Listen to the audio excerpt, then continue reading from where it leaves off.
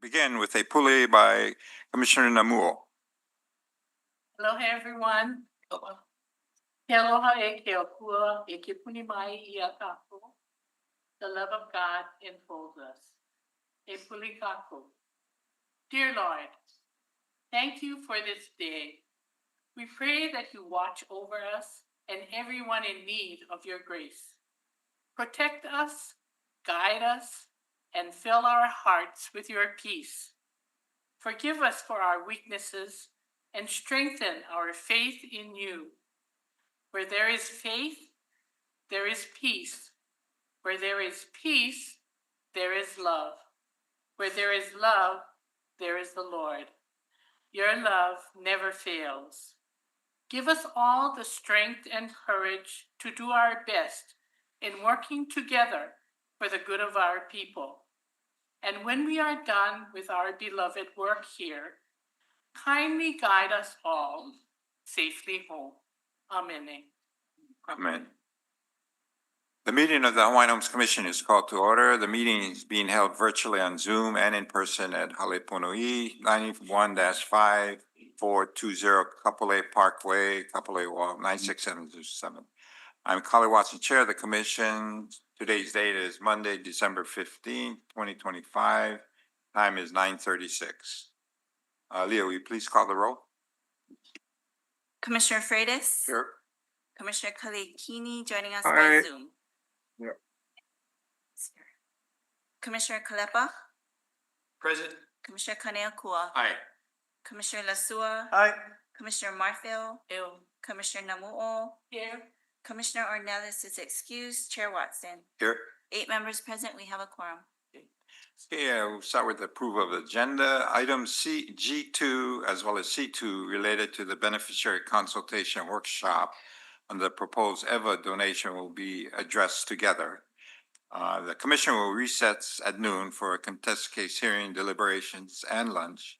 And the DHHL community meeting is tonight at 6:30 p.m. at the Kalani Ho'okaha Community Center in Nanakuli. Can I get a motion to approve the agenda as amended? So moved. Second. All those in favor say aye. Aye. Those opposed, motion carried. Okay, are there any edits or comments for the November 1st and November 17th and 18th, 2025 commission meeting minutes? If not, can I get a motion to approve the minutes? So moved. Okay, all those in favor say aye. Aye. Those opposed, motion carried. Okay, regarding public testimony on the agendized items, we'll start with Representative Garner Shimizu.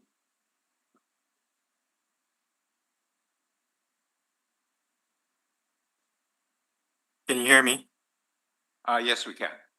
Good morning and aloha, Chair Watson and commissioners. Happy holidays. I apologize. I have other meetings that prevent me from testifying later or tomorrow, so I'm very thankful for the opportunity to testify this morning. I'm State Representative Garner Shimizu, representing House District 32, which encompasses roughly Fort Shafter, Moanaloa, Red Hill, Halava, Lower Aiea, Pearl Ridge, Aloha Stadium, Foster Village, and West Aliamanu. I'd like to begin by acknowledging the fundamental respect and honor that is owed our native Hawaiian host people.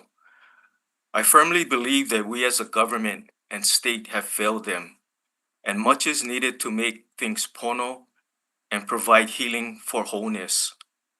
While I don't have any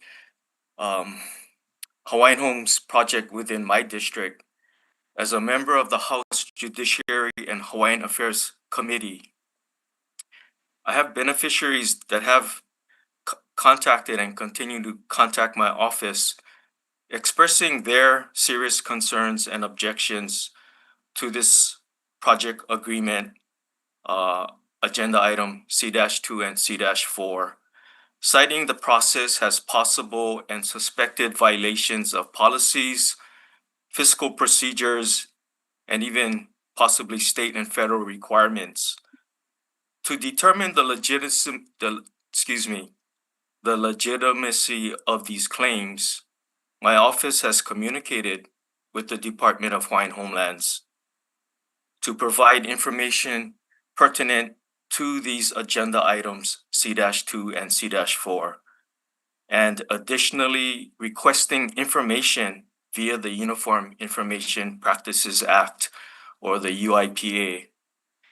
As we continue to evaluate and review, it is our observation that DHHL has not completely provided all the UIPA information we have requested.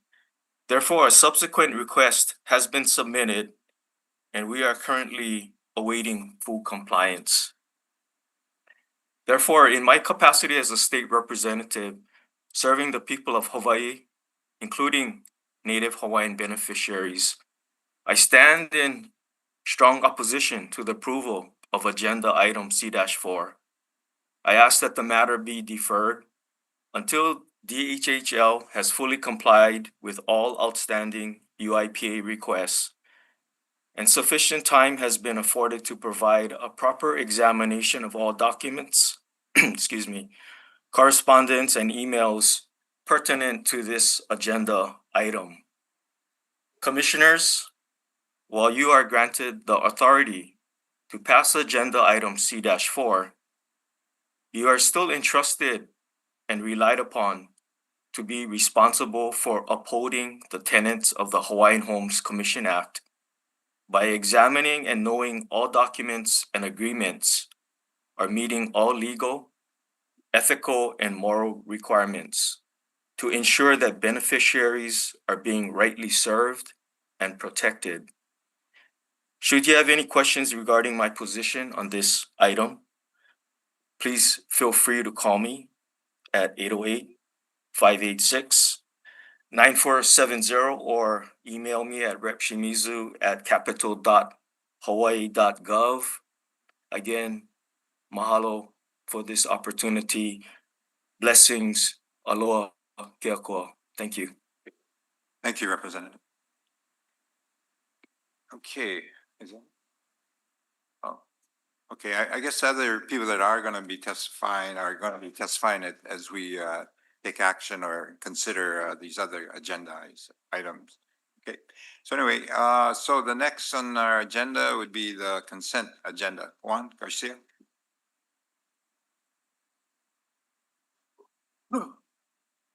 Aloha, Chair, members of the commission, and to all those in attendance. Merry Christmas, happy holidays to all of you. Again, for the record, my name is Juan Garcia. I'm the Homestead Services Division Administrator, and we have 9 consent agenda items for your consideration this morning, D2 to D10.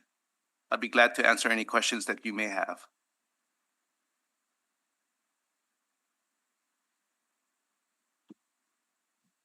Any questions, Commissioner? One, just Commissioner Kaniqua? one, because you just handed us an update lessee report, can you just summarize? We can take that opportunity, Commissioner, later this afternoon when Okay. we take item D1. Okay, thank you. Thank you. Okay, any other questions or comments? If not, all those in favor say aye. Aye. Aye. Those opposed, motion carried. Thank you. Thank you. I just want to take a short time, being that we're closing 2025. I want to personally thank the Homestead Services Division for their hard work and dedication this past year, 2025, and we expect to do more for our beneficiaries in 2026. And I'm sure that's going to be supported by the commission. So again, thank you. Thank you for all of the beneficiaries that have been patient. We're doing our best to provide the services that you truly deserve. Aloha. Thank you, Juan. Thank you, Juan. Okay, the next agenda item, C1, approval to authorize the chairperson to enter into negotiations with the Office of Hawaiian Affairs pertaining to the development of Kakako Makai Lot I, Take Carlisle and Kalani. Aloha, Chair and Commissioners.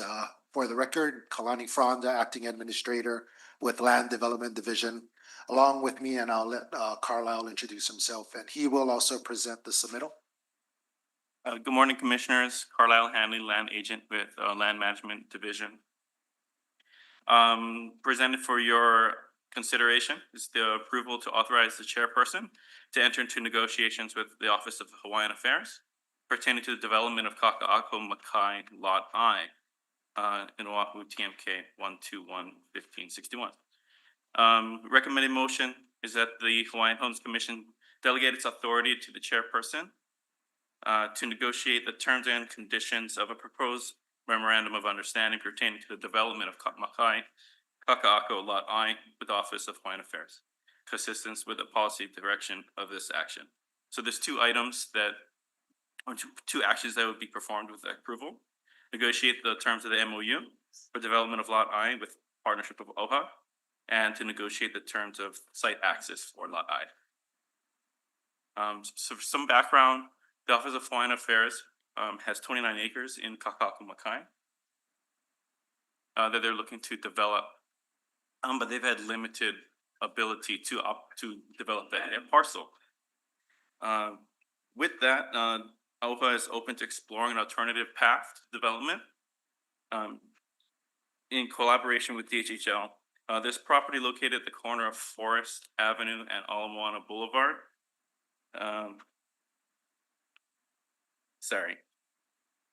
Would be developed in partnership with DHHL to activate the tract of land and to benefit Native Hawaiians. Through the partnership, DHHL shall explore unlocking the full potential of the area and foster economic growth and community benefit in the process. At the November 12th meeting for the Investment and Land Management Committee for the Office of Hawaiian Affairs, they approved negotiating with DHHL. So here we're reciprocating, just allowing our chairperson to negotiate with them. Recently, we did, the meeting today is on the 15th, and we just recently, there was a letter sent to us from OHA. And with that, I'll leave it to Kalani. So the letter captures everything that was approved in the OHA meeting as far as starting negotiations with the department. And so that's what was given to you today, to each of the commissioners. And with that, once again, recommendation is staff respectfully requests approval of the motion as stated. Okay, why don't we make the motion, then we'll have some discussion. Is there a motion? So moved. Second. Okay, discussion. Any questions from any of the commissioners? And then we'll open up to public Chair, testimony. I don't have a question, but I think this is a good opportunity when we think about the future of Department of Hawaiian Homelands and the ability to talk stories with our trust lands and all the different agencies that hold that koleana and that power, if you will. It's a good opportunity for DHHL to be at the table, and so I support this. Mr. Chair, Commissioner Namuo. I strongly support this. I believe that OHA, the Office of Hawaiian Affairs, is the constitutionally mandated entity to take care of all Hawaiians. And for us to work together is absolutely awesome. Thank you. Commissioner Kaniakua. Thank you, Chair. The opportunity to work with OHA is long overdue. This opportunity to just explore what is available to us is perhaps threshold for some amazing future partnerships. So I'm in support of this also. Commissioner Kalekini. Did you have any questions or comments? No questions. Okay. Okay, Commissioner Alepa. Yeah, I'm in total support of this. You know, when I look at the quality of life that might be available to some of our people in this area and all of the things that surround this Kaka'ako property, we can provide a better quality of life and work with OHA, not just for this project, but in many projects moving forward that will enhance the quality of life and enhance our Hawaiian community. So I support this wholly. Commissioner Freitas? Yeah, I'm in support as well. I think we need to work with not just OHA, but other Native Hawaiian entities to fully help our Native Hawaiians and beneficiaries to the spectrum of needs they're going through this time period. So I'm in support. Commissioner Lasua? Yeah, Chair. I have a question as far as what role is Hawaiian Homes involved in the situation. If I remember right, this is the old Fisherman's Wharf area? No. No, No?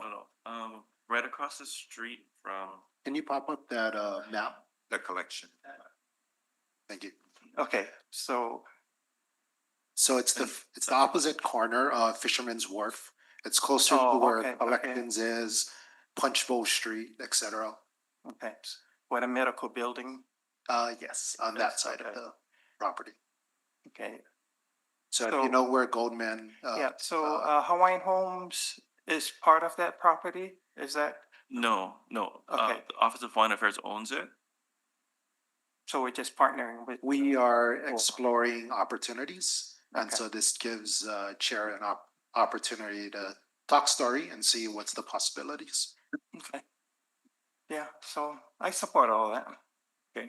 Let me just also add, you know, we've done some things with OHA in the past. They've stepped up on some of our bonding and have paid and are still paying the costs of bonding that we not only converted into infrastructure, especially on the Big Island. They have been active in providing loan funds. Way back when I was a chair many years ago, they set up a $10 million fund in order to finance some of the Habitat for Humanity initiative that we were participating in. So it's been somewhat of a marginal interaction with OHA, but I feel that if we can obviously work together, not only on this, many other areas, which I can just, which we will be presenting in the future.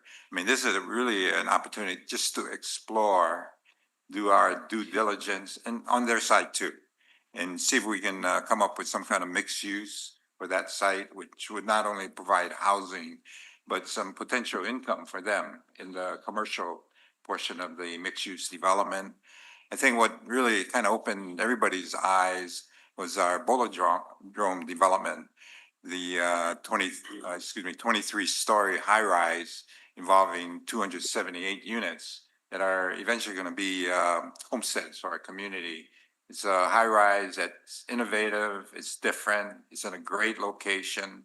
And similarly with this property, not only would we have the opportunity to fund it the way we did it with the Bolodrome, which is costing us $155 million. And so none of that came from the department. It was all an innovative approach. And I have to thank Sanford Carr for coming up with the funding source, being active in the legislature, as well as with HUD and other entities that funded that. So I think if we can use that same approach where we can leverage not only the land, but more importantly, the use of affordable housing funding, we can really have an impact on our wait list, but more importantly, in a partnership with the Office of Hawaiian Affairs also benefits in their, I guess, mandate to generate revenues and be active in providing services. So it's a real opportunity that I think we need to consider and see where we go with that. With that, I'd like to now invite OHA Chair Kai Kahele. Aloha, Chair Watson. Can you guys hear me? Yes, we can. Okay, well, Mele Kalikimaka and happy holidays from Oko Keawe. I'm on the side of the Daniel K. Inouye Highway and looking at beautiful Mauna Kea and the HHL's Aina Mauna legacy lands. And I just wanted to be part of your meeting today and this agenda, just to express my strong support. And I can speak for the trustees Foreign Affairs and their strong support in item C1 on today's agenda. This potential partnership between the Office of Hawaiian Affairs and the Department of Hawaiian Homelands is exciting. And it's exciting for OHA, it's exciting for DHHL, and and it could be very, very exciting for our beneficiaries, especially those that are part of the Hawaiian Home Act and the opportunity housing for our beneficiaries in Kaka'ako Makai, Makai of Alamana Boulevard, with one of the most amazing and beautiful vistas in all of Hawaii. And so OHA is fully committed to beginning the due diligence work that Chair Watson described if this agenda item is approved. And we're looking forward to working with your teams in the land division and our land division teams in the necessary details that it would take to bring this to fruition. So I just wanted to give my strong support of this and look forward to working with all of you. And thank you to all the commissioners for all your hard work and your brief remarks today in support of this. And again, we look forward to working with you and a new chapter in the relationship between OHA and the Department of Hawaiian Homeland. So mahalo, Chair Watson, and aloha. Okay, thank you, Chairman Kahele. The next testifier is Rodney Funakoshi.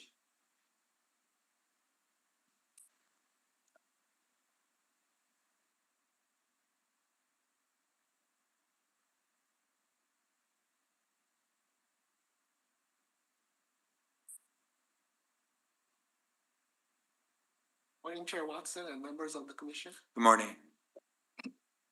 I wish to testify in strong opposition to DHHL entering negotiations with OHA to develop the lands in Kaka'ako Makai. The commission should deny this action. My name is Rodney Funakoshi. I'm a retired land use administrator from the State of Hawaii Office of Planning and Sustainable Development. I reside at the collection condo in Kaka'ako, which lies Malka of the proposed OHA development site. My opposition is based on the following. One, in 2006, the legislature prohibited residential development in Kaka'ako Makai. In 2012, OHA accepted 29 acres to settle unpaid ceded land revenues with full understanding of this restriction. OHA then proceeded unsuccessfully with several bills over the next decade to overturn this prohibition, the most recent in 2025. Two, DHHL can override land use laws, but I feel the commission should respect the wishes of the Hawaii legislature and the surrounding community, which has consistently expressed strong opposition. This move would upend decades of well-conceived land use plans in Kaka'ako Makai, undertaken in full consideration of the public interest. Three, the myriad of issues confronting residences in Kaka'ako Makai include very severe traffic congestion, soil contamination, aircraft noise and overflights, proximity to an industrial harbor, and desirable open space which should be retained long-term for the use and enjoyment by the general public. For OHA received but has rejected bona fide offers from state legislators to retake the lands with adequate compensation. If OHA still wishes to proceed with residential development, they should duly request the legislature to remove the prohibition. While DHHL can exempt itself from state land use laws, I believe such action would be in direct contradiction to the legislatively imposed ban. Just because you can doesn't mean that you should. Thank you. Thank you. Thank you for your testimony. Next testifier, Homalane Shadell.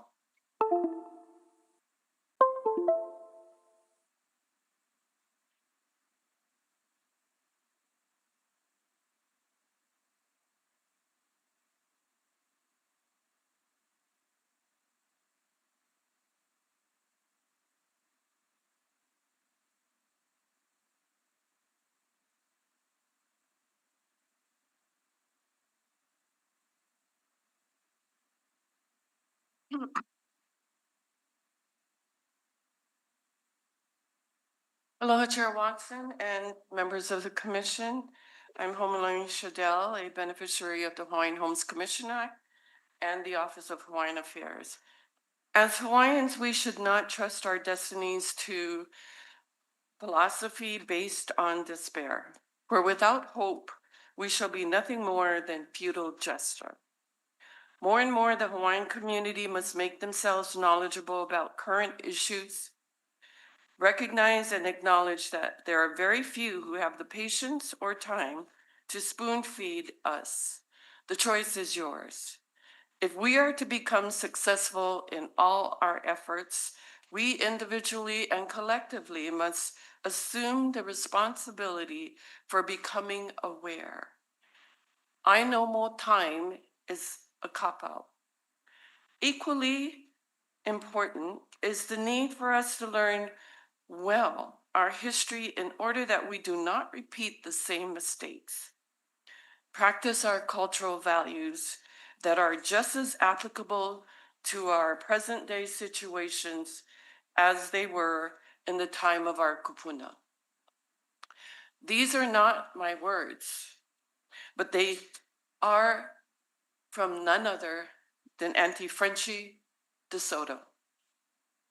In an article of Kawai Ola o Oha, Volume 1, Number 1, September 1981, 44 years ago. I began my journey in support of Kaka'akamokai in 2014, testifying at the legislature time and time again with increased frustration.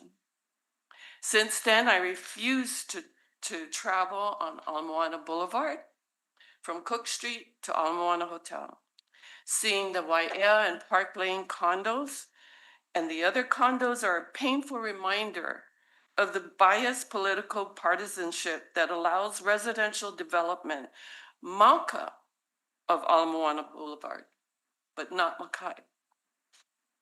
I am tired of being told what we can or cannot do, or what we should or shouldn't do with our lands. I am too old for this. Today, I have renewed hope, hopeful that OHA trustees will continue to move forward, working toward developing the highest and best use of Kaka'akamokai, while balancing the transformation of their lands respectfully and with cultural sensitivity to stand the test of time and elements as did our ancestors. Commissioners, today you have an opportunity to change the trajectory of the past 11 years and partner with OHA to fan the flames of hope for all Hawaiians. I leave you with the final words of Auntie Frenchie in that article. A'olehia moi, na poe o Hawaii, e ho'omau ka kou, aloha ka'ua. Mahalo for this opportunity to share my leo and mana'o in support of this item on the agenda. Mahalo. Thank you. Okay, next testifier, Demont Manaole. Oh, I got lucky. Got to follow Auntie Homie. Hello, everybody. My name is Dimon Claire Manaole, co-manager of LLC, a Native Wine Advocacy Corporation operating on the Waianae Coast. And for several reasons, I support this. Number one, my mom and all the siblings born and raised in a house on Queen and Cook Street. The building that still stands today. And my family, we all come from over there. On my grandpa's side. My grandpa's brother he raised his family all in Nanakuli. So for me, it's a personal thing. As a tour bus driver, I remember taking tourists from the airport to Waikiki, and one of the things that will constantly be said to me is, "Cousin D, how come no more Hawaiians over here along that path?" I say, "Because they kick us out of the urban core. Take us to Waianae, Waimanalo, you can find a lot of us over there." It has always been a painful thing for me. My auntie used to live in Japanese camp in Kaka'ako, not even a block away from where this building gonna be. And, where this building is. And you should have Waihata warehouse right across the street. And, so I grew up over there. Every time we go to my auntie's house, that was a fun place for me. I used to work at a Honolulu Corporation Yard. When I was a juvenile under the CETA program, I was there. And then, so for me, last year was the biggest slap in the face that I believe Hawaiians have had from this government. Because when the news announced that OHA has lost its bid to build in Kaka'ako Makai, the very next report that came out after that was Howard Hughes builds its 11th tower. And I said to myself, where's all these friends of Kaka'ako? Where are they? When it comes to Howard Hughes Corporation, all these big companies, where are the friends of Kaka'ako? Because every time Hawaiians like build, oh, no can, but everybody else can build. That's really offensive. So when you can, do it. OHA, finally, I love to see OHA, and when I first started my advocacy, I always wanted to see OHA and DHHL come together. This would be a perfect time to do that. And maybe OHA, you should consider taking advantage of the TOD credits you can get by developing your property over there, Nalama Kukui, and we could be able to build housing over there too. So thank you guys for this opportunity. This should be a slam dunk. This is a no-brainer. Aloha. Okay, thank you, Dima. Next testifier, Patty Kahanamoku Teruya.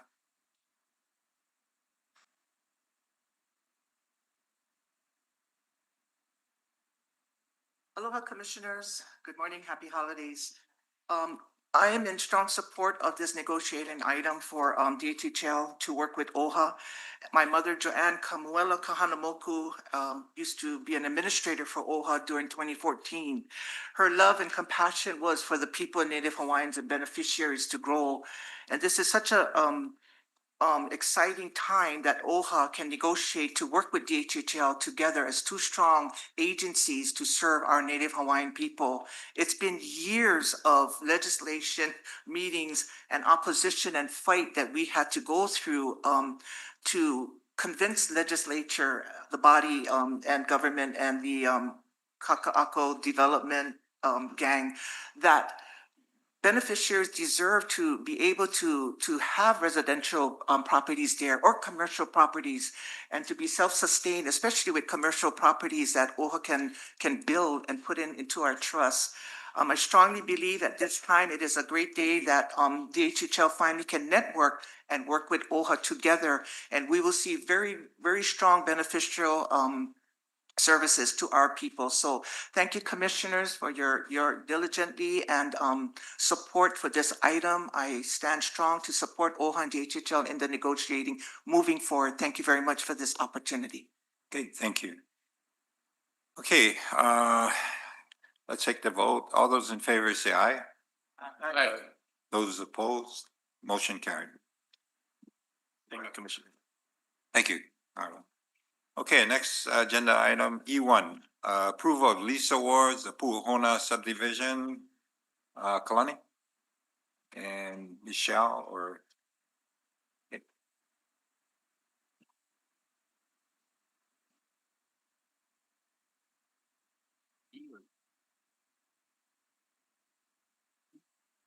Good morning, Chair and Commissioners. Once again, Kalani Fronda, Acting Administrator for Land Development Division.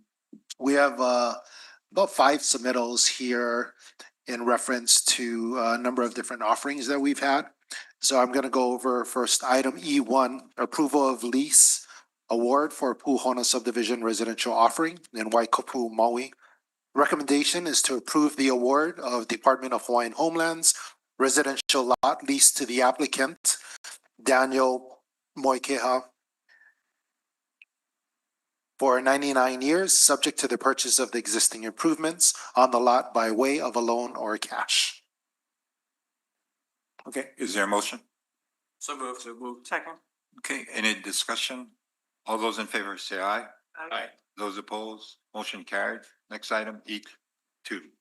Mahalo. Item E2, recommending approval of the award of Department of Hawaiian Homelands Residential Lot Lease 16620 to Jesse Nikoa, applicant listed below for 99 years.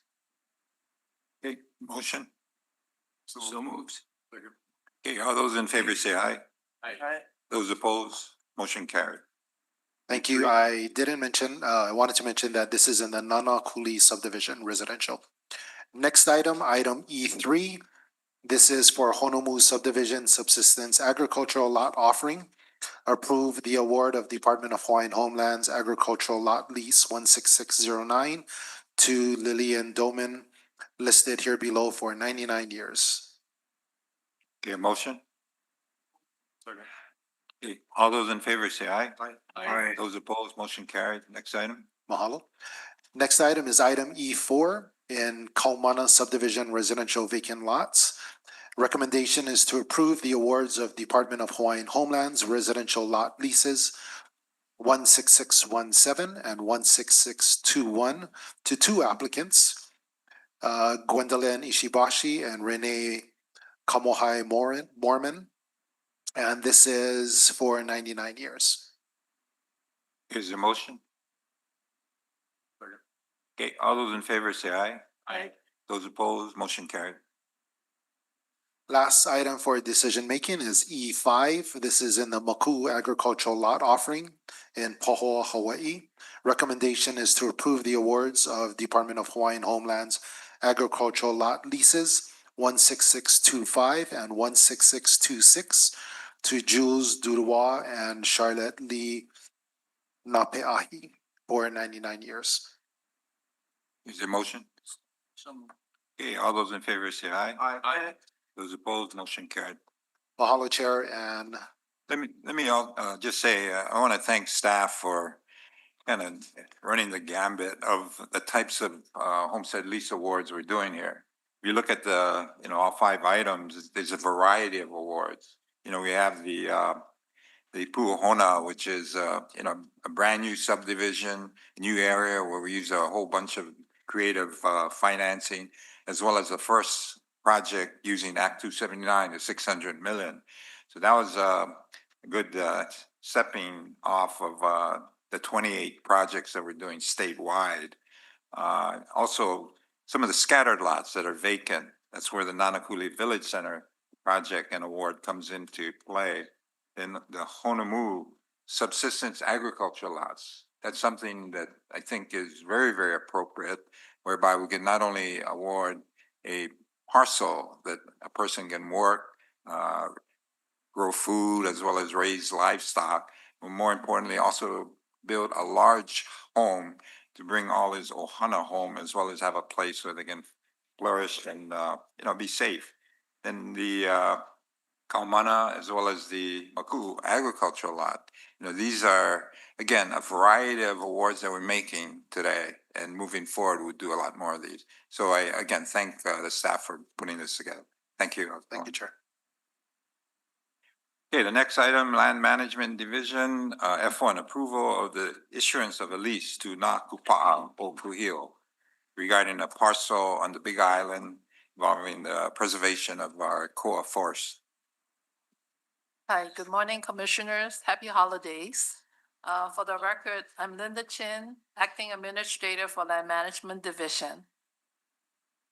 Item number F1, we're asking commissions to approve the issuance of a lease to Nakupa Okuhio to use a parcel of land up in Aina Mauna for a reforestation project. I do have Neil Hanner on Zoom, as well as Nick Coach. Nick, you want to come up? To answer any question that the commissioner may have. Okay, let's get a motion first. So moved. Second. Okay, and first, are there any questions from the commissioners before we have the testifiers? Commissioner Thank you, Chair. Kalakini? Yeah. Thank you, Linda. Can you guys hear me? Okay. Yes, we can. Okay, thanks. Yeah, just a couple quick questions. I was looking at the some of the conditions, Linda, and we talk about being able to be compensated $11 per board foot, and this is based on some state document that's in the package. That goes back to 2018. Now, is there any opportunity that this amount changes because it's Yes, sorry, I forgot to mention that. I haven't done this for a long time, so. okay? We gotta, so we did go back and look, that's 2018 state numbers Uh-huh. with the COVID and that's, and you know, the pandemic and the wood industry. So we were able to confirm that to drop the per board foot to $8 to be a little bit more compatible to the current market. So we are asking commissions to approve the fee to be $8 per board foot. But that's not in this Yeah, so yeah, it document, was after the submittal was presented to or mailed out to you guys. So I'm asking for the commission to change it on the floor to $8 per board foot. Okay, so my question is, I mean, the lease proposed is for 10 years. If the value of the core wood increases, would there be opportunity for our compensation also being increased?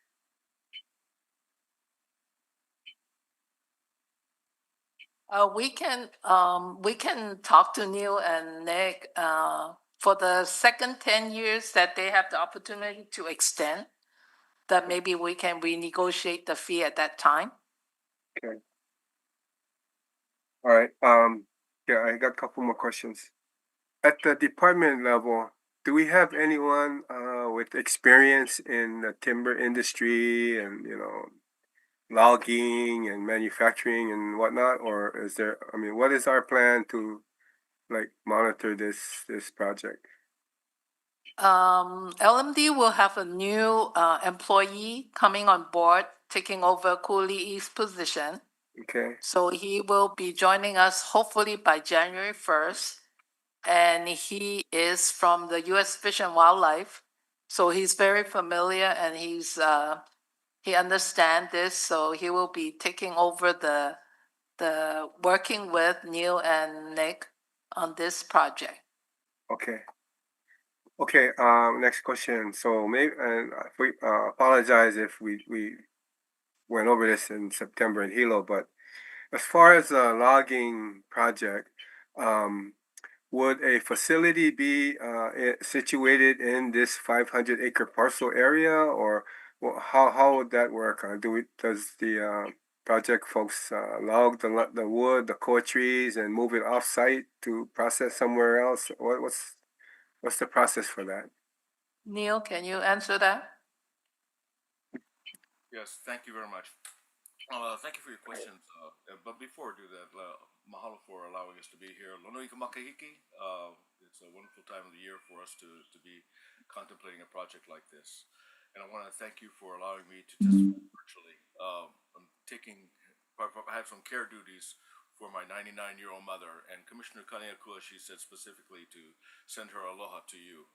So I need to be around here to support her. So we support the submittal, and we support the amended board foot rate of $8 per square foot per board foot, and we would be willing to negotiate that. You know, this proposal is predicated upon two principles. One is that it is just as important to take care of our Aina, and we have that equal obligation as we do our people. And if you take care of that Aina, you bring back and have it flourish, our people are going to flourish. The beneficiaries of this trust will flourish. So that's one principle. The other principle is that if we do that just with trust assets or department assets that take away, that kind of it's really a kind of a philanthropic or grant-driven approach, we're going to be limited in what we can do. And so, how do you turn the economic engine so that it supports outcomes that benefit our people, that benefit our island? That's what we're trying to do here with the commercial harvest of koa, in order to create a budget that then allows us to reinvest back into land so there's greater abundance of koa in the future. And the things we do to make that happen is fencing and animal removal and weed eradication and the promotion of the species that we want to have in abundance. And then in this case, that would be koa. So if it's going to be a commercial venture, it has to be market driven.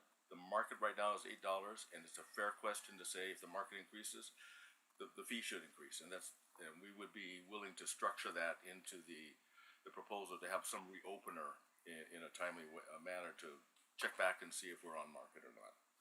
And as for what happens with the logs themselves and the infrastructure, those logs will now be moved off site, and that's part of the cost of, it's one thing to cut the tree, it's another thing to get it someplace, and this is a fairly remote site.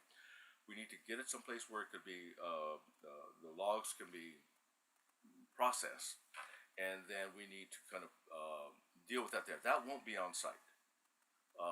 What will be on site, we hope, and it's our proposal, and we're going to work this out with the department over time, is some maybe platforms or places where our people, our beneficiaries, can be in this place. This is a really amazing place. You get into our forests, and our people don't get there often enough anymore.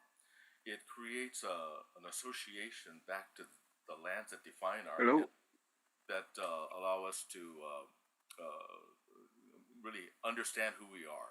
So if there's any infrastructure, it would be perhaps a cabin, or perhaps platforms, for camping and so forth, so that groups can come up, our beneficiary groups can come up and be a part of this. I hope that answers your question. Nick, did you want to say anything? Yeah, just relative to price, for sure, that as the market changes, of course, the commercial value of koa, we need to adjust the rates accordingly. Okay. Commissioner Kalekini, you got any other questions? Yes, I do. Sorry, I got disconnected. So if you go on a little bit further in the submittal,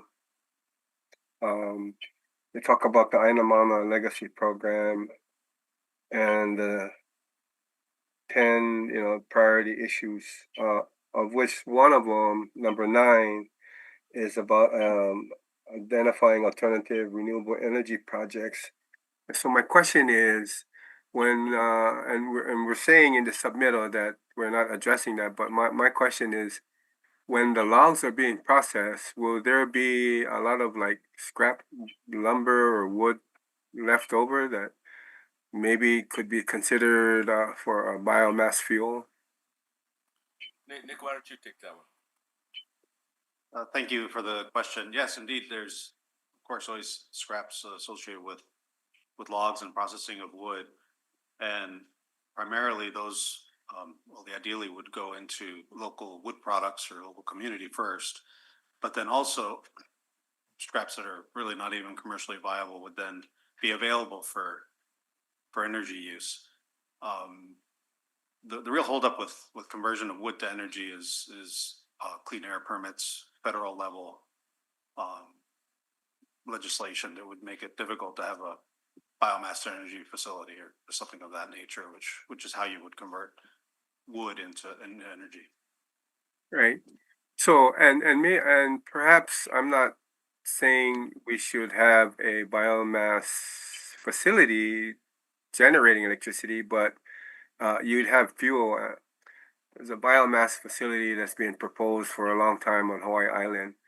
But I don't know, where are these logs going to be relocated from the location? Is it staying on island, or is it shipped off island to be processed?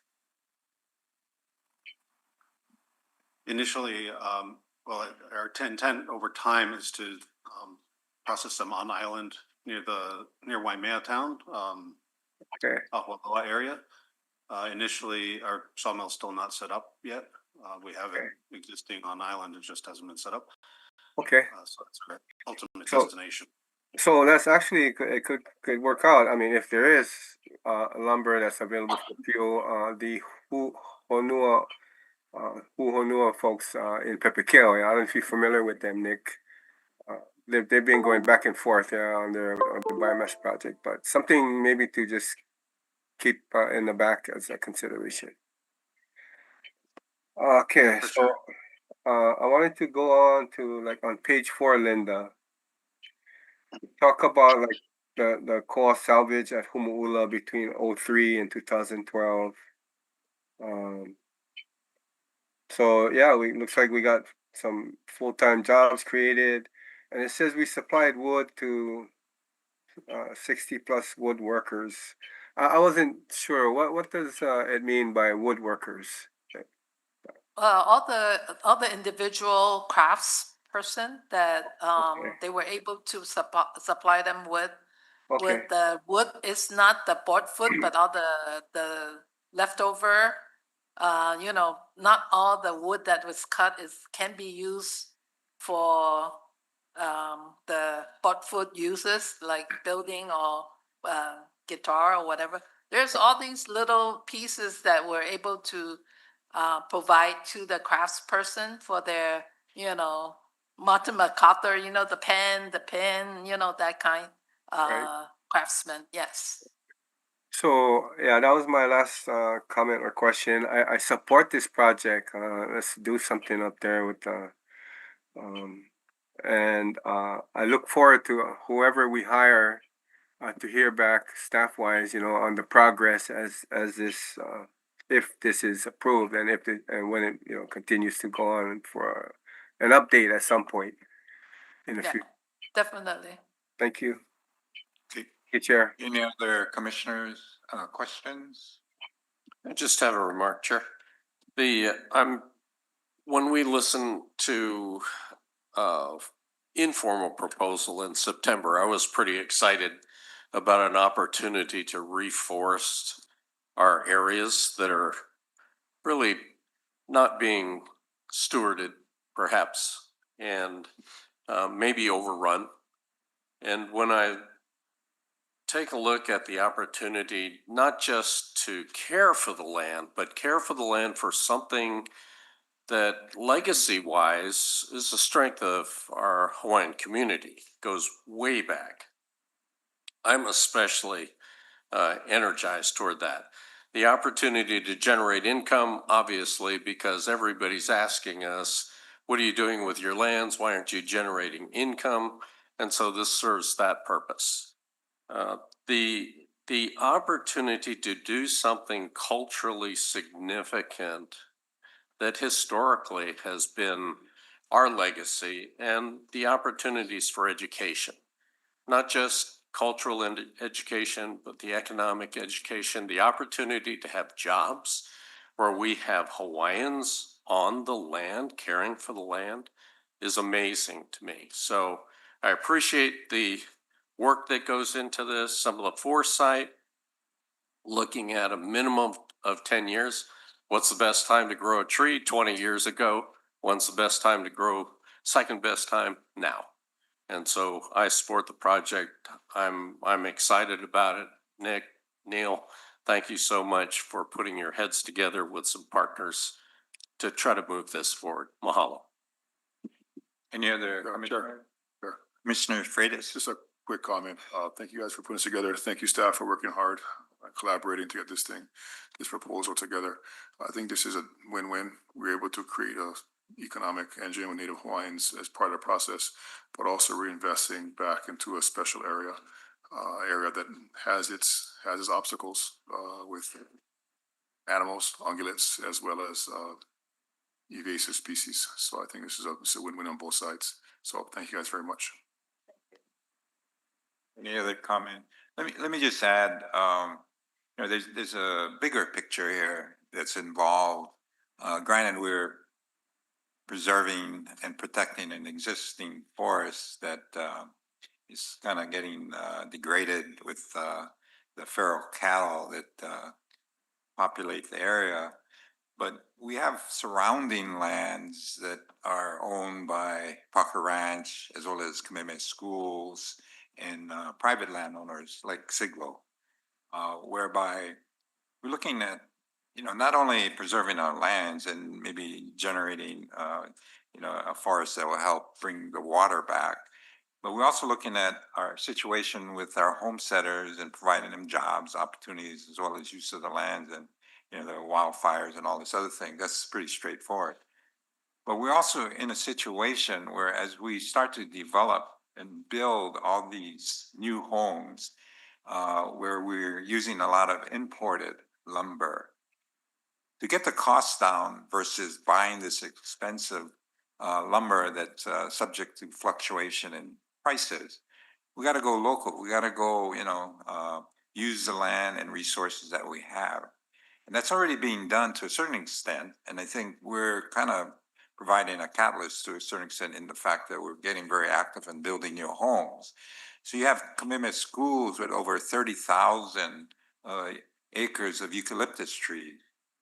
They have a mill. They're looking to use and process those eucalyptus trees for wood products that we could use in the building of our new homes. And you also have Parker Ranch that's also active and also has a mill which they use to process their coal as well as other types of timber and forestry products. So where the idea is to partner up not only with the private sector, but some of our adjacent landowners. And we're also looking at some of the DLNR lands that have forests that we'd like to maybe move over to our inventory that has nice forests that we can also process, rather than deal with some of our isolated lava lands. So again, this is a bigger picture here. And so I think this is a one step of many that we'll be moving forward on to help not only our beneficiaries, but the industry, to create a new industry that will generate jobs and wood products that we can use in our building and in a more costly way. So again, I thank you all for testifying. We do have one more witness, Luana Kiakealani, that would like to testify. Mahalo, Chairman Watson.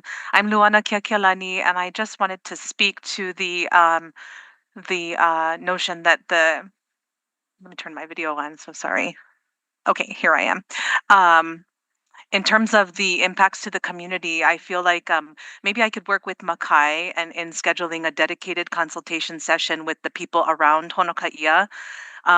This gentleman, I think I'm his neighbor, and to date, the community hasn't had an opportunity to learn more about this, and that would be nice to have some engagement at that level.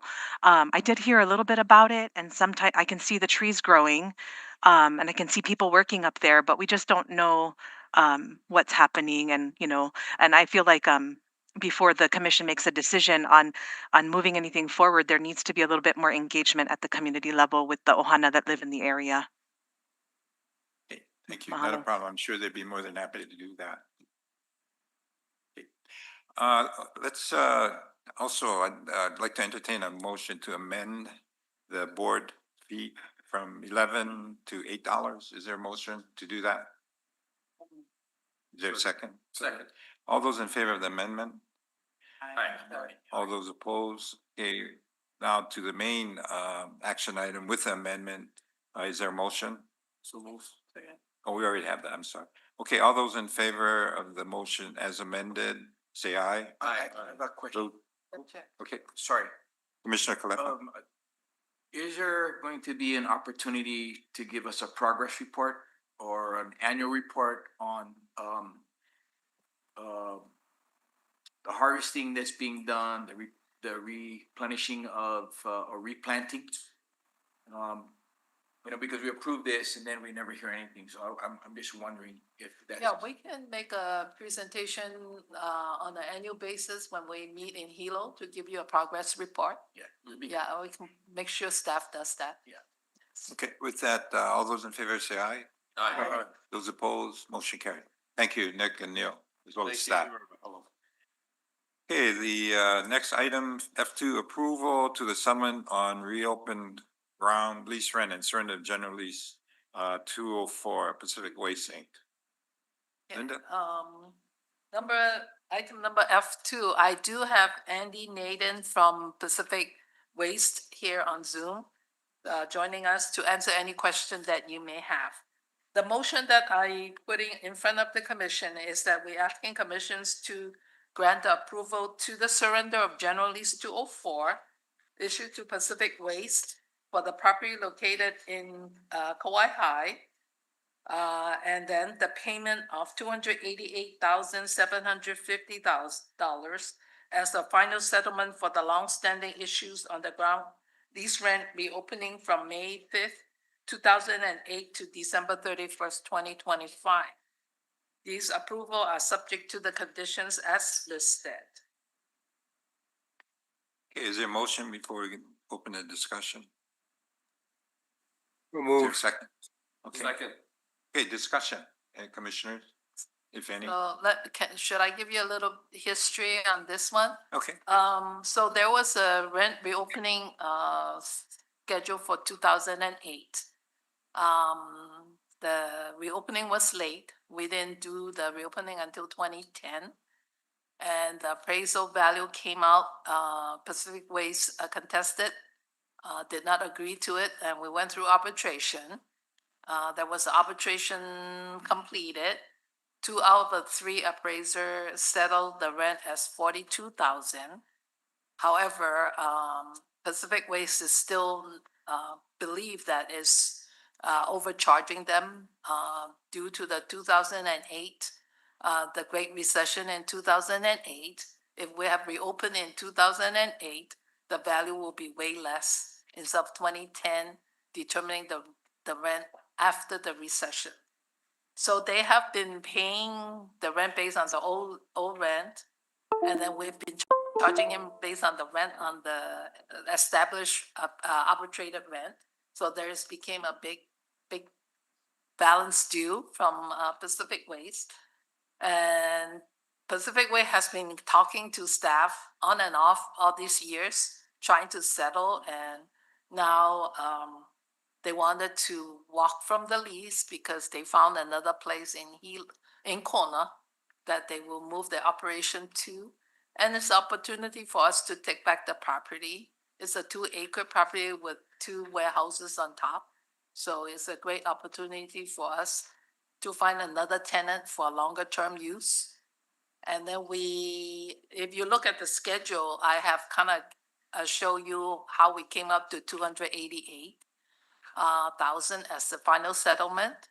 So we're asking commissions to approve the settlement agreement that we worked out with Pacific Waste and accept their request to surrender lease as of December 31st, 2025.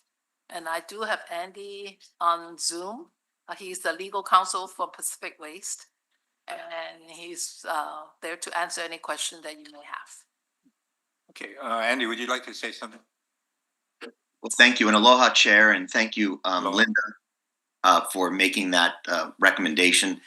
We have been working with Linda Chin and Kahana very successfully over the years, and we just had a dispute as to what the correct amount was, and we've worked together to kind of like King Solomon split the baby, and we were most interested in 2 things: to resolving this issue and promoting our relationship. You know, we support the Department of Hawaiian Homelands, and we support the community, and we're very pleased that we were able to come up with a compromise solution that will satisfy both parties. Okay, thank you. Any questions, commissioners? Sure. Makai. Oh, Commissioner Kaleikini? No, yeah, so just wanted to comment, Linda, thank you. With regards to the, surrendering the lease, you said staff has performed a site visit in recent months. I think my only my only comment would be that we get make sure the site is in acceptable condition, on the surrender. Yeah, the staff was there in November, Okay. the last visit, but I was there in September to meet with Andy on site. Yes. Okay, thanks. How did the site look? I mean, It looks good, clean. I had two building that's relatively solid. Open warehouse building that can be used. Yeah, so we're gonna put it out to, really, yeah. Once Really? we get it back, then we will make sure that we offer it out Okay. for long-term general lease. Yes. Then on the, settlement amount, how's that gonna get paid? Huh? The settlement amount, how are they gonna pay it? They're gonna write a check for that amount immediately. Oh, wow, all right. Right, Andy? Just wanted to have you say that. Thank you, Yes, Andy. Chair. That's a good approach. I like that approach. Thank you. It hurts. But so good. Let's see. Okay, we do have one testifier, Jojo Tanimoto.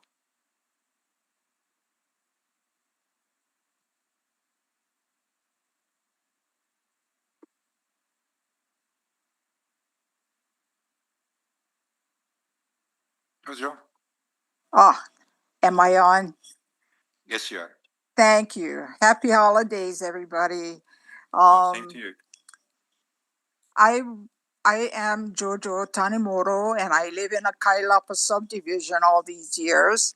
And I was surprised that the staff has not contacted the community and had any communication about the commercial area, which is next door to our subdivision. And I know that you guys are talking about funds, but our problem has always been this commercial area impacts the community. And we had no um, ability to bring out our issues in our community. So the other thing was trying to get into the agenda to find out what was in the packet. I guess the packet is so large that you can't reach it. And so I end up with not knowing anything about how the department plans to address our issues in Kauai High. Number one, they never let us know when there's going to be an offering or no offering, or we can share our impacts in the community. Now, the impact that we have with this company is parking on the roadway, as well as containers from the harbor. And it's just full of big vehicles all the time. And we don't feel so safe, especially now with all these high winds that we get and traffic trying to avoid the traffic on the highway. They go through the subdivision. And that's not so safe because these huge vehicles are blocking the way. You know, you pull out from from the commercial area and you cannot see around the corner because of these big trucks. And so we wanted the chance to talk with the department, and they never informed us. They never let our association know. They never let our community know, so that we can work out these issues. Now, if they're not going to be there, the issue seems to me, especially, that it's going to escalate. And so we'd like the commission and Linda, thanks for working on this project, but you guys already know that we had the problem with the cement company and nobody addressed us. You guys know we had the problem with this company because of the trucks on the road already. You guys know we had the cargo all on the side of the street and the traffic up and down that road. And you still never came back and communicated with the community. And so I'm taking this opportunity to see if we can fix that, Chair. Maybe we Sounds can good. have a meeting, you know. Okay. Thank Thank you. you. Thank you, Jojo. Appreciate your comments. Okay, all those in favor say aye. Aye. Those opposed, motion carried. Thank you. Next- Item number F3, we're asking commissions to approve the issuance of a license agreement to Molokai Community Federal Credit Unions for the branch at Holehua, Molokai, and subject to the conditions as listed. I do have Shelley here to answer any question that you may have. Okay, why don't we get a motion first? So moved. Second. Okay, Discussion? You want to share a little bit more on the? So the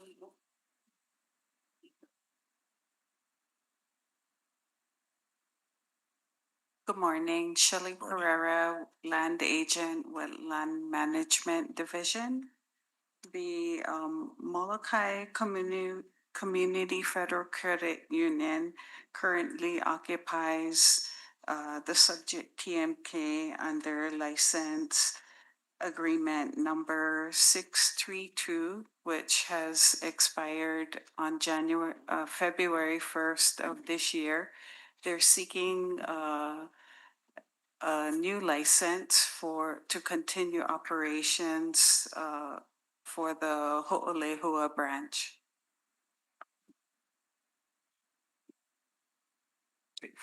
Any questions or comments?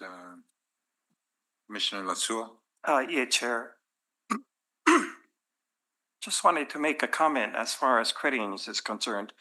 Credit unions was started by an act by Congress enacted in 1934 prior to the Molokai Community Federal Credit Union taking over the First Hawaiian Homes Credit Union under the Department of Hawaiian Homelands.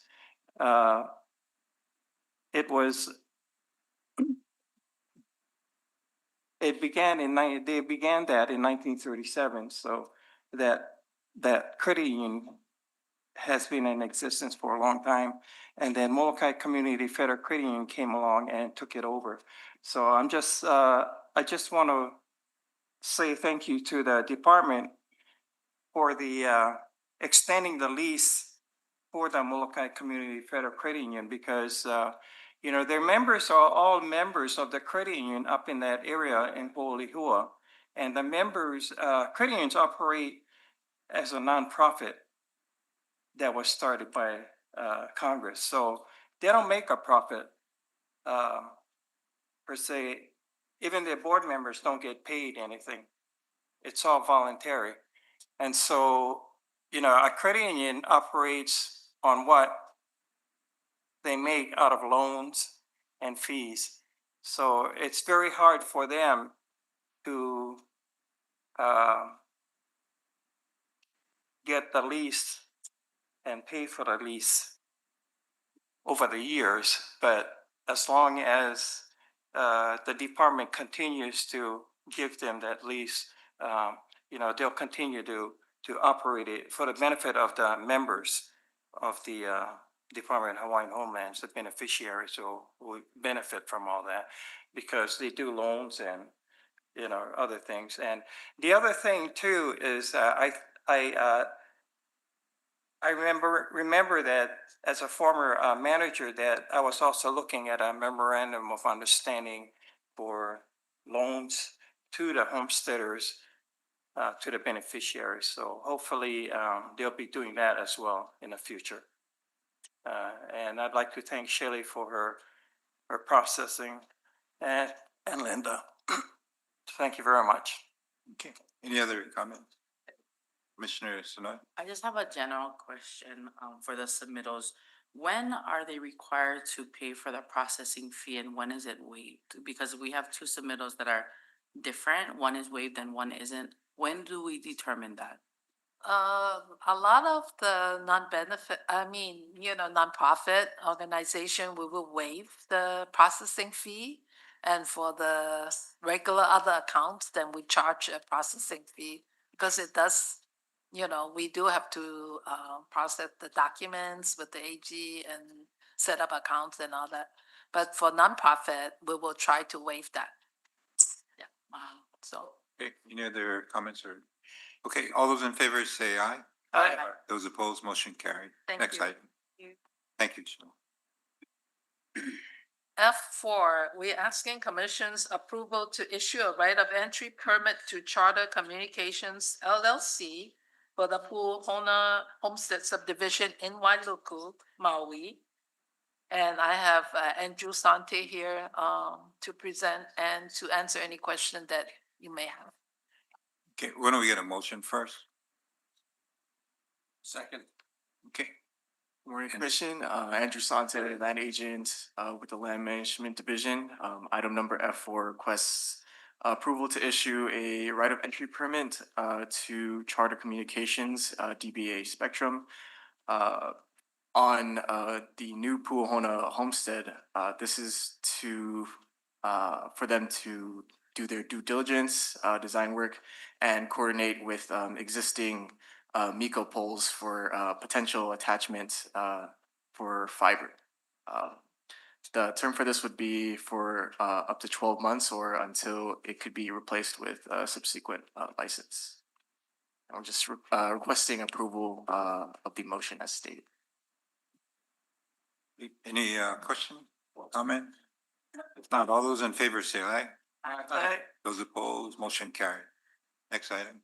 Item number F5, we're asking commissions to approve the issuance of a license to County of Kauai Emergency Management Agency for the tower located in Anahola, Kauai, and is also Andrew submittal, and he will be answering any question that you may have. Okay, is there a motion? So moved. Second. Good morning, Commission again. For the record, Andrew Sante, land agent with Land Management Division. Item number F5 requests approval to issue license to the Kauai Emergency Management Agency. This is for the continued use of an emergency communications facility in Anahola. The term would be for 10 years with 2 5-year options to extend the license. The license fee would be $8,352 initially for the first year, with adjustments of 2.5% compound annually. This rent was determined by our tower consultant based on adjacent sites in the area, as well as comparable licenses for towers. And we did take into account the essential need for this facility for emergency communications. So we recommend approval of this motion as stated. Any questions or comment? If not, all those in favor say aye. Aye. Those opposed, motion carried. Thank you. Item number F6. Thank you, Andrew. Thank you. Kaipo will be joining me. So we're asking commission's approval to the issuance of a revocable permits to Agnes Marty Kini at the Anahola farm lots at Hokualele Road, Amauka in Anahola as a caretaker for that this piece of property that is culturally sensitive. So Kaipo is here, Kaipo Duncan, our Kauai land agent, is here to answer any question that you may have. Okay, let's get a motion. Okay. Good morning, Chairman and fellow commissioners. I have Auntie Aggie Marty Keeney on the Zoom. Unfortunately, she's not able to make it here today, but she's gonna give some backdrop to this site. It's a site that over the last 20 years has had many issues, including squatting, parties all hours of the night. So, and in the 1980s, this site was not awarded as a farm lot because of the cultural significance to the area, including heiau and so forth. And yeah, we asked that Auntie Aggie be allowed to caretake the site. It'll bring some stability to the area and stop the squatting. And I'll go ahead and have Auntie Aggie take over from here. Aloha, can you hear me? Yes, we can. Great. Aloha kakahiaka, Commissioner Kali Watson, and our commissioners seated today. My request is to malama and steward this wahi kapu on Mauna Kalalea.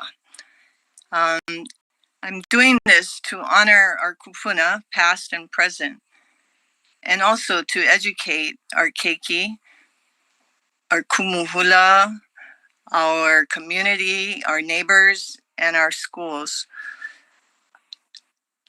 This sacred site is a living memory of who we Hawaiians once were and should not be awarded to just anyone on the numbered DHHL beneficiary list. This and many other wahi kapu belong to all our people, not just one private lessee for personal use. Our kupuna believe that knowledge was and still is stored in nature, specifically in heiau and wahi kapu. Our Hawaiian worldview is that the land itself remembers. Access to this knowledge depends on our genealogical connection, our given kuleana or kahea, respectful protocol, permission, and puli kapu. These are earned and stewarded, not just claimed. So today I would like to feature our PowerPoint tool that we will use for the public. And this was created by Danielle Liu, my neighbor. And so if you could refer to that PowerPoint, Kaipo.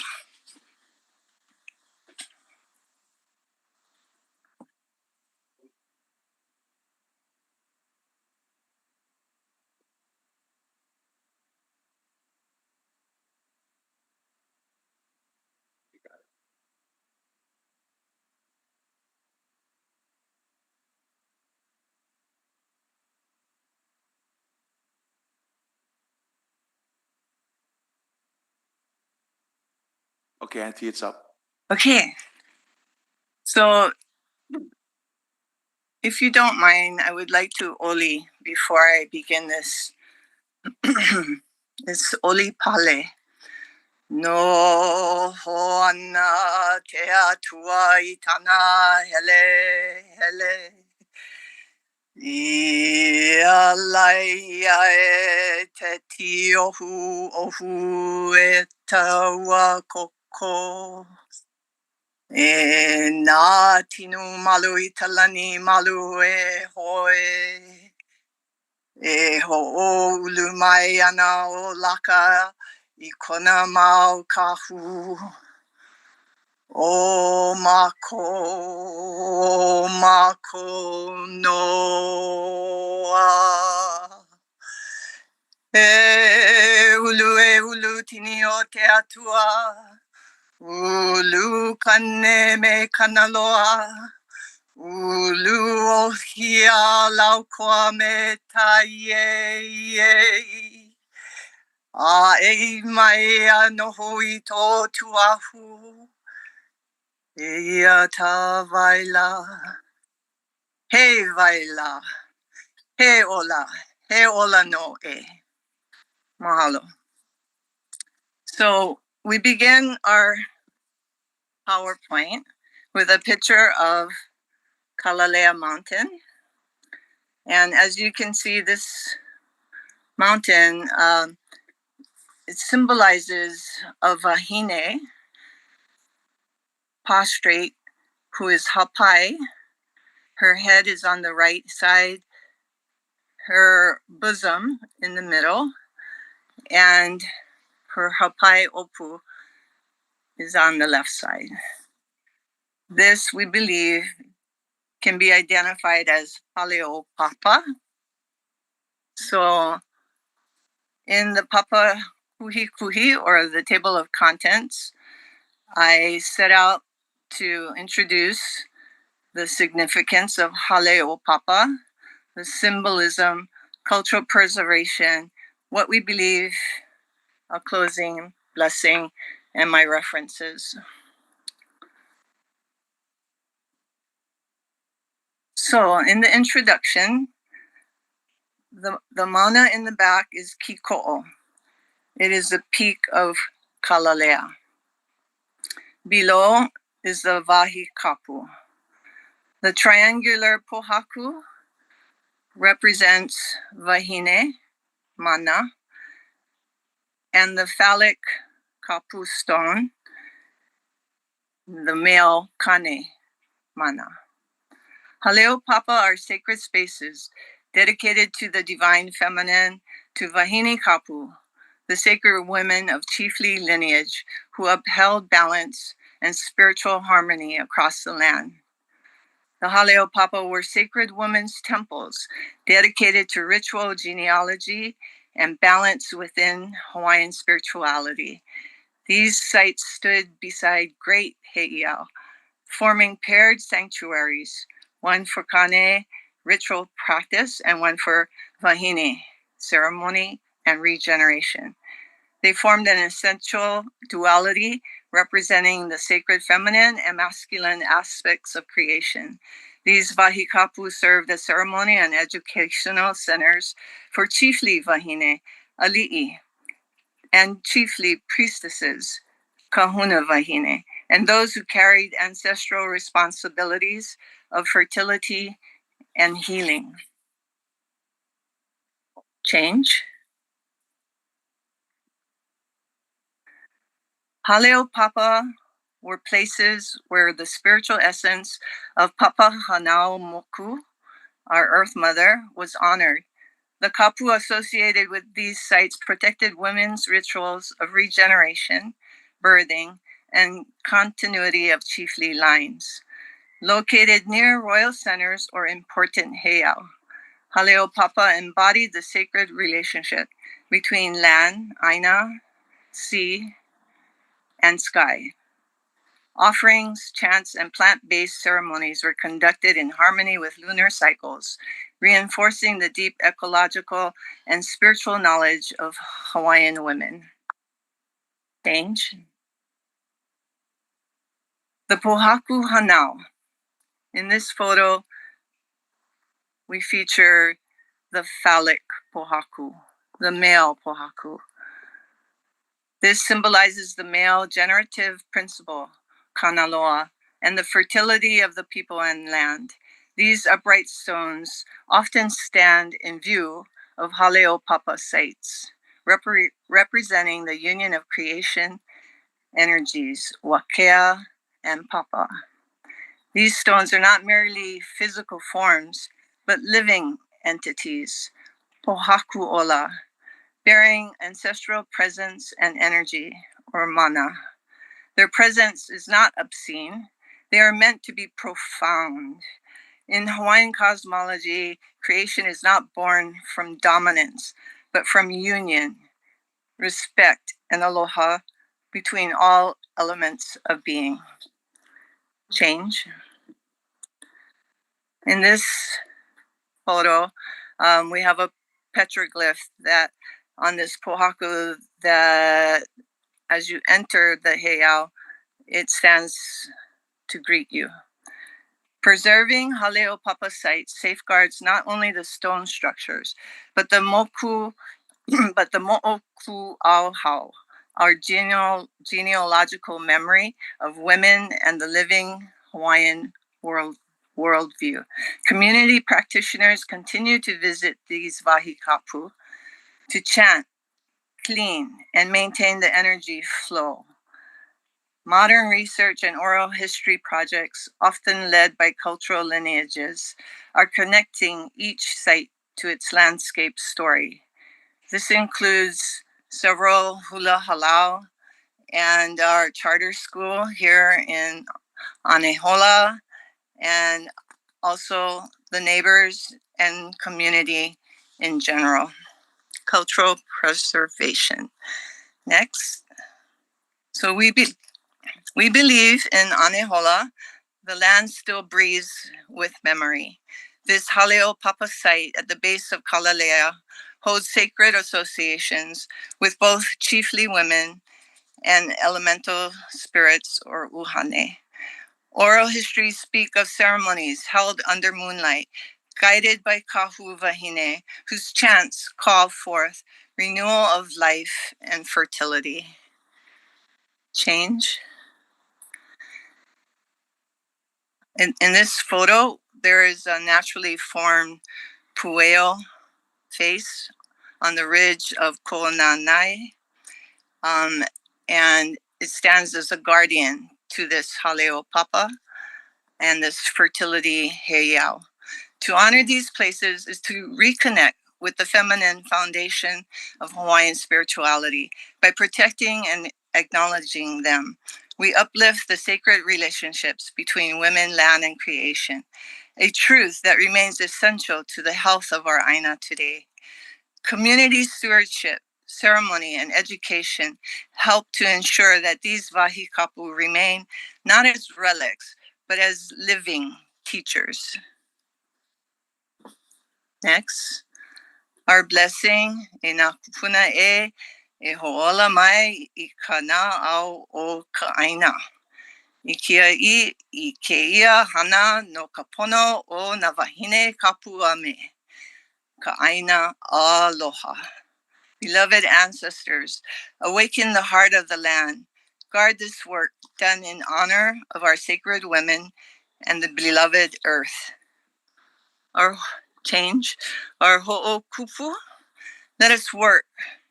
Let this work be an offering to the kupuna wahine o ka'aina, to the vahikapu o na wahine, and to the future generations who will remember and continue this sacred balance.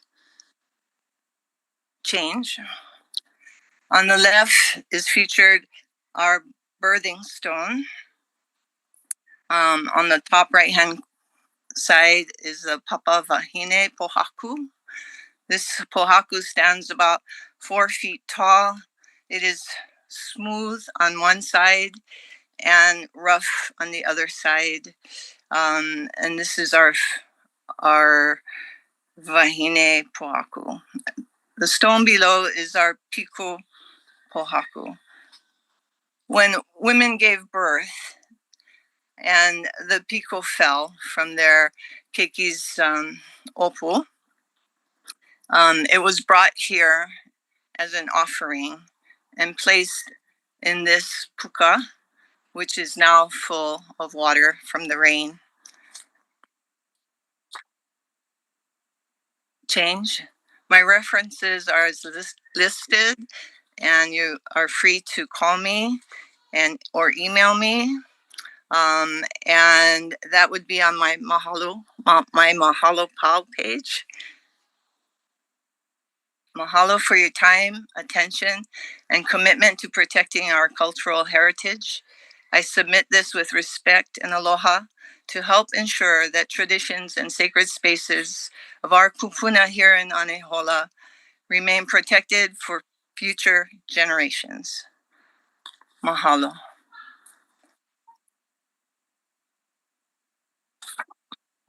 All right. Thank you so much for that presentation. Very, very informative. Any comments, commissioners, or questions? Auntie, thank you for your presentation. I just had a question about access and education. And when we think about the perpetuation of our culture, how does that trickle down to the youth who are up and coming? And so I just wanted to ask how might you incorporate that into the community, like you had stated earlier, with youth and different folks? That this knowledge, and is there access, or will there be opportunity for them to see the site? Oh yes, very much so. We plan to have a century on site, and we plan to erect a museum, a small one, that will feature our sacred knowledge of this Vahi Kapu. The community already has been invited by myself and others. We have had a couple of meetings already. Our charter school, Kanui Kapono, is also in unison with us. There are 2 hula halaus that want to come and malama and clean the aina there. And so our outreach has been pretty significant. And there are others, nonprofits, that want to help as well. I hope that answers your question. It does, mahalo nui. Okay, let's take the vote. All those in favor say aye. Aye. Those opposed, motion carried. Congratulations, and again, thank you for all your work. Mahalo. Thank you. Yeah, thank you. Thanks, Thank you so Kaipo. much. Happy holidays again. See you in 2026. Aloha. Okay, the next item on our agenda, G1, clarify findings of no significant impact for the Cultural Learning Center in Ka'ala, Waianae. Aloha Chair, aloha Commission. My name is Kiolo Mossman, planner with the Planning Office, filling in for Lily Makaila, Acting Planning Manager. Today I have with me Sherry Hirooka. Both of us will be presenting on item G1, declaration of finding of no significant impact for the Cultural Learning Center and Community Farm at Ka'ala, Waianae, Oahu. Team case 8500507 and 8505036. Okay, can we have a motion? So moved. Second. Okay, good. Good presentation. Next slide, please. So under the HRS Chapter 343, the Hawaiian Homes Commission is the accepting entity. The kuleana of the Hawaiian Homes Commission is to issue the determination of a finding of whether the proposed action will be significant impact based on the 13 significance criteria, or FONSI, which is a finding of no significant impact. So it is the kuleana of the Planning Office to oversee the preparation of this document, technical studies, and bring in the project to the Hawaiian Homes Commission for information and ultimately for the determination. And then it is the kuleana of the commissioners to question the quality of the document and the quality of the work to ensure that the final product is truly in compliance with HRS 343.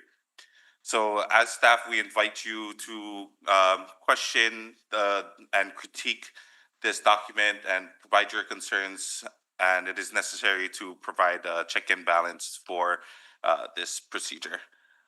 With that, I will hand it over to Sherry. Thank you. Good morning, Commissioners. I'm Sherry Hirooka with Townscape Inc. We're the consultant to Ka'ala Farm on this project. So the action item is asking for a finding of no significant impact on the environmental assessment. As was mentioned, there are two parcels. One, which is a smaller parcel, 7.5 acres, which is owned by Ka'ala Farm, and then the 97 acres, which is owned by DHHL. So Ka'ala Farm has been doing education and restoration and outreach for almost 50 years now. And they've held a license for the DHHL parcel since 2008, and they would like a long-term disposition so that they can continue their efforts. And in order to do this, we need to go through this EA process. Next slide, please. So there was a previous briefing done on the draft environmental assessment back in October. As a refresher, this is the proposed conceptual plan. In the darker green area on the kind of middle of the graphic and on the left-hand side is the Cultural Learning Center. Most of that is already in operation. So you can see Lo'i, there's Hale, and other facilities. And then on the right-hand side is the community farm, which hasn't been fully built out yet. So in terms of proposed actions, they're looking at agricultural expansion. So 2 more acres of lo'ikalo, 2 more acres of dryland fields, and a 1/2 acre of aquaponics. And then to support their operations and their education, they would also like to build a bunkhouse to have overnight stays for educational purposes, to have a barn for small animals, and then also a field shelter to be able to have the farmers rest when they're in the fields. Thank you. So the draft EA was published on October 23rd of this year with the 30-day comment period that ended on November 24th. We did receive 7 comments, 3 of which were considered substantive. And those were from the Department of Planning and Permitting, DLNR Division of Forestry and Wildlife, and then also the Commission on Water Resource Management. So for the City Department of Planning and Permitting, they asked how the project will comply with the state land use law as well as with city zoning requirements. And Kaala Farm has said, you know, we will work with the department, hopefully, possibly exercising your permitting authority. But if the department does not wish to pursue that route, we are willing to obtain the required permits from the state and the city. They also asked about the number of visitors to the site and possibly concerns about potential traffic impacts and the need for road improvements. We have added a table of the number of visitors that participate in Kaala Farms programs. And just for your information, the numbers right now are not as high as they have been in the past. We are working our way back up, but there has never been an issue up till now with traffic or, you know, with the roadway, the driveway, parking as well. So in addition to that, Kaala Farm regularly uses buses for their school groups and encourages carpooling. We've also revised our maps to more clearly identify each parcel, so Department of Hawaiian Homeland's parcel and the Kaala Farm parcel. And we have also acknowledged that a Department of Health permit will be needed for the wastewater treatment. Next slide. For the Division of Forestry and Wildlife, they had various recommendations to minimize the impacts to threatened and endangered species, to mitigate wildfire impacts, and then to prevent the spread of invasive species. And Kaala Farm has added the recommended best management practices to their existing practices. The Commission on Water Resource Management has also recommended BMPs for stormwater management and irrigation, and Kaala Farm will consult that guidance to expand their existing practices. Next slide. So these are the 13 Hawaii Environmental Policy Act significance criteria. The full environmental assessment and the staff's analysis of the document should be in your packet. Through the EA process, we feel that we have addressed potential concerns and that we will not have a significant negative impact regarding these criteria, and in fact, expect to have positive impacts on the environment. Next slide, please. Oh, one before. Perfect, thank you. So after this presentation today, we are hoping for an approval of the final environmental assessment, after which we will be publishing the final EA into the next issue of the environmental notice. During this time, Kaala Farms will work to complete their compliance with HRS Chapter 6E, as well as DHHL Land Management Division to negotiate a long-term land disposition and bring to Hawaiian Homes Commission for action in the future. One suggestion for addressing the comments by DBP was to create a permitting task force to work on the permitting situation for KFI as a pilot for future permitting actions on Hawaiian homelands. The department will continue to coordinate with KFI on land use and permitting compliance and proceed, or KFI to proceed with proposed actions. Next slide, please. Oh, perfect. So the recommended motion that Hawaiian Homes Commission issue a finding of no significance declaration based on the final environmental assessment for Cultural Learning Center and Community Farm at Kaala for those two parcels. And below is the options available for the commission today.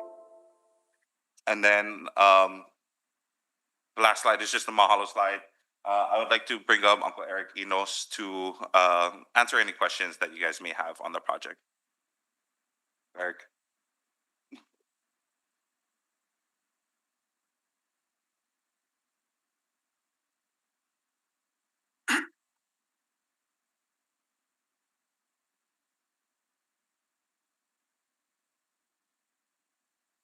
Sorry, aloha mai kako. Yeah, that's the end of our presentation and questions. Why don't you tell us about what you guys have been doing up? I'm sorry. Why don't you tell us about what you guys have been doing up there? Currently, The short version. short version. Well, we've been up there since Model Cities. It was a ranch before, and under Model Cities, they had a Waianae economic development. This is the late '60s, early '70s. So it was put under a program for the Waianae Rap Center, and at that time, we were working with alienated youth, and we started to clear the land by hand, no water, and then what happened when Ho'oliku Drake was the head of Hawaiian Homelands. I think there was a lawsuit to get some of the lands back into the HHL state lands. So at that time, on the Ho'oliku, that land then came under the DHHL. And I think one of the commissioners worked with the trust at that time, Liliuokalani Trust. It was one of our sponsors. And he said, is that a good idea? I says, well, keep the Hawaiian hands in Hawaiian lands in Hawaiian hands. And that was where we are. So we continued to run programs ever since then. We brought down water in 1978, established water rights. And those water rights are very significant for Native Hawaiian communities because we actually piggybacked with the Richardson decision of minimum stream flow for traditional cultural practices. So we actually set precedent and brought the water back, and so that's what fed our lo'i kalo. So that's a short version. Thank you. Any questions, or comments, Commissioner Sonoy? No question, just comment as I've had great experience being up at Ka'ala with me and my ohana and in my work with in my nonprofit work as well. We continue to occupy those spaces that provide this kind of great connection to Aina. And so mahalo nui to Ka'ala Farms, to all the work that you and Auntie do and continue to do for the Lahui. Not, we have a couple testifiers, Demont Anole.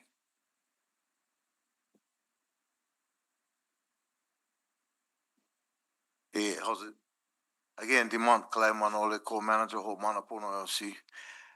It's an honor to be here with Eric. This is a awesome place. It's like a lighthouse on the Waianae coast. When I was a kid, I was brought out to Waianae as part of the youth program for troubled youth in Kali. And that was my first experience of Waianae Valley. They used to have one apiary up there where you could participate in the bee farming that they had.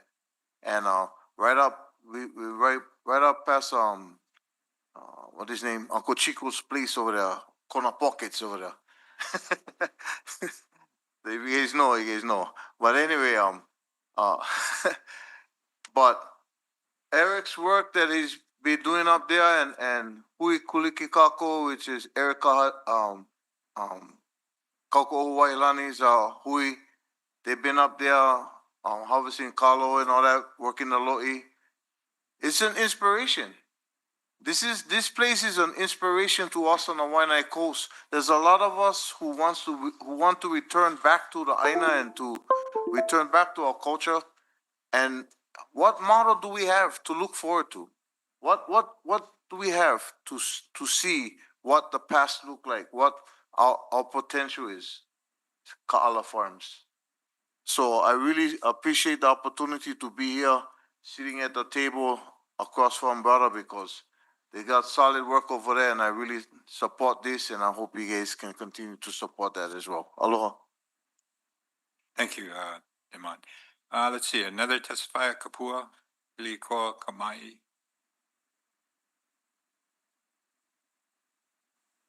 Aloha. Aloha.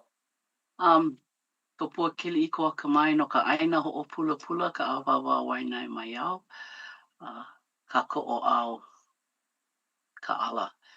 Under Eric's leadership and guidance, he has endured the struggles and the challenges that Ka'ala has faced.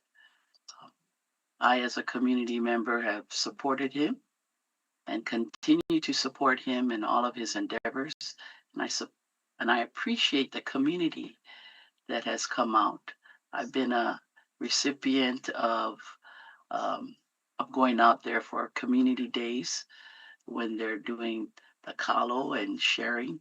We've also had a Prince Kuhio celebration day up at Ka'ala, and this was in conjunction with Huikulike Kako.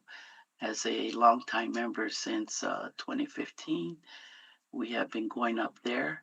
I not as often as my brother Kauka Ohu and many others. At this point, we have, I believe we have our third generation of Huikulike Kako members, as it is a commitment. And I thank Eric for allowing us to come up there, to continue to come up there and kako'o each other, because we are iron sharpening iron. So I request and ask that the commissioners, that you support this motion and that you allow it to proceed further and for more community growth. Mahalo, Eric, and mahalo to you commissioners as well. Aloha. Okay. Thank you, Kapua. Next testifier, Nani.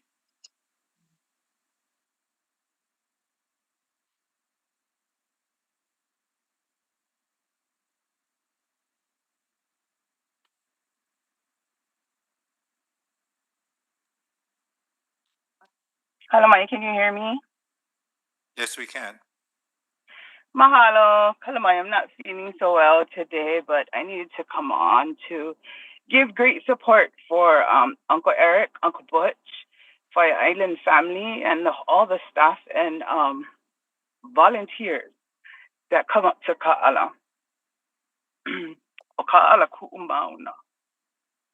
And the ohana there have been very prevalent in cultural ho'ola for our people on a constant, and that is needed, very much needed for our people. And so that aina is healing. That aina is healing, and I kako'o this motion for Ka'ala for anything that has to do with ho'ola I kokako'ola. And so I wanted to share my mahalo to Anakala Eric, Anakala Butch, and all of the Ka'ala Ohana, and that Aina for being the healing pathway for our people.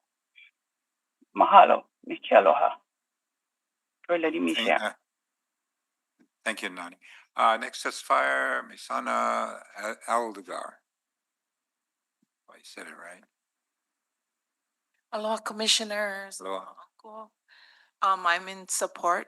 In 1995, I came out of the rehab, Ho'omaukiola, and just to know what drugs and alcohol had taken me from, and he allowed us to come up there and work in the loe to reunite with the land once again. And from that point till today, it's been 29 years, 30 years. I'm still clean and sober from that event. Mahalo. And so I'm in support of this endeavor, and I will continue to support this Ka'ala farm. Aloha. Aloha. Anybody else? Eric, I gotta say that, let me finish. I gotta say that it's very, very impressive. And there's so many good things about you guys' program and what you guys are doing on the Waianae Coast. One of the things that obviously we're trying to do at the department is look for models, and your model seems to be very appropriate, culturally based, and has an impact without a doubt, especially for those that are somewhat challenged as alternative to leading a bad lifestyle. So we are looking, and as we start to activate some of our lands elsewhere, especially on the outer islands, I was wondering if you'd be willing to provide some assistance for different communities and associations that might want to follow your model. Would you be willing to do that? As Aku is willing, Ikino. And, we really stand on the shoulders of our tupuna. I mean, nobody can do this alone. Was that if you want to go fast, go by yourself. If you want to go to long term, take the ohana and the village with you. So it's all those. I wish I could name all the names that have come before us that who really are the ones that are the real champions of Malama Aina and Aloha Aina. So mahalo ke akua. Thank you, thank you. We do have one more testifier, oh, actually two, Pat Viola.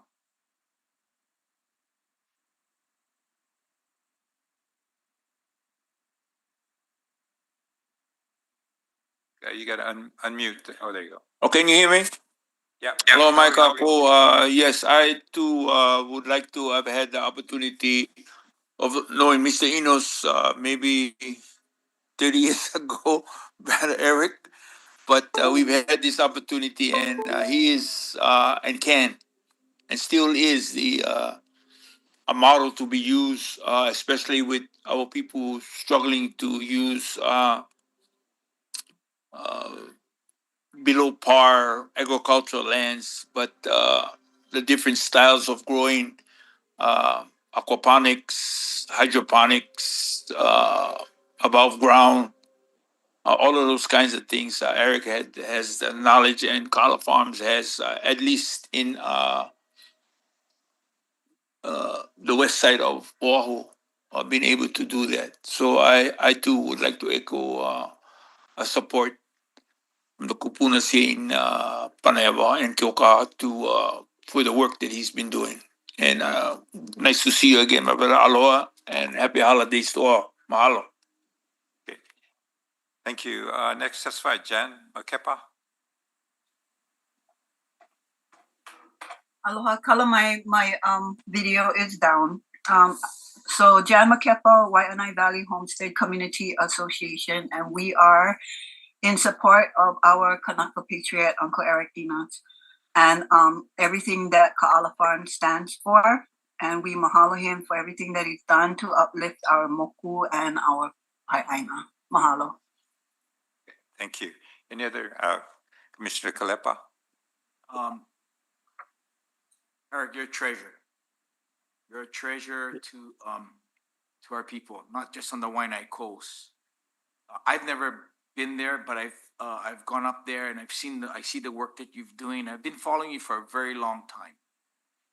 And not only have you taught us how to replant and wash and harvest and feed the community, but I think along that way you've also created leaders, young and upcoming leaders in the community.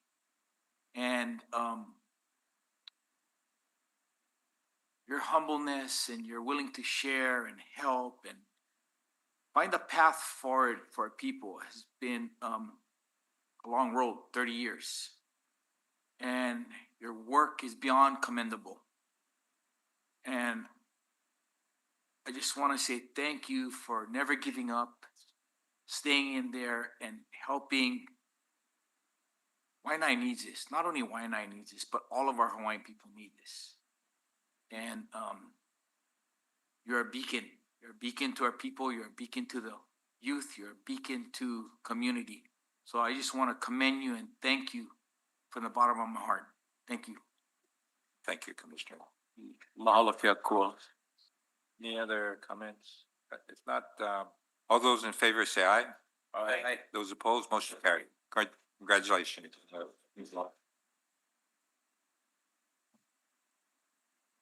Hey, let's see, agenda G2, accept the beneficiary consultation report and acceptance of the EVA parcels encumbered by the commercial development lease for the EVA. Lily Makila and Russell Kofu, Russell. So aloha mai kako again. Kiolo Mossman with the Planning Office filling in for Lily Makaila for item G2, acceptance of the beneficiary consultation report for the proposed donation and acceptance of the EVA parcels encumbered by commercial development lease in EVA Oahu for TMKs 91181-031 and 037. Aloha, Mike Ako. Russell Kobu with the Office of the Chair. I'm here for item C2, which is a workshop to brief you on the nature of this transaction, these properties, to address some concerns that were raised in our October commission meeting. Over the course of today and tomorrow, there's actually three things that are happening. Kealoha mentioned the beneficiary consultation report. I do the workshop. Tomorrow, I have an item C4 that is before you, and that's for approval of a memorandum of agreement for this transaction. I'll note two things. One, tomorrow's submittal is erroneously marked C2 because that was my fault. I got the two mixed up. So tomorrow it's going to be C4 for my submittal. It should be marked. Second thing was this is the transaction and the matter that Representative Shimizu mentioned early on this morning, that he was mentioning this Uniform Information Act request that's outstanding. So I just want to be clear that that's what he was referring to. I'm gonna suggest that I do the workshop first so that you have some idea, and then I'll let Kealoha share the beneficiary consultation report on it. So I have a PowerPoint. I'm gonna ask Michael to heat it up now. So this workshop that I'm doing is almost identical to the presentation I did at the beneficiary consultation session. No, it's the one that I said that is in. Yeah.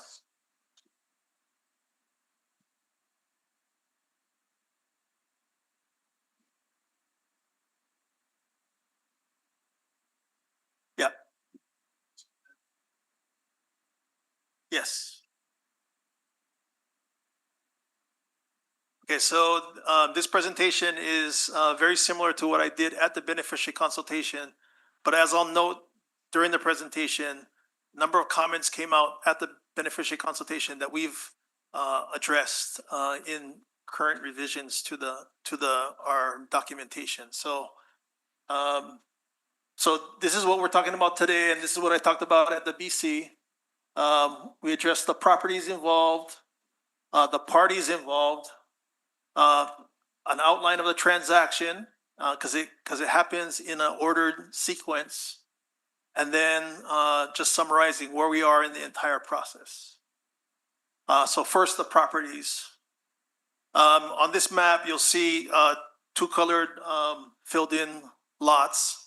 These are the two TMKs, lots 31 and 37. 31 is the smaller, the green parcel, about 3 acres. And then parcel 37 is the larger of the two. It's about 19 acres. This is Google Maps, so you can kind of orient yourself. Fort Weaver Road comes down, heads Mackay from H1. If you look in the middle, on the bottom of that drawing, you'll see where Fort Weaver Road intersects with Old Fort Weaver Road. That kind of green area right above it, that's parcel 37. And parcel 31 is directly above it. So next slide. So here's some data. This is from the City and County real property tax site. So that's 37. That's outlined. Christmas deal on a massage chair this you go year. forward. Here's one. Relax gives you the kind of This is premium experience from you Google normally Earth. see in $6,000 to Now this $10,000 picture showroom is chairs. at the corner But for a of holiday price, Fort that's a Weaver and fraction. Old Fort Weaver, but the corner is not circular like that. That's a matter of the camera that Google Earth uses. It's more of a 90-degree turn, but this is the corner looking toward the property. You can see it's basically scrub wooded area. Okay, this is the other parcel, the smaller of the two. If you go forward, you'll see this is along Old Fort Weaver Road, kind of on the top corner of this parcel. It starts kind of right where those mailboxes are and heads Mackay. We're looking Mackay at this point. And then you see the vegetation that's there, or at least at the time that Google Earth didn't drive by. It still looks like that today. Okay, so moving forward, those were the two properties. The parties involved in this overall transaction, we have a seller. The seller in this transaction is Roman Catholic Church in the state of Hawaii. The buyer, who is also the lessor, and is also the party that's going to donate the property and then is going to assign a lease on the property, is Kalani Ana Ole Development LLC. So we refer to them as KDL or developer. The principals of that entity are Patty Tankayo. Patty is here this morning, and Nancho Shin. So the next party is a special purpose entity that's controlled by KDL. This is the party that will receive a lease from KDL. So it is the lessee, and it is the actual developer of a commercial center, because that's what's proposed to be done here at this site. Ku'ai, I think we corrected that. The name of the entity is Hale Ku'ai, I think so, right? That's correct, or, okay. Hale Ku'ai LLC, KHL. And then finally on the bottom, you have the party that's receiving the donation, the donatee, and then the assignee of the landlord interest in this lease, the lessor interest, and that's us, DHHL. Okay, so those are the four parties involved in this overall transaction. So I'm going to move forward because I'm going to describe the transaction, and if you guys have questions, you can stop me at any time. So first step is KDL, Kalani Ana Ole Development LLC, purchased the property from the Roman Catholic Church. Okay, so here's some of the terms, and some of this has been updated, so I'll fill you in. But the purchase price is what's stated up there, 6.025, so 6,025,000. It's the purchase price. Under the agreement, they have customary due diligence. This is the process by which the buyer can go through and do all of its investigation. Look at everything from environmental to archaeological to permitting, all that kind of stuff. And they can determine whether or not they're going to go forward with the transaction, or are they going to not go forward with the transaction. The due diligence period currently runs to December 2026, 1 year from today. And currently about 75,000 of non-refundable deposits have already been made. So if they were to walk away from the transaction at this point, they would lose the 75,000 that they have in there. Okay, the next step in the transaction is this party that just purchased the property, and mind you, it hasn't happened yet, but when it does purchase the property, it leases it to its special purpose entity, KHL, Ku'ai Halewai LLC. And here's the terms of that lease. It's 65 years, and not coincidentally, that matches up to what the maximum we could do Hawaiian Homes if we were doing a homestead lease. Because as you'll see, we've pre-fed into this lease all of the Hawaiian Homes type provisions. Base rent. It used to be 6%. We moved that up to 8%. And we moved it up to 8% of the fair market value, because the fair market value, which is sometimes determined by appraisal, in this case, the fair market value is the 6.025 million that the buyer is paying for the property. So 8% of that is the base rent starting in the first lease year. What's not mentioned up there is that the base rent will step up by 10% every 5 years. And that was a change that came out of our beneficiary consultation process. Beneficiaries thought that there should be that kind of step up, and the developer was amenable to that. 8% of 6.025, if you're wondering, is $482,000. So that is the lease rent, the base rent in the first year of the lease. Participation rent. So we participate in the distributable cash flow after a 25% IRR is received. IRR means internal rate of return. The developer has investors that are investing in the project to get it done. They need to see a return on their money to put the investment in. Once they hit that target, then we are looking at net cash that's available for distribution. And we get half of that from the developer. That is the participation piece of the lease. And then the last point noted is KHL, the developer entity, they pay all development costs. We don't pay any of it. They do. So it includes environmental.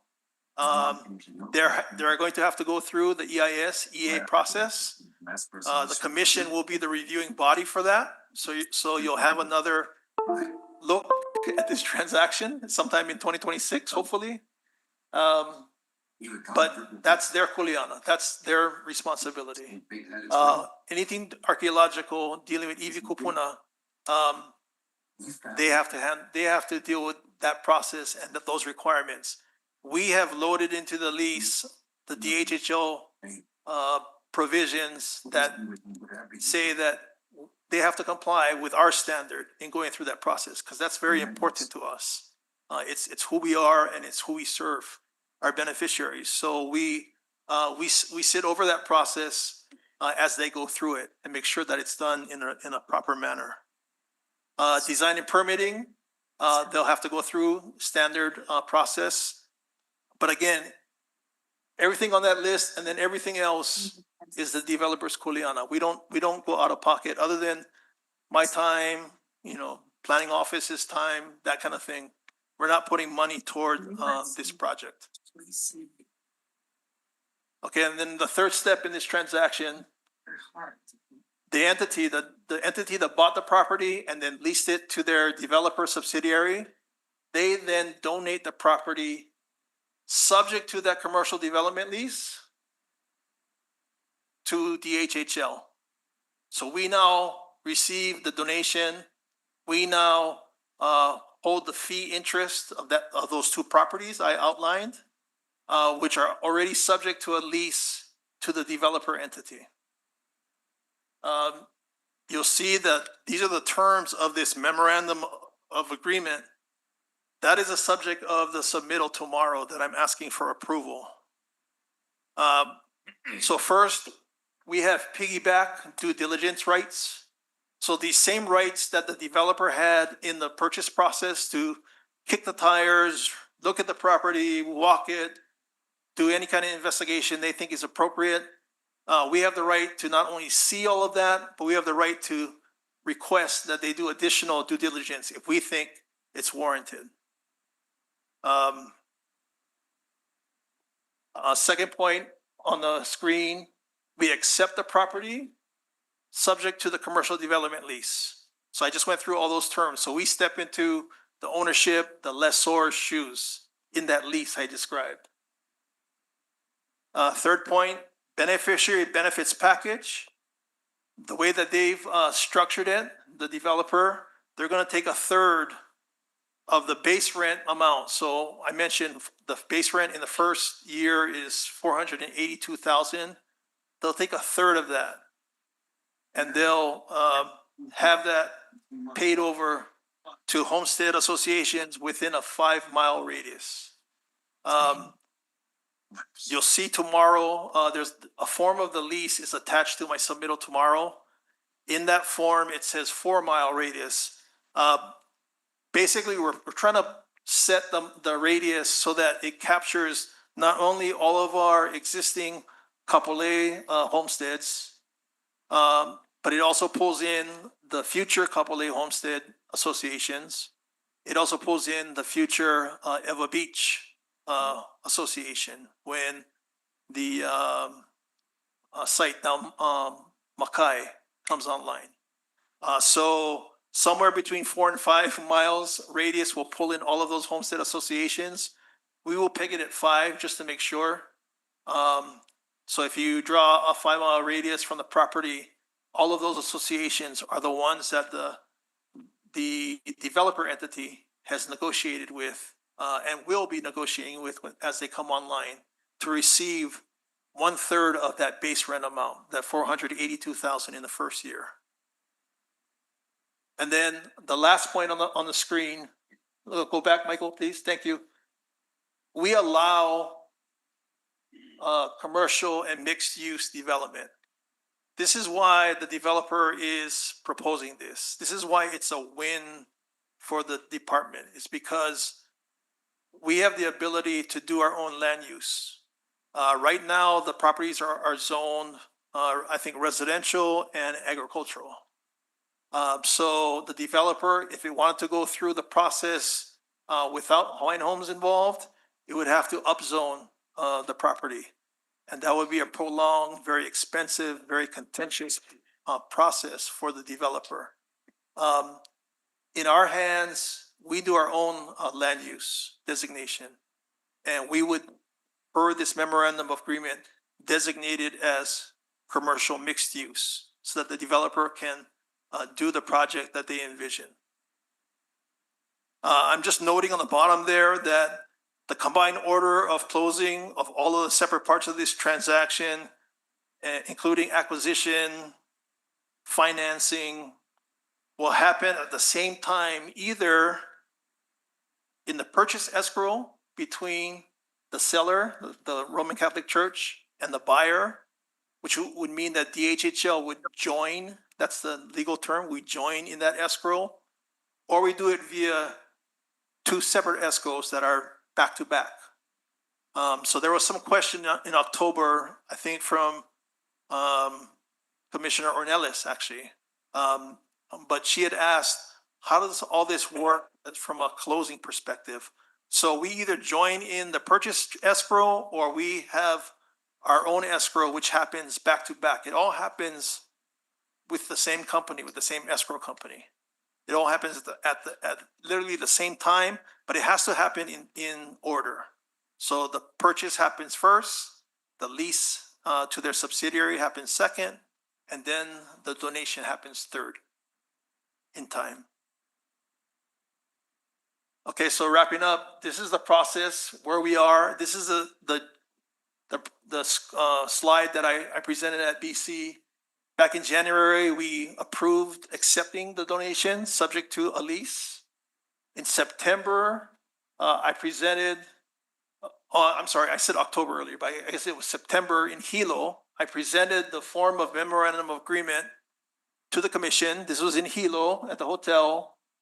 And there was some questions that were raised that came up from testimony and then also from commissioners. I think, as I mentioned, there was a request for further information regarding environmental conditions and liabilities associated therewith. And then there was some about logistics of the overall escrow. That's the part I just addressed, that we will either join the purchase escrow or we will structure it back-to-back escrows. The environmental condition part, the developer is here with us today. They brought along their environmental consultant. Even though we are not yet party to an agreement with for the donation and not able to request it, the developer is making their environmental report that they have commissioned and received available for us today. So you actually have a very lengthy printout if you wanted it. And those folks will come up in a second as soon as I finish up. So if you, in October, that's when I conducted the beneficiary consultation, or planning office did. I was standing right over there presenting off of this screen. And then December, now, we're presenting the results of the BC. We're submitting the memorandum agreement and form of development ground lease to the commission for approval. And then I just note on the bottom that the commission continues to serve as the reviewing party for the EIS EA process. So it will come before you one more time. So that's in essence the enhanced BC presentation I did, but we have a little bit more information right now. I can ask the developer to come share the environmental piece, or we can hear from Kealoha on the BC report that was generated from the BC situation. What is your? Yeah, why don't we have the developers? Okay. First. Thank you. I have one question for Russell real quick. Good. Is, you know, this 5 mile radius Yes. that the community associations would be the beneficiaries of the fund, right? Right. Is there a way to provide that radius in the list of the community associations in the report? Can do. Okay. Can do. I'll follow up on that. Yeah, but again, it involves the existing Kapolei associations, the new one coming online, and then the new Ewa Beach association. Now, I don't know, maybe at some point we get more land, we do additional homesteads, it may fall within that association. Yeah, hang on, Russ. I'm sorry, within that radius. We have some more questions. Commissioner Kalikini? Yeah, thank you, Chair. We can't hear you, Mike. How about now? Hang on. No, hang on. I'm not voting on it. Please step down. You're not being recognized. Please be seated. No, yes, I am going to recuse myself, but not for this. Commissioner Kalikini? Yeah, can you hear me, Chair? Yep, we can hear you. Okay, yeah, just quick questions, and maybe this will be answered either by Russell or the developers. I like that question, Commissioner Kalepa, because I was curious about the homesteads involved. Russell, so the base rent proposed is the 482K. And then you mentioned a 1/3 to the homesteads nearby in a 5 mile radius. What's happens with the remaining base rent? Is that comes to the department? Correct. Okay. And then you mentioned about the participation rent being 50%. And I understand they have to get developer needs to be, get their investment returns and whatnot. But any estimate as to what the participation rent may be? So that would be a developer question. Okay. I think Christian, I'm not sure if you're prepared to answer that today, but we can certainly make that available because you have. Oh, no, I think we can just say, yes, sir, thank you. Yes, that was a good question. I mean, it's hard to, Christian O'Connor, part of the development team with Kalani Aniole Development. I'm also here with Dan Ford from Ford and Associates, who's our environmental consultant. He's actually worked on DHHL lands as well, so, okay. The question was about what is an estimate of participation rent? So first, it's very difficult to estimate out 65 years, so it's just a guess, it's a directional guess. All wars can happen, all kinds of things change our lives.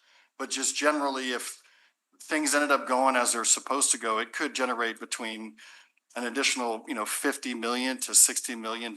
So it could double the ground rent that's provided, because I think the ground rent is estimated to be about approximately 45 million. So at aggregate, this project without the assets reversion value is about 100 million in income over its period or more. I think that's a very conservative estimate. And then after that, the asset reverts and it provides that income into the future.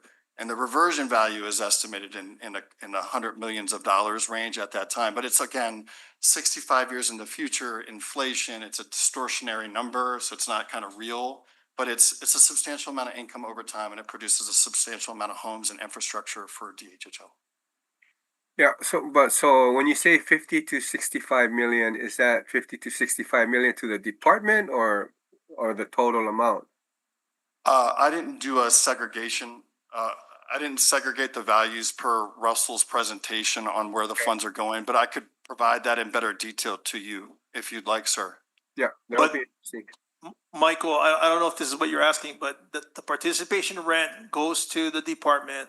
Right. The community benefits, the 1/3 of base rent goes to the associations within the radius.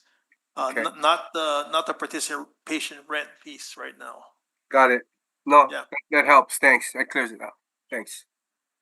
Any other questions? You know, I want to echo what Christian mentioned. At the end of the lease term, 65 years, we get the property back without the lease in place. Now, we might extend, who knows what we'll do at that time, but we get the full value unrestricted. And at that point, we could do whatever we wanted to with the property. So there is that residual value or that end of transaction value. Okay, so Christian introduced the environmental consultant. I mentioned there's a very long document that some of you have printed out, but we'll let him kick it off to share with you. Yeah. I'm Dan Ford, Principal Geologist with Ford and Associates. So we did the Phase 1 environmental assessment of the property, which is basically a condition of the environmental condition of the property. It's used for lending and financing and basically property transactions. So we went through the property and we looked at everything was there. We also did a historical search and reviewed all previous environmental work that was done. What we found, I mean, there's some historical use there, but it's basically agriculture. There's some old construction, old base yards that were there. There was a slaughterhouse. There was some historical use. There's also some just random distribution of items that were just, could be potentially hazardous. So we recommended in the report that we would test areas that would be suspect of having environmental conditions to the soil. But, we haven't found any to date. And, I would just say it's pretty typical of any sort of agricultural type vacant property that you would develop, or that would be, you would investigate. You would see similar things. There's often some just, random dumping and some things like that. But there were no real historical operations specifically on the property that would warrant any kind of large scale investigations or anything like that. So where we're at now is really just to, once I guess it would go through, the next step would be to remove the items from the property and then investigate any of those suspect areas. This is all in the report that we submitted. Okay, so thank you to the consultant and the developer for making that available. Go ahead. No, I can answer any questions that you would have on that. Commissioners, any questions? I guess I would have one question, and that's with the findings that you folks have found, and that how do you folks propose to report back to us kind of when you rectify that situation? Dan, take them through a process where you have to support to, because it's part of the agreement. Right. So what would happen is we would go out, the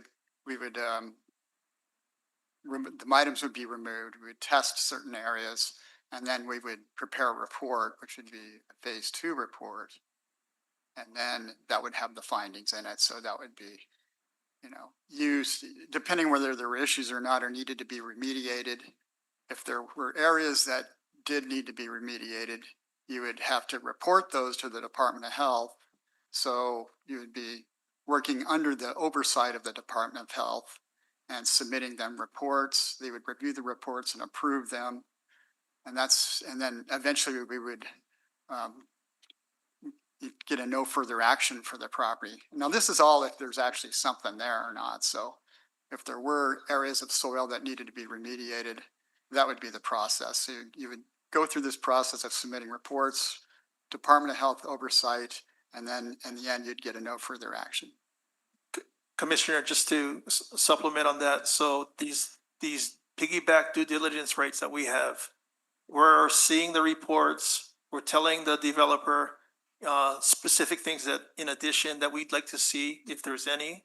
And if at any time we are not comfortable, the department taking the assignment of this lease and taking the donation of the property, then we are free to walk away from the transaction. So, it would be incumbent upon the department and its staff to stay on top of not only the environmental, but everything that still needs to be done, archaeological, et cetera, et cetera. But it would be the staff that would be looking at that and coming up with with the help of our AG unit, to make sure we're comfortable with the environmental profile. And then we would proceed or not proceed at that time.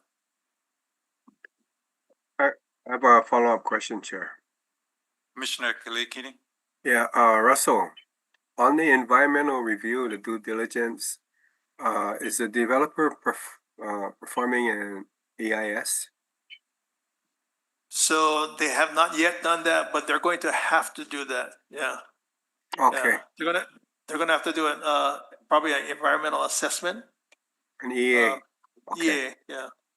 And we, again, the commission would be the reviewing body for accepting or not accepting the results of that. okay, yeah, thank you. Any other questions for the developer while they're here at the front?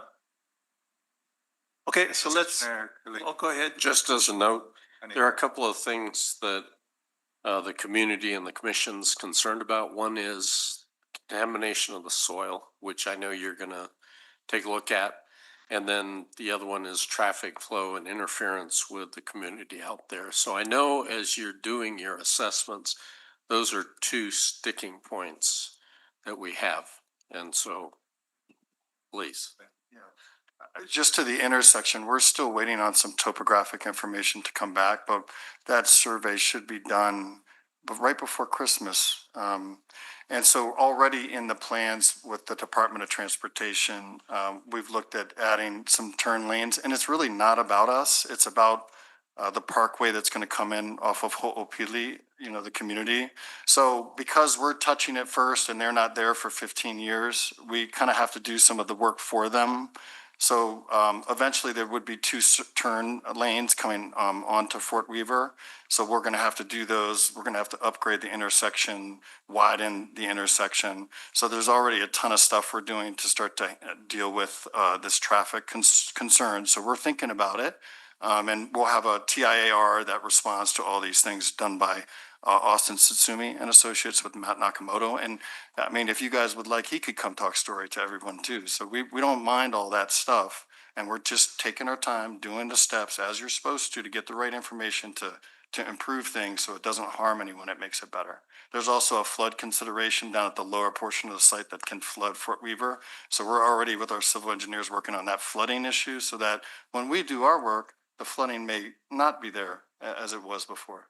So that's the whole idea. Try to make it better, not worse. Yeah. Any other questions? Okay. Thank you. Thank you. Hello.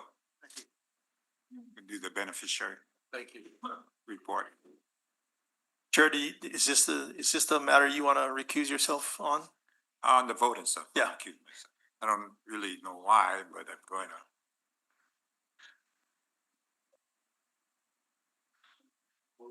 So again, my name is Kiolo Mossman here for the planning office, filling in for Lily Makaila for item G2. The acceptance of the beneficiary consultation report for the proposed donation and acceptance of EVA parcels encumbered by a commercial development lease in EVA.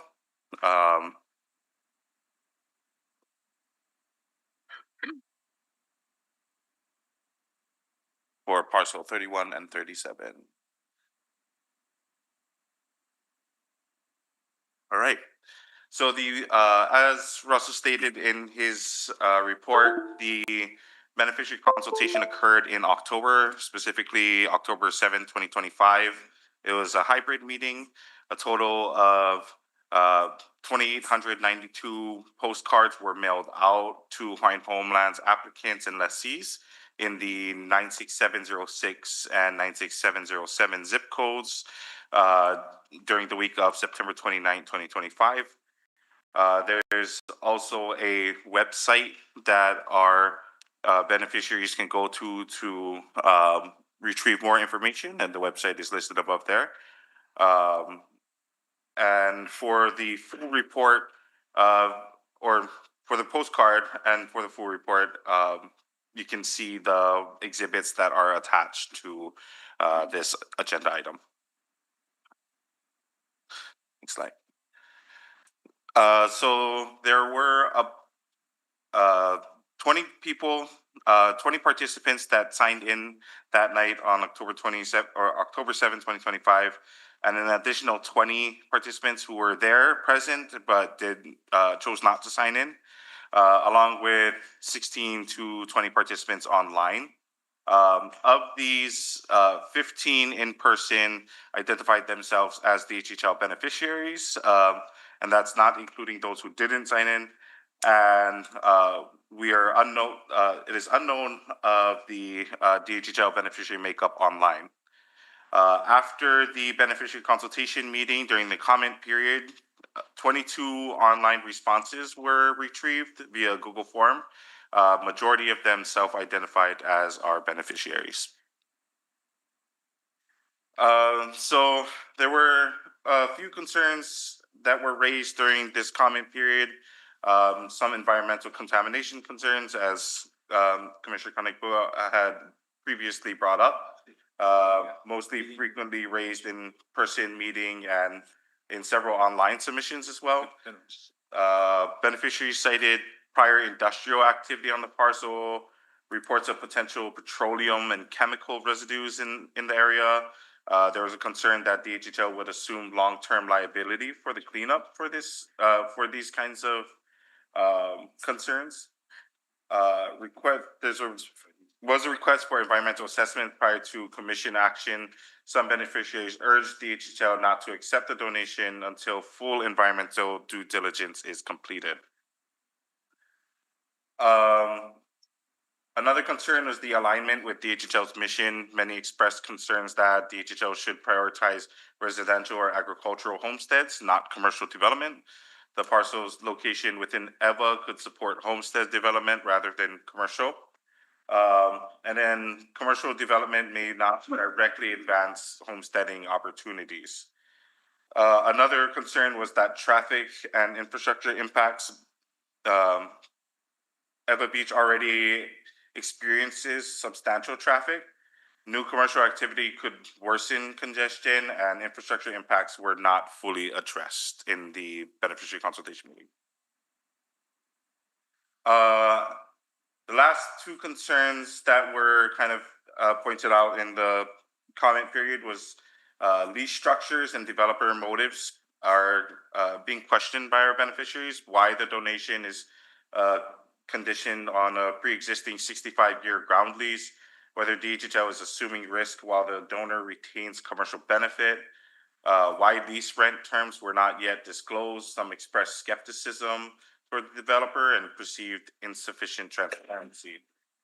And then the last concern was the beneficiary consultation process itself.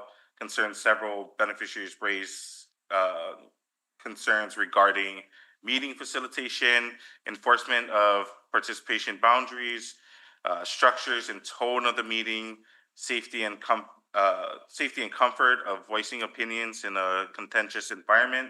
Online written feedback provided detailed recommendations for improving future consultations. Some areas where beneficiaries supported the project is in economic opportunity and job creation. Online respondents, primarily from Kanehili, Kaupea, Kaulua Kaha'i, and Kapolei homestead communities, expressed strong support, saying that it provides union job opportunities, economic development benefits, long-term lease revenue for DHHL.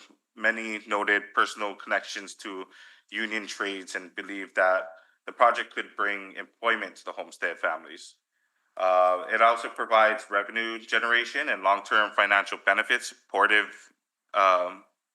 Supportive beneficiaries emphasize donations imposes no land acquisition cost to DHHL. The DHHL would receive lease rent revenue for 65 years, and homestead associations could gain rent participation revenue estimated by some at significant annual amounts. So supporters reviewed the project as advancing economic self-sufficiency in the area. The program also provides youth development supportive, which is supported by beneficiaries. These include things as such as business mentorship programs, youth entrepreneurship, like the Kanaka Shark Tank was something that was brought up. Opportunities for homestead association governance capacity building. And lastly, beneficiaries cited that this project could support self-governance models. In several comments, they stated that it could strengthen homestead associations, expand homestead-led economic developments, and increase opportunities for community-level decision-making. So these are kind of the results from the online survey. Across the 22 respondents online, approximately 80 to 85% expressed support for the project, and approximately 10 to 15% expressed opposition. Support was predominantly from the Kapolei area homestead households. Opposition centered on environmental and process concerns.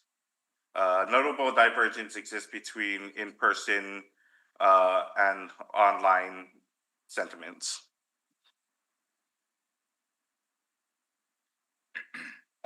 Next steps for this project, as if DHHL,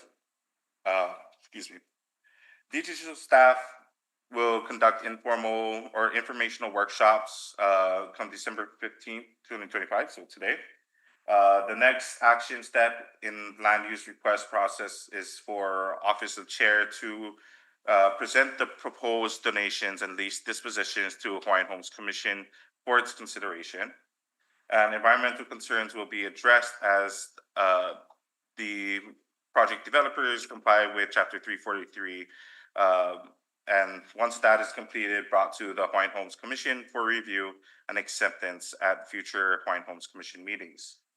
One recommendation is that staff respectfully request that the Hawaiian Homes Commission approves the recommended motion to accept this beneficiary consultation report as complete. Mahalo.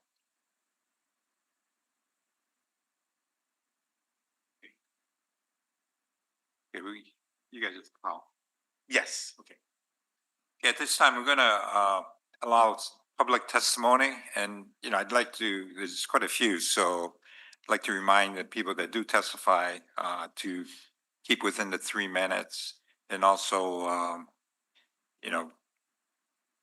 be, I guess, respectful, and we don't mind criticism, but at the same time, we want to be constructive and something we can kind of use to make our decision rather than being attacked. So anyway, we'll start with Demont Maneola. Aloha. Iman Kalai Manaole, co-manager of Manapono LC. And I continue to support this Devo radio. And I support it because I like the way we're going right now. We're going on a path that putting Hawaiians first and expanding our opportunities on what we get. But what's also important for me with this Operation Radio is after 65 years, the department gonna be in full control of this development right there. Kamakana Li right there. When will the department take over that? Never. It will always belong to under the control of the Departalo group. We no more that opportunity for that. So this development right here is being spearheaded by a Kanaka who come from Molokai Homestead. It's being spearheaded by somebody who give a rip about us and trying to look forward for the improvement for us. So I support this. And I know the struggles is real. You know how you know you're doing good? When you get plenty haters come out and they talk crazy about you. But the very haters that talk crazy about you is the very people have their own questionable history of ethics. And how you can tell that? When you get ethical questions raised against you and you stay the course, you don't need worry. But when you get questionable ethics raised against you and you bail from your job, you quit your position, that's how you know you wrong. That's how you know where you at. And I know the very people that fire these arrows at you guys, the very people get their own questionable ethics. So I don't worry about the haters. The haters gonna work themselves out. I say to the developers in this and the people involved with this, stay the course. And I also wanted to just add one more thing. Russell, Kaupu, boy, you solid, bro. On your back, bro, this thing is writing. And you stay the course. And you don't waver. You just do the hard work. You put your head down and you do the hard work. If people knew of your past, of the work that you have done with the McNaughton Group and all that, they would understand that you know what you're talking about and you know what you're doing. So I have a high regard and respect for Russell and for the team in the department. And I just say, stay the course, bro. Stay the course. You have nothing to fear. Aloha. Thank you. Let's see, the next testifier, Ivalani McGuire.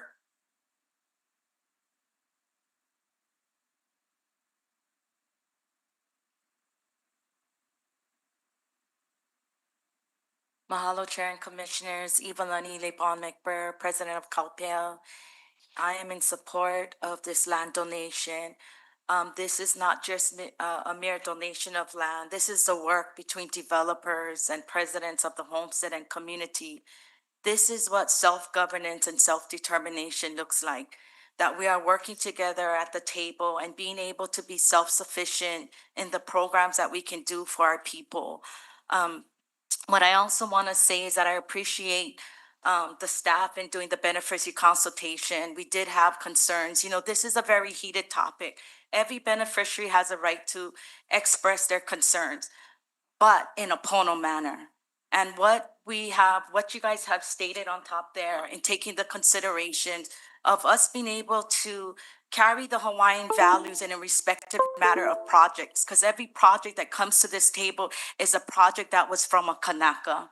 So I just want to say that, you know, this project is something that our community has working together. I liked what you guys have recommended on top of that. You know, I think that, you know, in some heated, I asked the department and maybe the Attorney General to be there with us so that we can be in a safe environment. I look at the Hawaiian Homes Commissions like a tribunal court, like a district, appellate, Supreme Court, where there is no interference, conflict of interest, or contempt of court when there's actions coming from the outside. As a beneficiary, I hope that the department will be able to protect those in leadership that are expressing their projects without being attacked. And we can be as Kanakas in a respectful and pono way, the way our kapuna has taught us.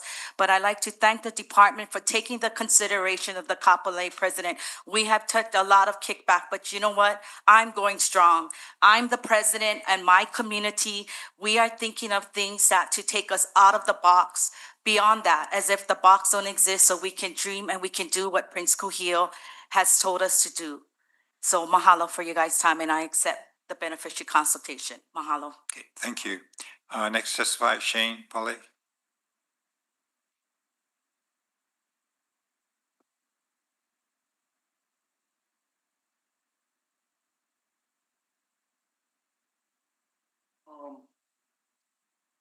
Aloha, Chair Watson, Commissioners. My name is Shane Pale. I have worked in our Hawaiian community on a array of issues over the years. I'm a member of Kalahui Hawaii, a Native Initiative for Hawaiian Sovereignty, Self-Determination. I'm here to strongly support the proposed donation and acceptance of the EVA project parcel project. The project is important because it does something rare. It gives land back to DHHL, not a lease, not a transfer out of the trust. A return of 22 acres into DHHL's land inventory, along with plans and the revenue. At a time when over 29,000 Hawaiians on the wait list, and the legislature has made clear it will not fully fund Hawaiian homes, economic development is not optional, it's necessary. I want to speak directly to the attacks that have been made against the developer, Patty Ann Tenkayo. I have known Patty Ann for many years. She's a Native Hawaiian beneficiary, a Native Hawaiian woman developer, and she has worked in affordable housing for over 3 decades.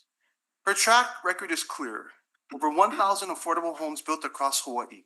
She is qualified in every sense of the word. She is guided by Hawaiian values, not extraction, not exploitation, but kuleana and return. I want to ask plainly, where does this happen? Where does the developer give 22 acres back to DHHL? That happens when the developer is a Native Hawaiian beneficiary who understands the mission of Hawaiian homes. The attacks on Patty have gone beyond a policy disagreement. At a public meeting recently, I personally witnessed someone sit just feet in front of her, film her without her consent, smirk and make comments while she was presenting to community members. That is not advocacy. That is harassment and that is abuse. Some of the criticism directed at her has been unfair, unfounded, and frankly misogynistic. This type of behavior we would not tolerate if she were a man. What is troubling is the contradiction. Some of the same individuals attacking this project, a project that returns land and generates revenue for Hawaiian communities, were at the legislature telling lawmakers not to fund DHHL, just this past session with HB 606, and you can look at it, it's on the record, their names are all there. You cannot oppose funding, you cannot oppose economic development, and then claim to care about the wait list. This project aligns with Prince Kuiu's vision. Land is a foundation for self-sufficiency, dignity, and strength for our lahui. I urge the commission to look at the facts, reject the noise, and move forward with this project for the benefit of Hawaiian homes and future generations. Mahalo. Okay. Thank you. Next testifier, Annie, yeah.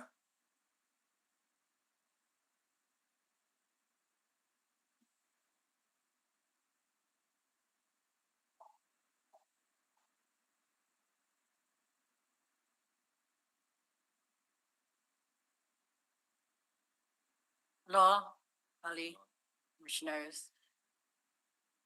I'm gonna read this. I'm talking on behalf of my Kaupea homestead.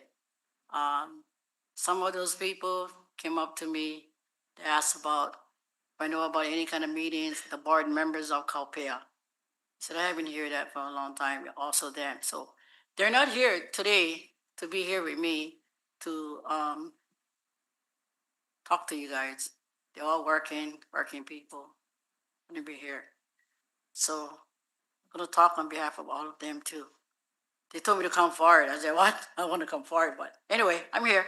Okay, so my name is Annie Aya. I also grew up in Molokai. I grew up as a homesteader, Kapakea, on Molokai. So yeah, I know as well as Patty, the family, and stuff like that. So I'm a Native Hawaiian homestead lessee at Kaupea. I'm a homestead lessee of Kaupea. I'm here to clarify for the record that Kaupea did not authorize or endorse the Eva Development Donation Land Project. So Evelani McBair has publicly represented herself as the president of Kaupea, spoken in support of this project at commission meetings, beneficiary consultation. These actions were taken without the consent of our lessees. Kaupea has not held proper community meetings for several years. And no vote was taken to support this project. Again, I'm going to say no vote was support for this project. Our homestead would like to reorganize the board, restore transparent and accountable governance, including access to bylaws, financial records, and regular community meetings. This basic governance practice have not been occurring. We also believe the board members must be actual lessees, which is written in the bylaws. Miss Ivalani McBrayer is not a lessee. The lease is held in her husband's name. For the record, Calpea did not endorse this project. Ivalani McBrayer unauthorized advocacy on behalf of Kalaniana Oli Development LLC raises serious governance and accountability concerns. Again, serious governance and accountability concerns. I respectfully urge the commissioners to hear directly from Calpea beneficiaries, listers, and lessees, and to recognize that Ms. Ivalani McBrayer does not represent our community position. Mahalo for the opportunity to testify. Okay. Thank you. Thank you very much. Next testifier, Misana Aldeguer.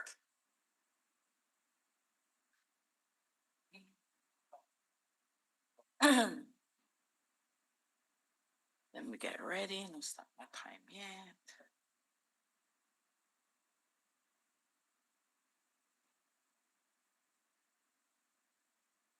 My name is Maizana Aldiger, and I am from Waianae. I'm a waitlister, and I'm also a hater. What I hate is when people organize projects like this prior to doing their due diligence, and ethics is a problem. For me, ethics is a problem, and the ethics I'm talking about is the problem to represent people like me on the wait list and go into new projects and this. You know, I was listening to we're going to purchase, we are purchasing, we in process of purchasing. You know, this thing keeps on changing. And I did attend the October meeting that they had here, and it was a mock. There was a lot of anger, there was a lot of confrontation, physical confrontation. And you know, I ain't on nobody's side, I'm on my own side. And I'm not in support. For me, I have to be careful when people name their projects Kuhio o Ka'anana Ole, because then that raises questions for me because you know, I don't know about me. I donate to the March of Dimes. That's because I have a family member that is crippled. Once I put the donation in there, I am done. I don't come back and try to, can you guys give me back, or let's do and call shots. That's how I feel. And I just really believe that that we should kind of look more into this, you know, and not only involve the homestay, because the ones that do get affected going to be the Ever Beach community, because it's right there, and all the beneficiaries of the Hawaiian homelands will be impacted by this, not only certain homesteads. And also, what else? I attended the town hall meetings at the Sing Park on November 10th. And that too, I was also confronted by your one of your workers that came in opposition to my comment. You know, I don't need to be a rocket scientist to know that, like I just shared before, I'm a recovering drug and alcohol, 29 years in recovery. And I don't need to be on real estate agent or to know that something is going on beneath this. And I just pray that you guys make the right decision, you know, whether you support it or don't. Just know that get people like me on the wait list, still waiting. And I know I'm not going to have one chance to be in that commercial, you know, and about that 100 years, you know, someone shared about the 100 years, 65 years lease. And we've been suffering for over 100 years, and they still hasn't helped the Hawaiian people and get us to be in control of our own Hawaiian homelands. So with that, thank you for letting me share. Okay, thank you. Next testifier, Jermaine Toguchi.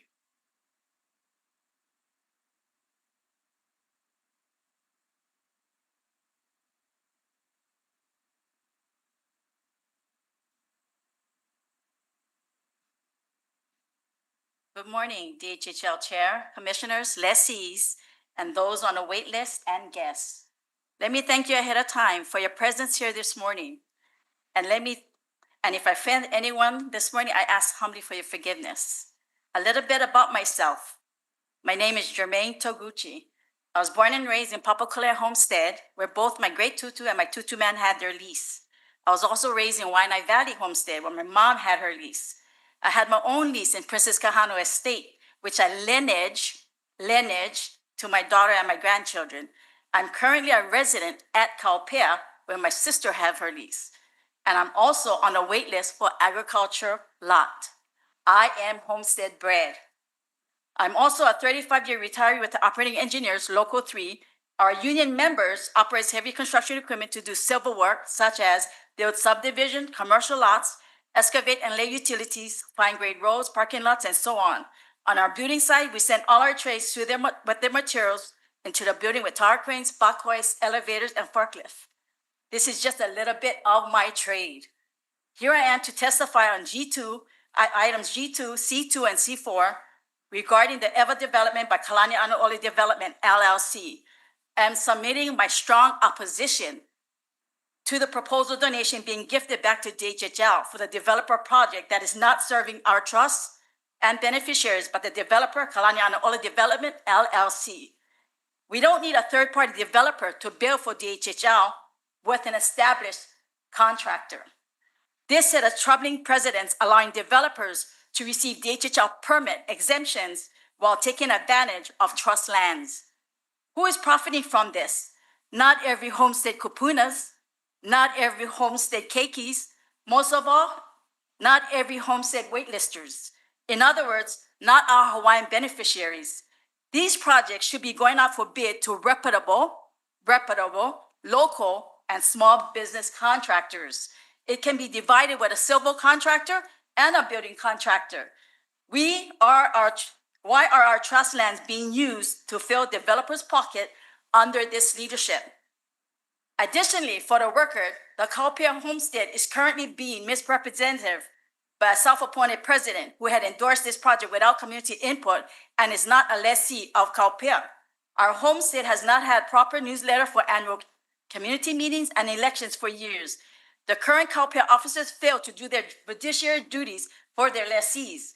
Some Kaupea lessees are now reorganized to restore honest leadership and true transparency. They have formally requested the association bylaws and meeting minutes, which are essential for proper governance and member involvement. To date, these have not been provided. I strongly urge the commissioners not to send a harmful precedent by supporting this project for political reasons. The relationship between the chair and developer is visible to the community with their own agenda. And this decision does not align with Prince Kuhia's vision for all our people. Thank you. But another thing about what he said about the ground, it's not just the contaminated material. Make sure to check underneath the coral. There's always cavities in the coral. Okay, thank you. Okay, next testifier, Sabrina Grace.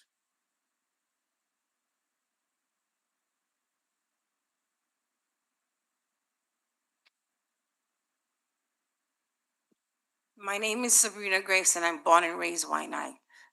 Boy, I thought we had shocks out there, but they get better shocks in here. I oppose this project. If somebody wants to donate to the Hawaiian people, give it. And like the lady said, Hawaiian homes can build their own or give the people opportunity. Don't give donations with strings attached. That's not good for the Hawaiian people. And Mr. Watson, in the trust, is there any provisions for the poor people, the people that have retired, get small retirement that are homeless? Because currently, I get 15 people on the wait list camping in my farm in tents. I hear today for them. What is in the trust for them? I hear quality of life from you. I hear people saying, take care of trees, take care of Aina. Who's taking care of the people? This is not drug addict people neither. This is homeless people that cannot afford rent, that are beneficiaries. I want to know, can you respond to me by email? What provisions in a trust are there for them? Okay? And Russell did a very poor job on October 7th. My background is I'm a legal assistant for an attorney.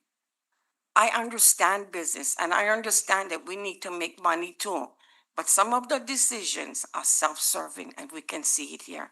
And you should have recused yourself when Patty Turia said to recuse yourself because you're a part of this project.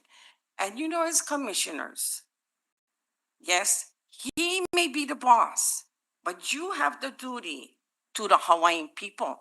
The Hawaiian people look at you people, to make the right decisions for them, to say who gonna get one house, who not gonna get one house, who gonna benefit, okay? And when we have Hawaiian homeless people, we get children that are homeless. Yeah, you know the problems that we get in Waianae, right? We get uluke kukua, Carly Watson, that's supposed to be going for the kupunas. I'm here, you waiting for federal funds. That making me afraid. Because you take federal funds, where are kupuna going? They can't be on the beach anymore. And there's not too many people that have land can take them in. So I'm asking you, commissioners, really, really look if this is going to benefit the people, the Hawaiian people, or is it going to benefit certain individuals? Because from what I can see, I like know what this guy wouldn't get. Yeah? I can see how much power and how much time he will put into this. He did a very poor job. He let people have confrontations and didn't stop. Yeah, please don't attack staff, okay? Thank you. The thing is, commissioners, this is not a good thing for the people. Okay. Look at it wholeheartedly. Thank you for your testimony. Next testifier, Patty Turia.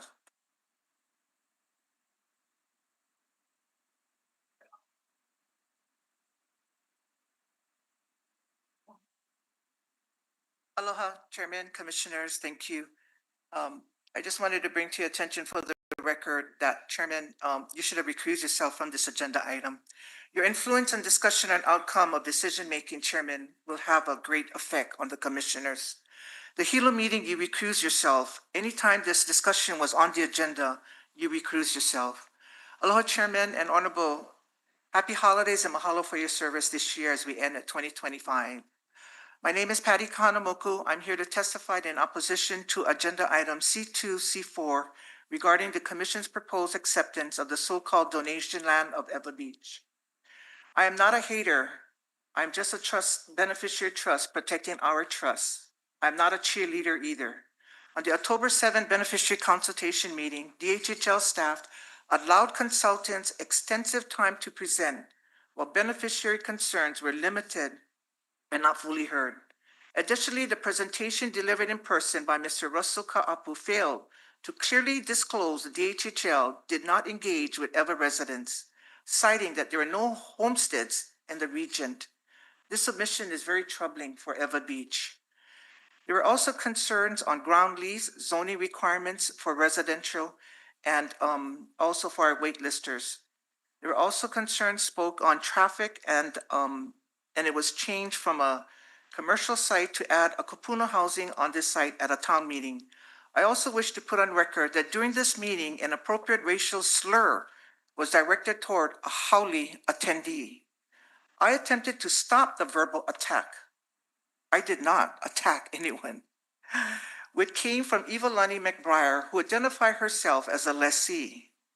I was told by her that this is not a Nanakuli and Waianae project, not knowing that lessees have every right to attend any beneficiary consultation, understandably that she is not a lessee and don't understand the act.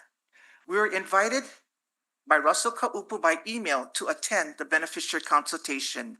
This behavior was unacceptable and distracted the meaningful beneficiary of dialogue.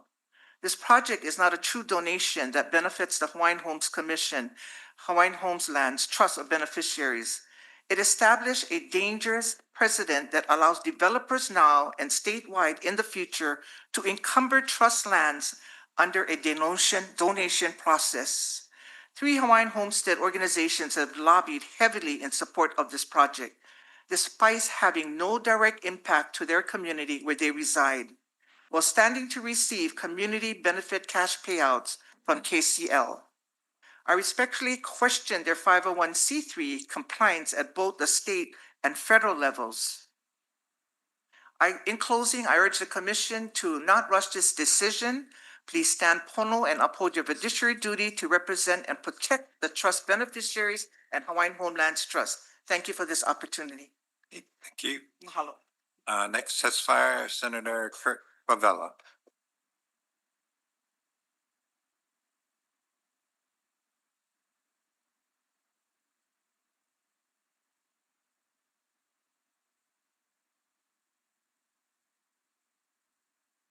Thank you, Chair, Commissioners. Come to this meeting with very heavy heart. Commissioners, you guys have a big decision. Yes, for our people of Hawaii. My community have a lot of homestead DCs waiting. We have a project you guys talking about doing in the tsunami area. When I come here, you guys see me as a senator. I have plenty family that's on the wait list, even though I'm not able to be on the wait list. I don't like when people come out and give out their genealogy and all of these things. That's great. That's great. It's great to hear where you come from, where your family come from. But we all come from one person. And for me, I believe always I do the right thing by our Lord and Savior Jesus Christ. Right now, what we're doing today, dividing the communities, homesteaders, Hawaiians, scrapping Hawaiians. Every other race is laughing at us because we're fighting one another. My community, the meeting that I had at Sink Park, over 90%, only rest of the guys was probably from the developer or came with the developer or came from one homestead that is supporting it. Everyone in that room was against it. My constituents, my classmates, people that I grew up with that has trust within me to express the opposition to this project. You guys all have this in front of you guys, yeah? You know that my community never seen this, even though I showed them to this and I gave them this. You guys all seen this? Sports, all these guys. They like to snowball this whole thing with kupuna housing, shops.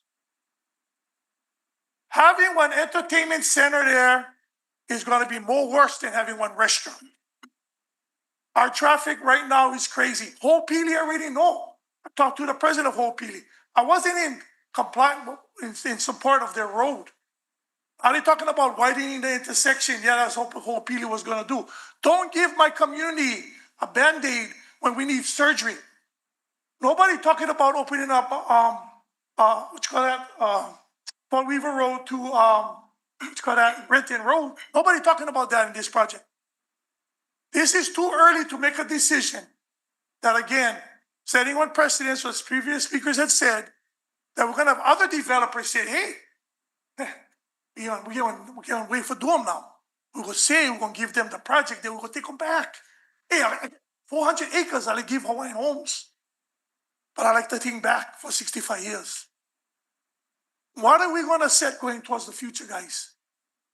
Because you know the developers out there right now is salivating, drooling from the mouth, waiting for this decision. I don't want to Pilike. I had good talks with Patty, good talks with Kali. Already beyond that already about this whole conflict of thing already and ethics and all of that. Right now I'm talking to the commissioners. My community going to suffer by a drastic decision that you guys are going to try to make today to go forward for a handful of people that is involved. I have nothing to gain, but my community going to suffer. If you guys think you guys suffer on the west side, come to Ever Beach when you get North-South Road and Fort Weaver Road, and you cannot get home to your family. Nobody gonna let go to one pocket, one restaurant when they want to go home and meet the kids and their husbands and their wives. So think about that, guys. Nothing to gain by holding this thing up until we can make a good decision and really engage Ever Beach community. Very, very sad. It's sad that we didn't have a neighborhood board. Thank you again, Kali, Chair, and the rest of you guys. Thank you. Thank you. Next testifier, Robert Branco.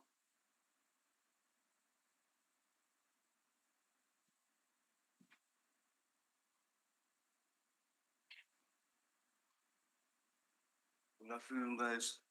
Afternoon. Hello, Chair, Commissioners, and fellow beneficiaries. My name is Robert G. Branco, and I too is also a blessing, a successor to my mom, also on the waiting list. And at this time, I also reside at Copiel.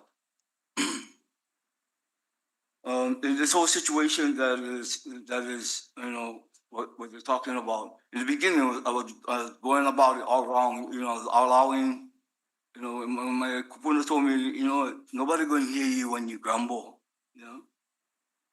But the thing is that when you come with facts, and we're gonna tie this thing in because of the fact is that colonial order is also created by the chairman, Carly Watson, along with HCGB, along with NACOR.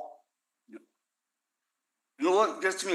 You know, in September, and this is all connected. In September, our chairman had the Yorktown project. The Yorktown project was funded by Nahasa. And what trips me out is this, that the permit was signed by the chairman, Carly Watson.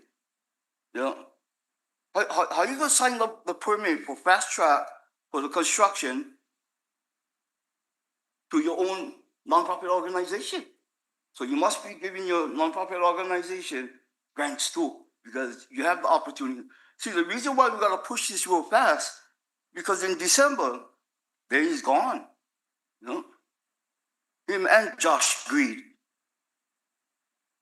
and the Attorney General. Why you give $10 million, you know, to cause injunctions for us guys where we can't really speak out. You know, we can't really speak out in this whole thing. The thing gonna happen. It's gonna happen. You know what I mean? This is all smoke and mirrors. This. You know, your situation, you get 5, you know, 5 disagree, but yet the project, but yet the thing still got approved. You know, in this situation, but it's like, where's the ethics of this whole situation? What we're doing, we're filling up all our washing machines, which is the nonprofit organization, because it's kind of funny that Colonial Order and HCB, you guys get all the contracts. You guys get all the contracts, the DHHL contracts. You guys get them all. No more public that come in and you know, challenge you for the bidding and stuff like that. So the organization made millions off of DHHL. And you know, the thing is sad. Right there, this is HCGB right now. I gave everybody, you guys don't even hear this guy. This is HCGB right now. This is Carly Watson's project right now. The commissioner talk about contamination. It's all diesel, broken cars. You look over here, no more Hawaiians, no more Hawaiians. You're Nigerians, Russians, the Mexicans, all behind now. So again, it's all connected. What is it going to be good for this whole project? This other thing is that, you know, I'm sorry, your time is up. Thank you. Okay, next witness, Kenna Stormer Gibson. the oh yeah, and the tax exemption. Was that the community package? Oh,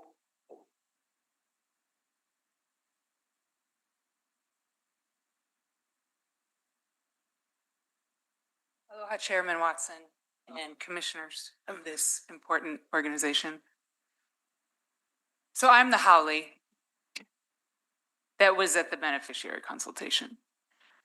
And the reason I was there is because I have been sitting here for a long time, very concerned initially about how Waipoli Courtyards has been treated.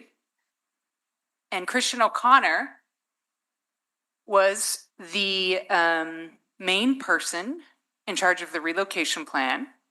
There were several public hearings. Christian O'Connor was the one telling public bodies, not just this commission, but Hawaii Housing Finance Development Corporation, also the Kauai County Council, that this relocation budget of 1.9 million is fine. It's enough. It's enough for 300 people to relocate on Kauai, and that number was not, it's not correct. And so I witnessed over and over again the misleading information being given to several public agencies. And I was here in the room when Christian O'Connor would say, we're going to have to pay the bill for any cleanup. No need, you don't need to worry about environmental concerns with this memorandum of agreement. And this was back last year. So for once again, for public agencies to receive incorrect information, I believe it's important for you guys to get correct information before you make decisions. So I was in the beneficiary consultation when Christian O'Connor started to correct Russell. Russell was presenting.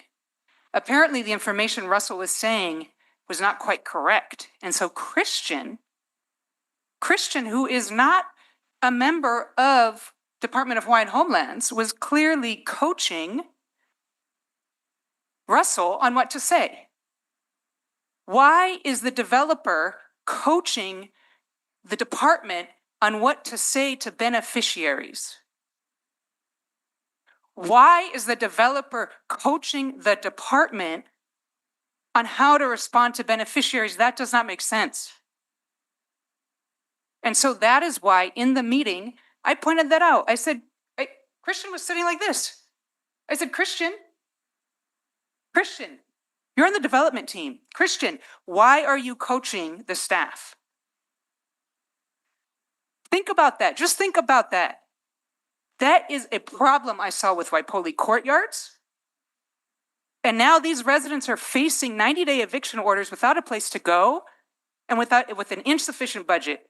And here we have you guys making a decision on environmental concerns with incomplete and insufficient information. There needs to be accountability of are we being told correct information? So that is why it was contentious. I was the Howley that upset Christian O'Connor. Okay, thank you very much. Next witness, Royal House of Hawaii, Patrick Kawaiʻolaʻa. Hello, Mike Ako, can you hear me? Yes, we can. Okay.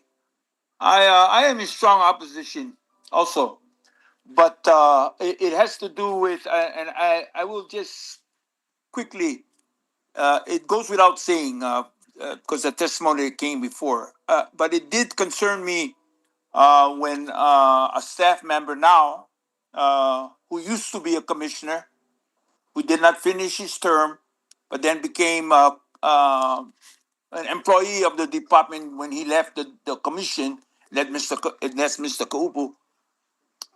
When he's saying one of the great things about it was that the commission has the commissioners has this power to waive land use for for commercial or just to waive land use. Absolutely, the commission has the exclusive power on lands having the status of Hawaiian homelands.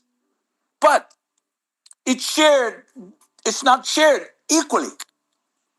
And I don't think it should be shared equally, because I will again address the Nelson case that says you the commission cannot serve two masters. Your only masters are your beneficiaries. We are the corpus of the trust. You cannot serve two masters. You cannot serve the state of Hawaii. So be prepared. Why can't beneficiaries get waived for when they want to do a home on their property for their daughters, ohana housing? Why we cannot get a waiver by the commission? But no, you prepared to do that to commercial. So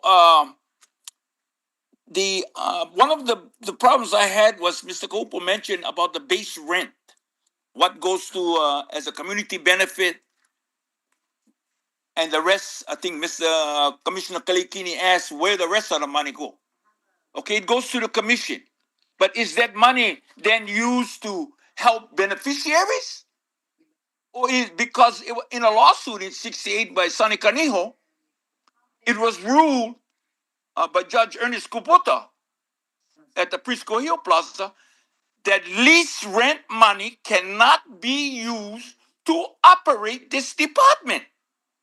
This department should get their financing through the budget and finance, general funds, not take the proceeds and income that is generated on Hawaiian homelands to use to operate the department, to keep the lights on, as they say in many other places.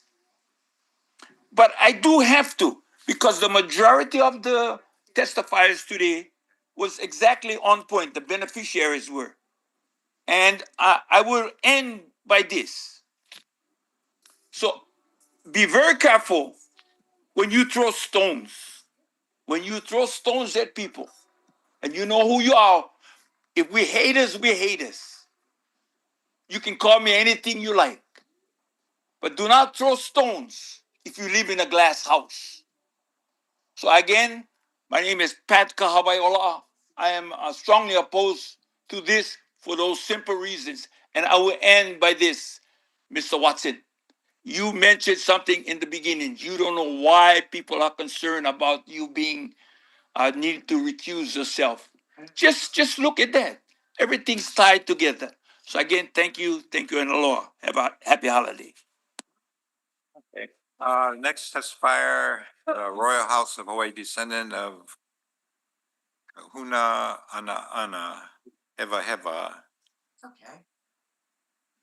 I kind of wish it was yours. I'll sit next to your mom.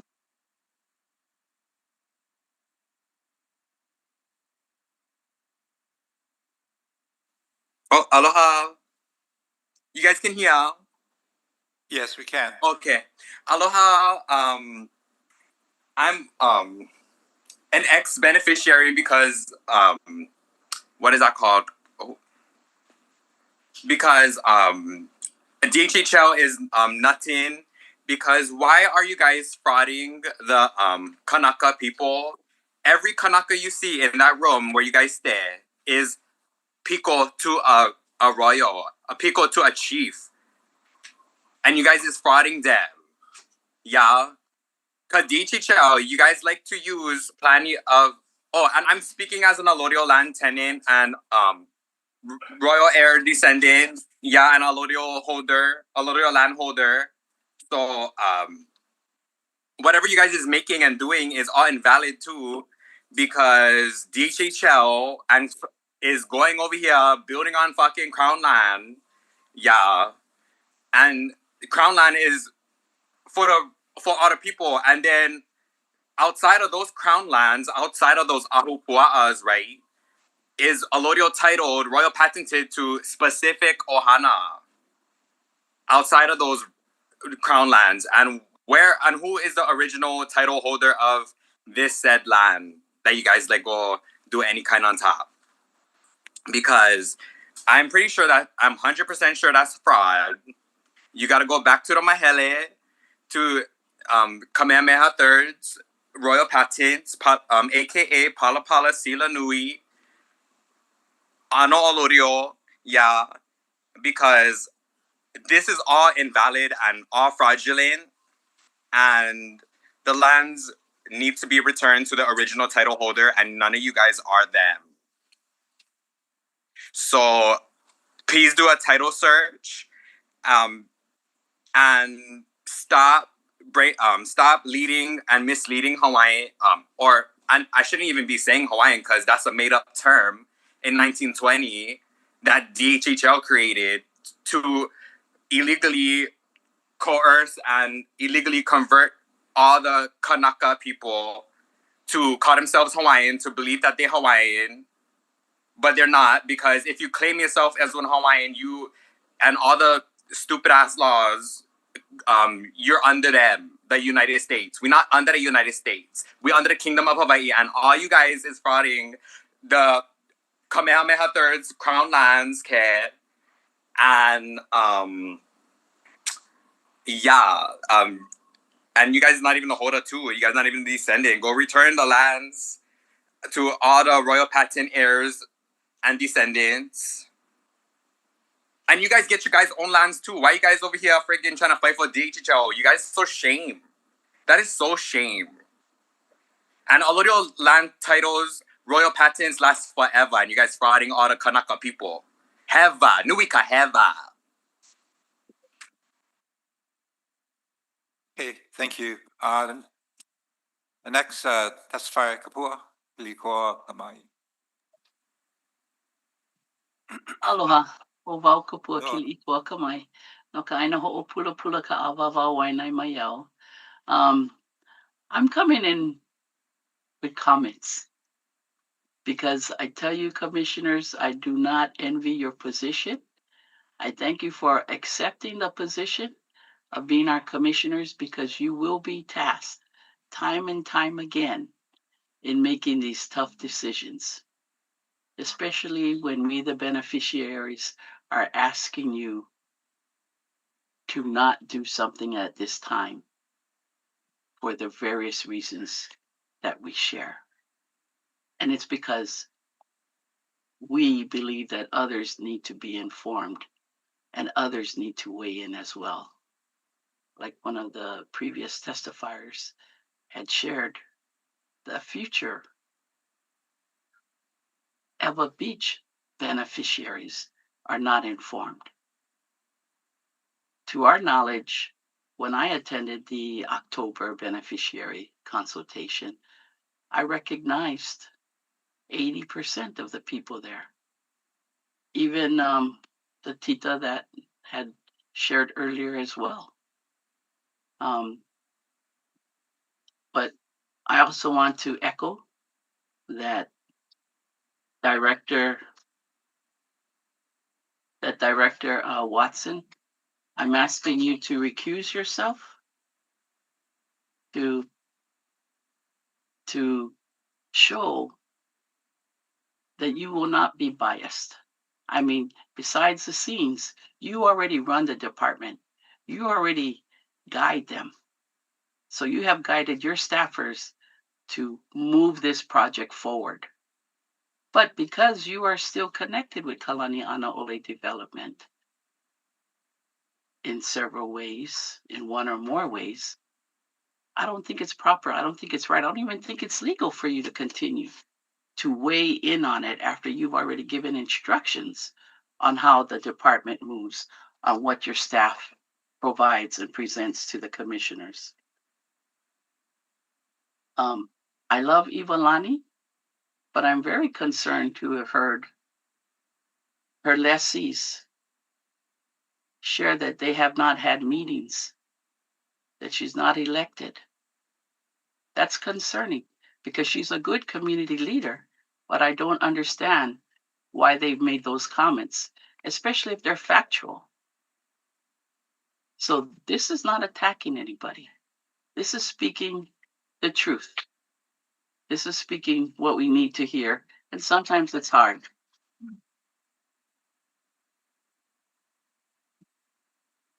I'm also concerned when we have donations that come with strings. You know, a donation is a donation, but I understand that because we're also in a costly, lively world to where you need to commercialize, and that's where we always lose out. So this is an innovative option. And lastly, I want to speak to Thank you, Patty, in that I Kapua, appreciate her Kapua. innovation, but then it's also suspect. And that's Okay. a decision for you folks to make. Mahalo, Thank Chair. you. Aloha. Thank you. The next and last testifier, Hilani Sonora.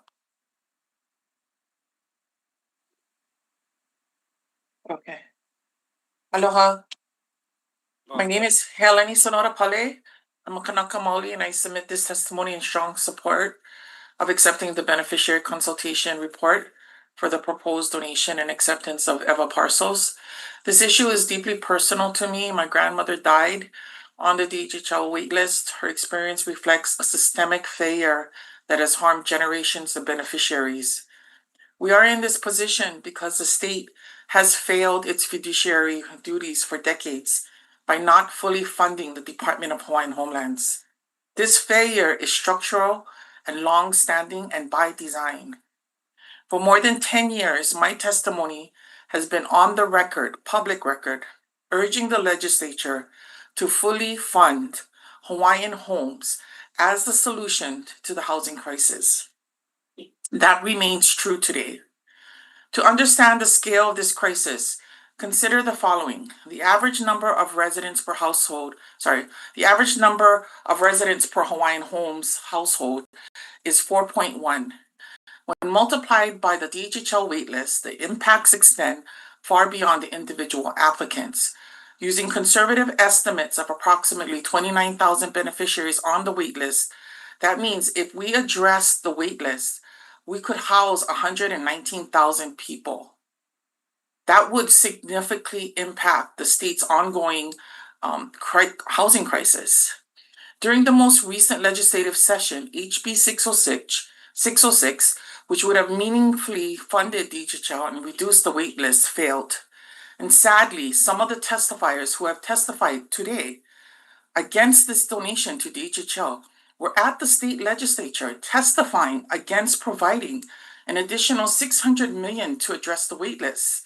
This is only a fraction of the cost that it will take to address the wait list. It will take billions. In this context, I fully support accepting this donation. The land is being donated to DHL, and the revenues generated will return to the department and to the Hawaiian Homes Associations. These resources are essential to reducing the waitlist and sustaining the communities. In this it is also important to note that the developer involved in this project is a Kanaka Maoli homestead waitlister. This matters because it demonstrates that the project is being advanced by someone who understands firsthand the urgency of building homes for Hawaiians. And finally, I want to be clear, I have not heard any concrete solutions in the testimonies opposing this project that explain how homes will be built for Hawaiians or how the DHL waitlist will be reduced. Opposition without alternatives do not house families or shorten the waitlist or fulfill the state's fiduciary responsibilities. So I just want to share mahalo all of you to the commissioners for allowing me to testify, and that pretty much concludes my testimony. But I have been on the record for over 10 years at the state legislature asking them to fully fund DHL. This is not something new to me, and I fully support projects like this where the funds will go right back into the Hawaiian community. Thank you. Thank you. Okay, we're gonna, because it's on our agenda, item G2 regarding the acceptance of the beneficiary consultation report. I'm gonna recuse myself and I'll turn it over to Sonoy Marfield. Manaoko. So So the recommendation is for the Hawaiian Homes Commission to accept the beneficiary consultation report for the proposed donation and acceptance of EVA parcels encumbered by a commercial development lease in EVA Oahu, TMK's parcels 031 and 037. Mahalo. Can I get a motion to take the vote? So moved. Second. Leah, roll call, please. Commissioner Freitas? Can I give some brief comments, please, prior to my vote? I've been in support of this project from its first submittal. There have been some very, very valid, very important concerns that have been brought to the surface. I thank the staff for putting this proposal together. The contamination issue is something I feel that needs to be looked at and addressed. And I think from here on out, there needs to be transparency in that process, a high level of transparency in that process. To quote Uncle Pat, when we talked about the permits and the fast tracking, I agree with him 100%. Our beneficiaries need to have some kind of expedited process when it comes to permitting, especially with the rising of costs. So with that being said, I'm voting yes. Commissioner Kalekini? Aye. Okay. Commissioner Kalepa? Aye. Commissioner Kaneakua, Aye. Commissioner Lasua, Aye. Commissioner Namuo, Aye. and Chair Pro Tem Marfil. Aye. 7 ayes, the motion is carried.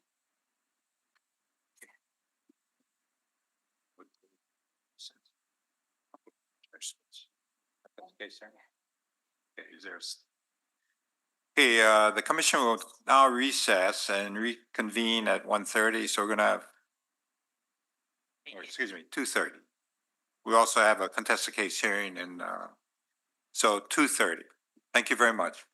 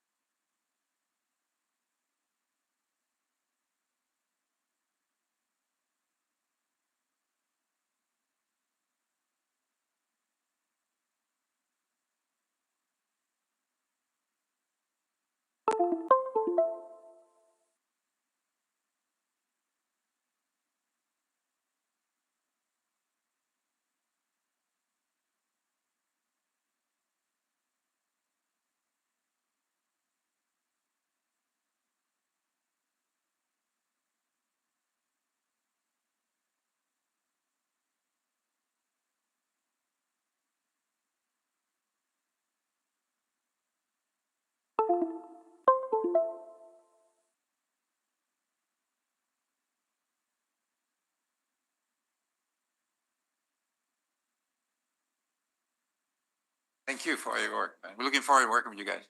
Yeah, all right, guys. Thanks for coming down. No, no. No, sorry, no, you have four, I just, sorry, I'm trying to move everything up. This is Curtis. Sorry. Huh? Oh.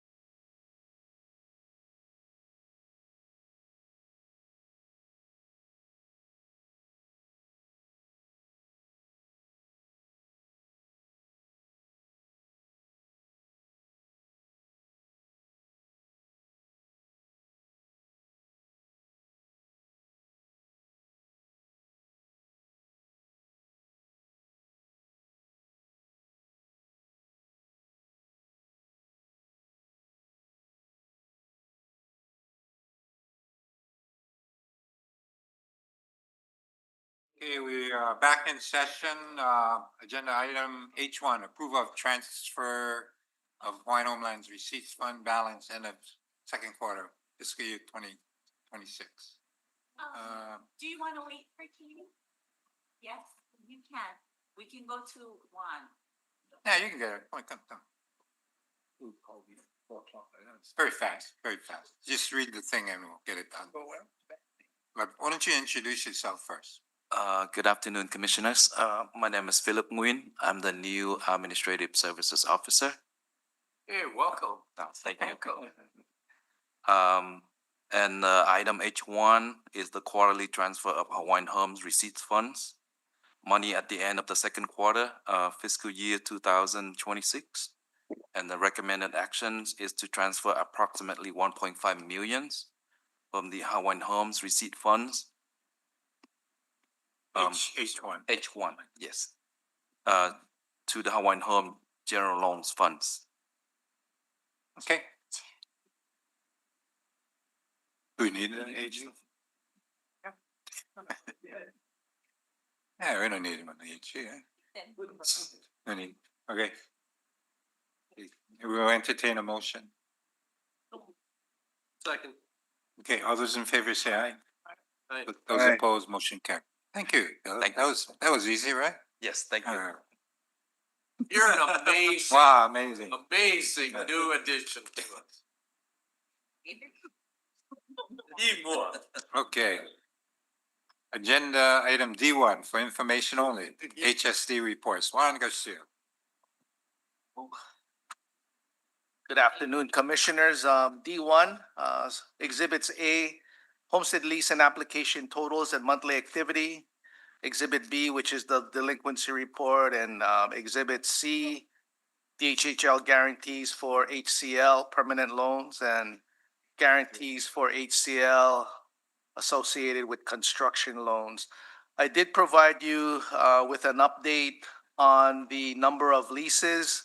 As you may recall, we have not provided you with numbers of our leases since August of 2027. As you know, we're in conversion. We're moving from our old Wang system or Apex system into Salesforce.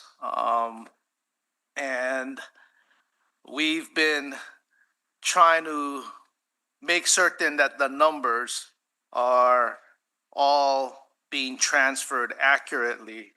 The update that I provided to you is the latest numbers that we received from our consultant, Pacific Point.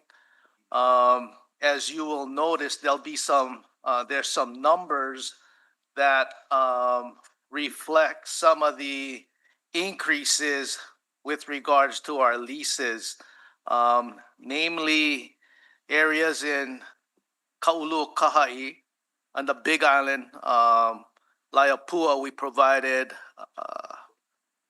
paper leases, so there's some increase there. But as I stated, we're still working with Pac Point. There's still going to be some tweaking with the numbers. Hopefully, the numbers will be somewhat more accurate next month.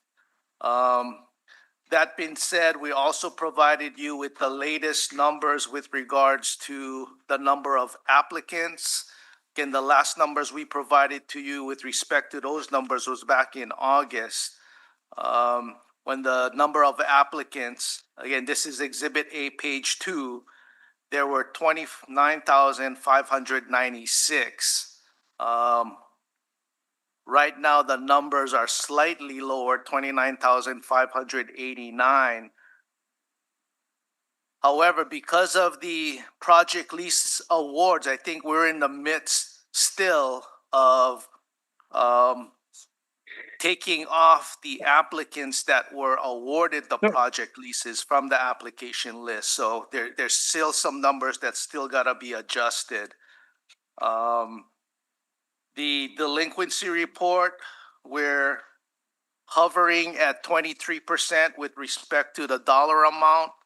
I know it doesn't look like staff is doing much with regards to the impact or the percentage. On the contrary, however, staff is working diligently on working with our lessees. I want to report to you that some of the efforts the past year, the department has been working with Catholic Charities with funding that has been available through its homeownership assistance funding that they receive as grants. We were able to direct those lessees that were willing to work with us. And them going to Catholic Charities, we were able to get over $500,000, over $500,000 access to over two dozens of our lessees to help pay towards their delinquent payments. It's my understanding that the funding is going to be running out sometime latter part of next year, but we have individuals that have already qualified and will be receiving benefits up until the money's run out. We have 3 cases that are pending going through the qualification process. So that's another 3 individuals that will be getting assistance from Catholic Charities.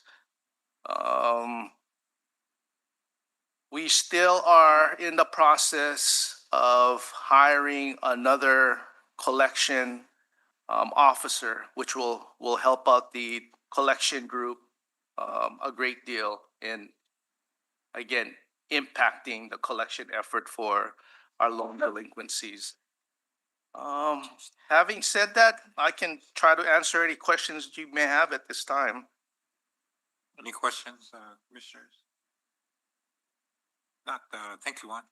Thank you, commissioners. Thank you, Juan. Again, Merry Christmas, be blessed. Thank you, Juan. Aloha, we'll see you tomorrow. All right. Thank you, Juan. David, you want me to go first? Okay.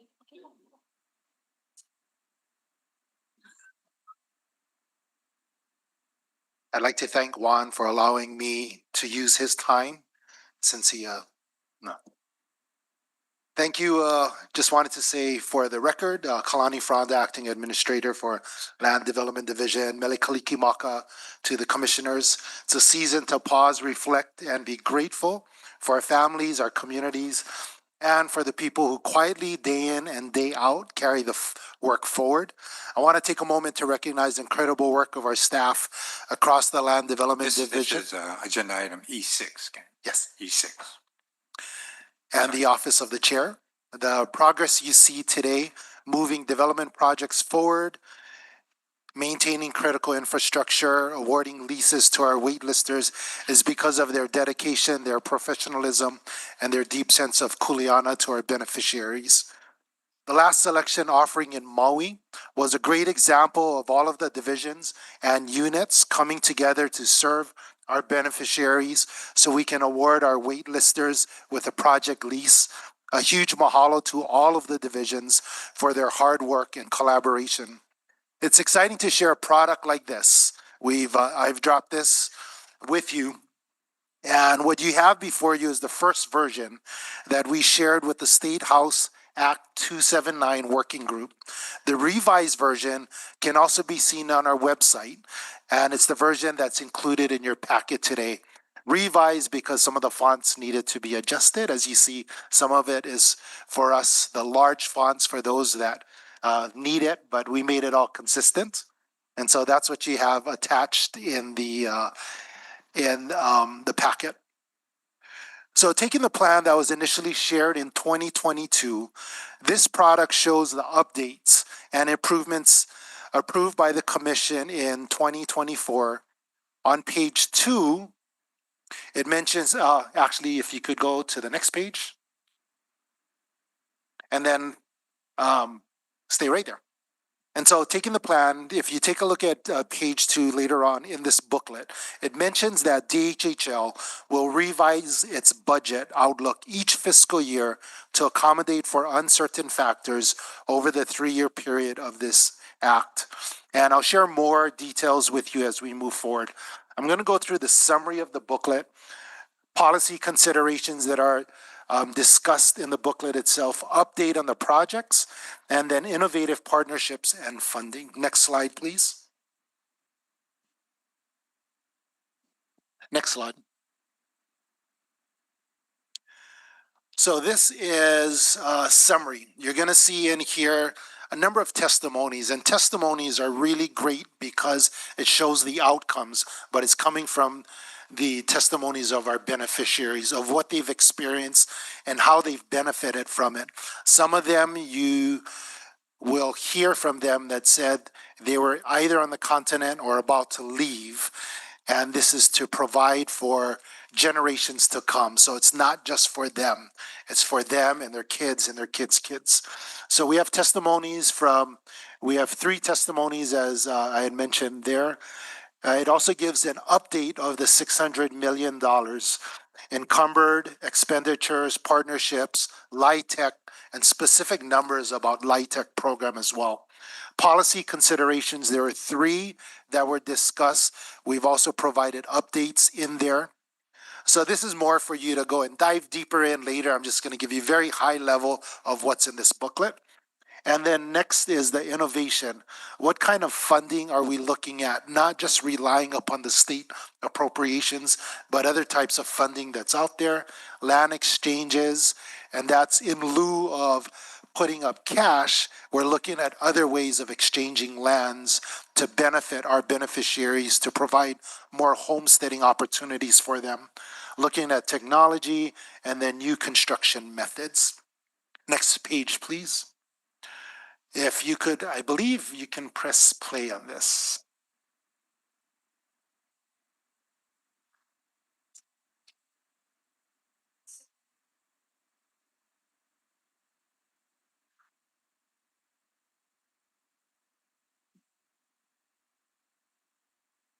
Mother, I have 4 children. I have 3 from one father who passed away. So, you know, taking that sacrifice and living with my parents for the time being until I could, you know, get something and, you know, afford it on my own. Yeah. And today you got something. And so today I got something very exciting, you know, very exciting for my kids, you know, because now it's, you know, going to be for them. Very exciting. Like, I'm still nervous. I, you know, get butterflies and I'm just like, is this really real, you know? And it is, because I signed the papers and yeah. I feel relieved now being able to call, you know, a place home, not only for me, but for my kids, you know, knowing that, you know, I've been through a lot of, you know, obstacles in my life, but now, you know, I see the end, you know, and there's a bright light at the end of the tunnel, and, you know, at least getting a home now. You know, I currently have my 3 kids, you know, with me. My oldest son is in college and he'll be heading home soon. So I'm like really relieved, blessed, and thankful. And I really thought like, oh man, like I kind of was giving up hope, and I was just like, my sister was like, no, you're gonna get something, just hang in there. So, you know, I just had to keep the faith, and it all paid off. So you've heard hope, faith, and that's what we're providing our beneficiaries with the new approach that we're doing. If you could take a look at page 2 and 3 here, you can move to the next. Yep. So before we go to policy considerations, on page 2 and 3, it talks about approach to budgeting in uncertain times. When we had hit COVID, it really shook things up and even affected the prices. If you take a look at what we were offering pre-COVID to what the impact of it now, it's impacting materials, labor, etc. And so this is a picture and an explanation of the things that we're dealing with now and how are we approaching it. Next slide, please. In policies 1 and 2, you can take a look at it later, and I'll do a high level of what we're doing. You've heard it from us before. We're approaching things with a new approach, and we thank the administration for and Chair for moving us in that direction. We're looking at project leases and addressing that. We've issued out roughly about 2,500 this year, doing about 3,500 next year. And these project leases do a number of things for us. It assures the 50%er something because they're the only ones that have access to Hawaiian homelands. And so we're assuring that they have that opportunity to pass it down, to transfer it, or be able to name someone as to DS it. So finding a designated successor. It also provides an opportunity for us to work alongside with them in partnership with our service providers. So we're going through the process of going through financial assessments to see what they can afford. You've seen so many times we build, if they cannot qualify, we go to the next on the list. We're not doing that anymore. We're looking to see what they can qualify for, and we're going to build it based upon what they can qualify. Totally new approach, totally new regime. And so, this really squashes people's criticism of saying, hey, it's too expensive. Well, what happens if we're building for what you can afford now? And we're looking for different programs that can accommodate the issues that they deal with in life. Some of them, credit score is bad. They're not making enough money. Well, you know what? We're going to get you in a house, and we're going to find a way to do that because we have programs that we can be able to provide alongside with our developers so our beneficiaries can get into a house. It's also walking with them, going through financial literacy programs. We tell them, don't be scared. Just say yes. We're going to walk with you, because it is a scary thing to be able to find out and look at your credit score and say, I can never fix it. Don't worry. We're going to walk with you through the process. And then the developers now are taking this and programming their vertical development based upon the assessments that they're getting. Once again, transforming development to better serve our beneficiaries, a whole different approach. Next slide. So you're seeing opportunities. The next slide shows options. These options come based upon what our beneficiaries can afford. So some of them might be able to afford turnkey. Some of them might be able to afford owner builder lot. As we've been mentioning, owner builder lot doesn't mean that, oh, you know what, I can go build it cheaper. If you don't have the money and you got to go out for construction loan, you're asking them to come up with 20% down payment. Some people don't have that. We had an auntie in Nanakuli. She just went through this process. She had to dish out 60 grand out of her pocket for down payment assistance. Not everybody has that. I know I don't. But we have other programs can help them find down payment assistance. So it's walking with them, with their service providers. Some of them only qualify for self-help because of the AMI, or the area median income category that they fall in. Others, the credit is bad and cannot afford this. There's a rent with option to purchase. And the criticism was that, they're not going to get a lease until afterwards. We found a way to do that. They'll get a lease and they can pass it on to their successor. In the meantime, they're repairing their credit. So at the end of 15 years or whatever it is, 10, 15 years, they can now purchase their property, their house, their unit that they purchase or that they're renting based upon the area median income qualification that they qualified for. So it could be 60%, could be 30%, whatever it is. That's what they're going to purchase it for. We spoke with some of the developers. Some of them, at the end of 15 years, they might be purchasing something for 350,000. Unheard of, because real estate appreciates. In 15 years, who knows what it's going to be? We've seen what it was like 5, 10, 15 years ago. But we're providing now not only opportunities, but options. Next slide, please. We've shared this before, is we look at lands now, and it's really a different approach of how we're looking at lands. We're looking for, our legislature has been asking us, what kind of lands are you getting based upon the kind of lands that you have? We're looking for lands that are close to healthcare services, lands that are close to educational services, lands that's close to infrastructure, so we can be able to build quicker. We are tasked with the site infrastructure, and then our developers are now bringing in the capital stack or monies and the finance to be able to build the vertical. So we're only bringing monies to the table for infrastructure. That doesn't mean our beneficiaries are getting it into the houses. That's what our developers bring to the table. And then, you know, our beneficiaries have the opportunity now to own a place and be able to lease some place for 99 years with a 100-year extension. Next slide, please. Update on the execution. Next slide, please. Big list. You guys have it in there. This is where all of our projects are, 28 projects. Good news, $600 million have been encumbered. We mentioned that we're going to encumber it by December 31st. We've encumbered it already. 120 million has been spent.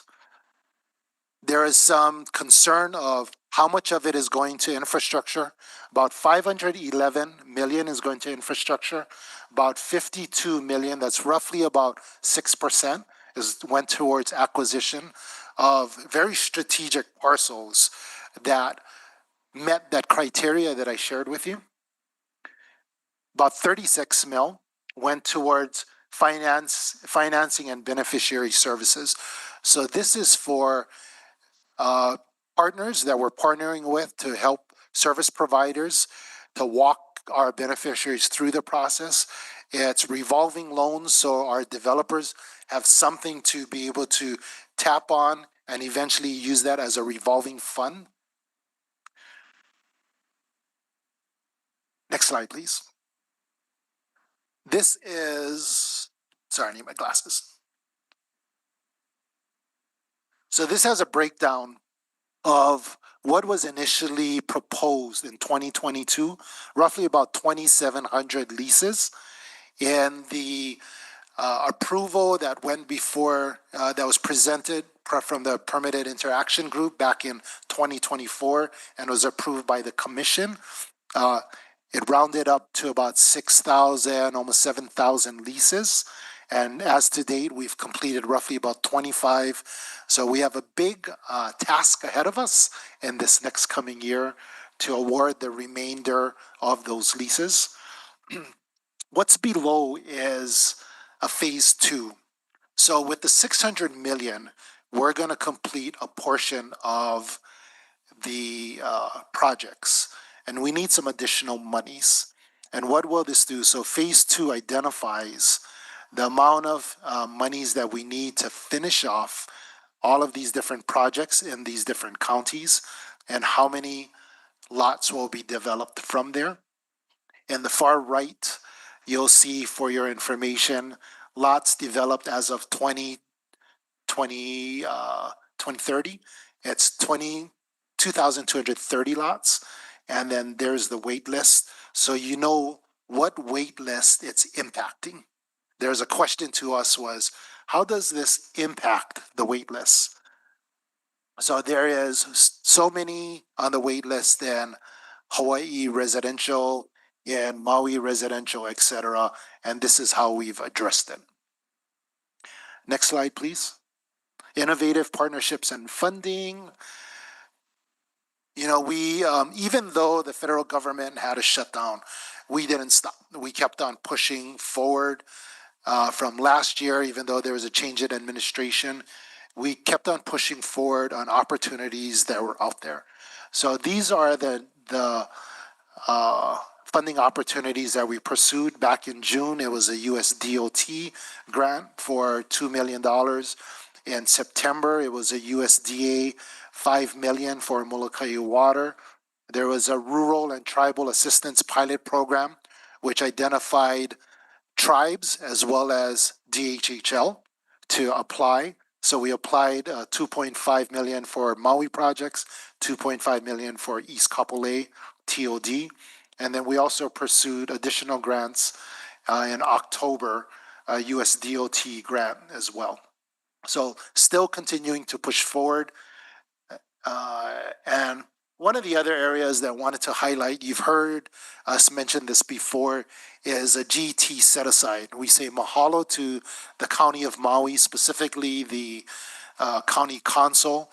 The late Council Member Tasha Kamo really was a proponent for this and pushing this. And the great thing is, as to date, we have roughly about 35 million, I think 30 million. And when it sunsets in 2030, we would have accrued roughly about 89 to 90 million. So this is monies that we can use for infrastructure, specifically for Maui County. It also allows for us to do shared infrastructure with the County of Maui. A great example is Lanai. Resources are very difficult to get there. County of Maui is working on an affordable housing project right next to DHHL's phase 2. And this allows for us to work on shared infrastructure to bring our costs down, to partner up with the county so we can collectively be able to address not only the wait lists, but also affordable housing and also housing that's been promised many years ago to the Lanai residents. Some of their workforce housing cannot live in their workforce because they have the affordable housing tenants that are living there. So they're living and taking up hotel rooms. So this will actually be able to address affordable housing on Lanai and specifically for us, our beneficiaries. Let me see. Next slide, please. Some of the innovative funding I had shared with you about the Maui GT set aside. It's also taking a look at partnerships with our developers. Next, and sorry, can you go back real quick? On the very bottom, it says multiplied funding accelerates homesteads. One of the big thing is when we address homesteading and providing housing for our homesteaders, our waitlisters, that helps the affordable housing pressure and takes off the pressure off of the counties and also other state agencies that are addressing the affordable housing issue. Next slide, please. Importance of relationships. I shared with you the great relationship that we have with the County of Maui. With the County of Hawaii, we've been discussing with them about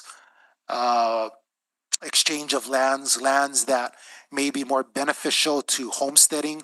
It's near the Civic Center below our Laiopua area, and exchanging it for something that is possibly closer to, that we have, that's closer to their wastewater plant. And it benefits them as well as benefits us. It's a win-win situation. We've been having discussions with the City and County of Honolulu on not only CIP monies, but also an acquisition or a piece of land in Kailua. And then also discussions with the County of Kauai on wastewater, being able to address the wastewater issue and collectively looking at it strategically, not only looking at our lands, but also the type of technologies that would benefit both the County of Kauai as well as our beneficiaries. There's an area that's highlighted and also underlined. With the 511, so with the 600 million that we had received, it unlocks $2 billion worth of financing that comes in for the vertical development. Let me repeat that one more time. It unlocks $2 billion worth that we never had, but our developers are bringing it to the table for a vertical development so we can get our beneficiaries in houses. Something that we've never addressed before, but really wanted to highlight because it's so important for us to hear about that. We've also partnered up with Hawaii Community Lending. They actually have a revolving fund of 41 million, and it sits on the outs. It sits out here. They were able to leverage. It's time to wake up. They were able to leverage it from other partners that are out there and making it available so our beneficiaries can utilize it for construction loans, for down payment assistance.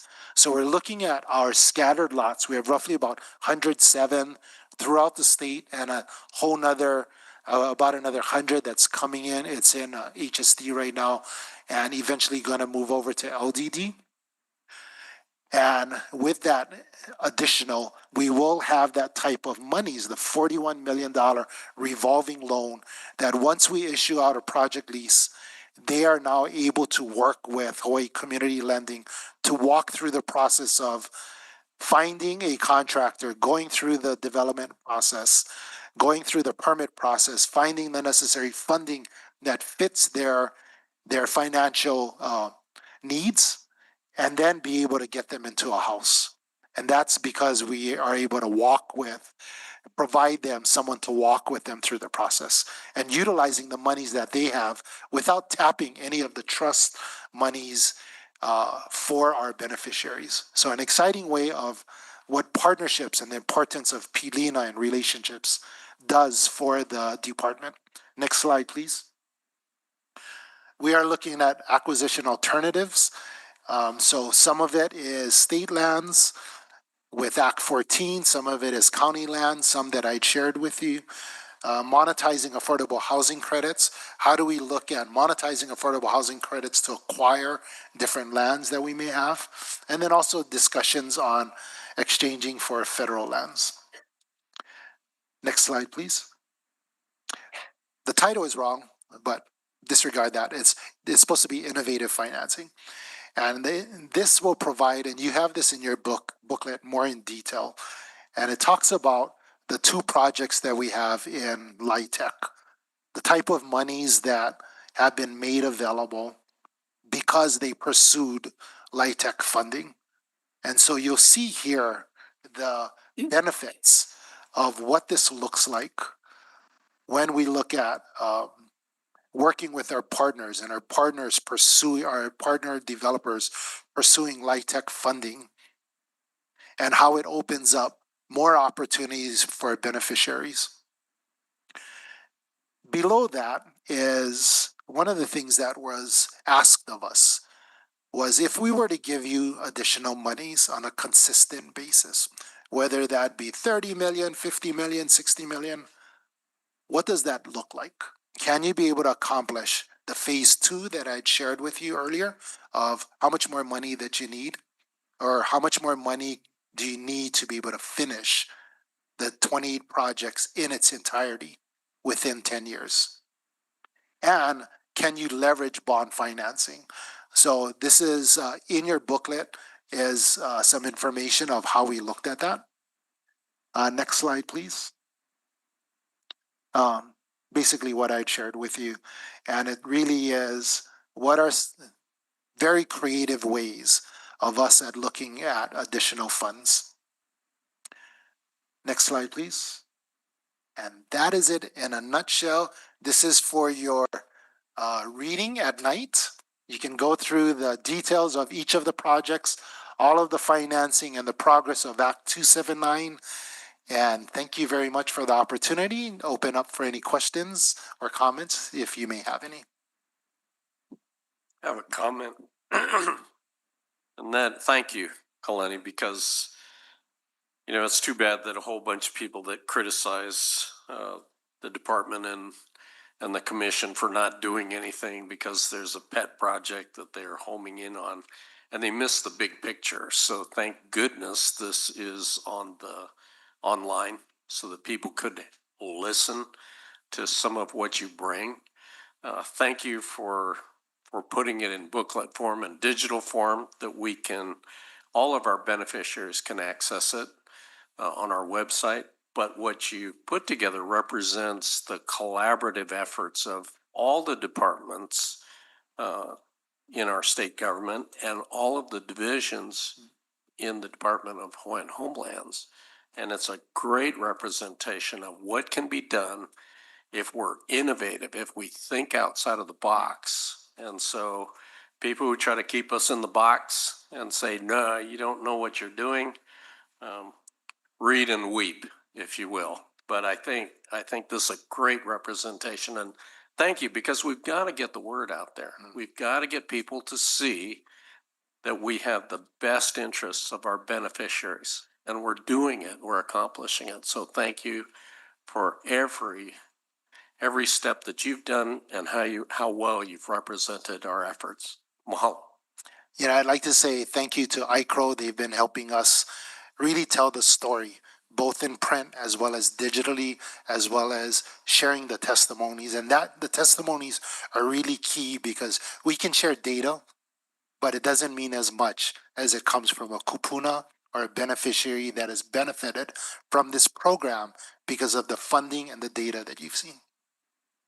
I was gonna say that exact words, that the power of story is so important, and so the highlighting of that testimony in here is important in that I hope that we also can take these pages out of this booklet and have it available in folders that we pass out when we're at community events. That story needs to be told again and again and again so we can continue to build folks who believe in the entirety of what we do at the department. So mahalo nui. Thank you. Yeah, let me just say that I'm very thankful that Kalani is kind of leading the charge here. We've had presentations at the legislature because we've basically spent or encumbered the 600 million, but we need 6 billion to really do the kind of things that we need to do. So it's interesting, and I'm glad he presented the innovative financing approaches that we've been using. The one that I'd kind of highlight would be the use of the LIHTC, the low-income housing tax credits, including the bonds, the DERF, and because when you look at the makeup of our wait lists, the majority are low income. It's the guys that are 60% AMI and below. So unless we use that approach, most of them would be bypassed. The majority of the people on our wait list would be bypassed. It's only by using this innovative approach that we're able to really provide them with a path to home ownership. And what's also key is that we're requiring our developers to use that approach when they're putting together their capital stack on these large projects that we're issuing these paper leases awards. And so I really do have to stress that it is important that we have to be innovative because otherwise it'd be the same MO that we're bypassing a lot of people being angry. More importantly, and the most saddest thing is a lot of them would be dying or continue to die as they've done historically. And that we can't allow to be done. So, Kalani, thank you for, putting all of this together and really pushing it. But the battle is still before us. I asked some of the commissioners to also, quite a few of you have personal relationships with some of our legislators, whether it's on the Big Island or here locally. And so you guys, I'm hopeful that you guys will also come out and, battle with us and be advocates, strong advocates. So I think the main thing is you got to be educated as to what we're doing. So you have something in hand. So if you have some time to take a look at this because it's pretty straightforward and, it's put together in a way that's easy to understand. So, and then also some of our legislators, we got to educate them. Even on the Senate side, we now have a new vice chair of the Hawaiian Affairs. Senator Favela was replaced. And then we also have, Tim Richards, a senator from the Big Island, a rancher. He's not only the head of that particular committee, but he was also recently assigned to the Ways and Means Committee, the Money Committee. So that's real big.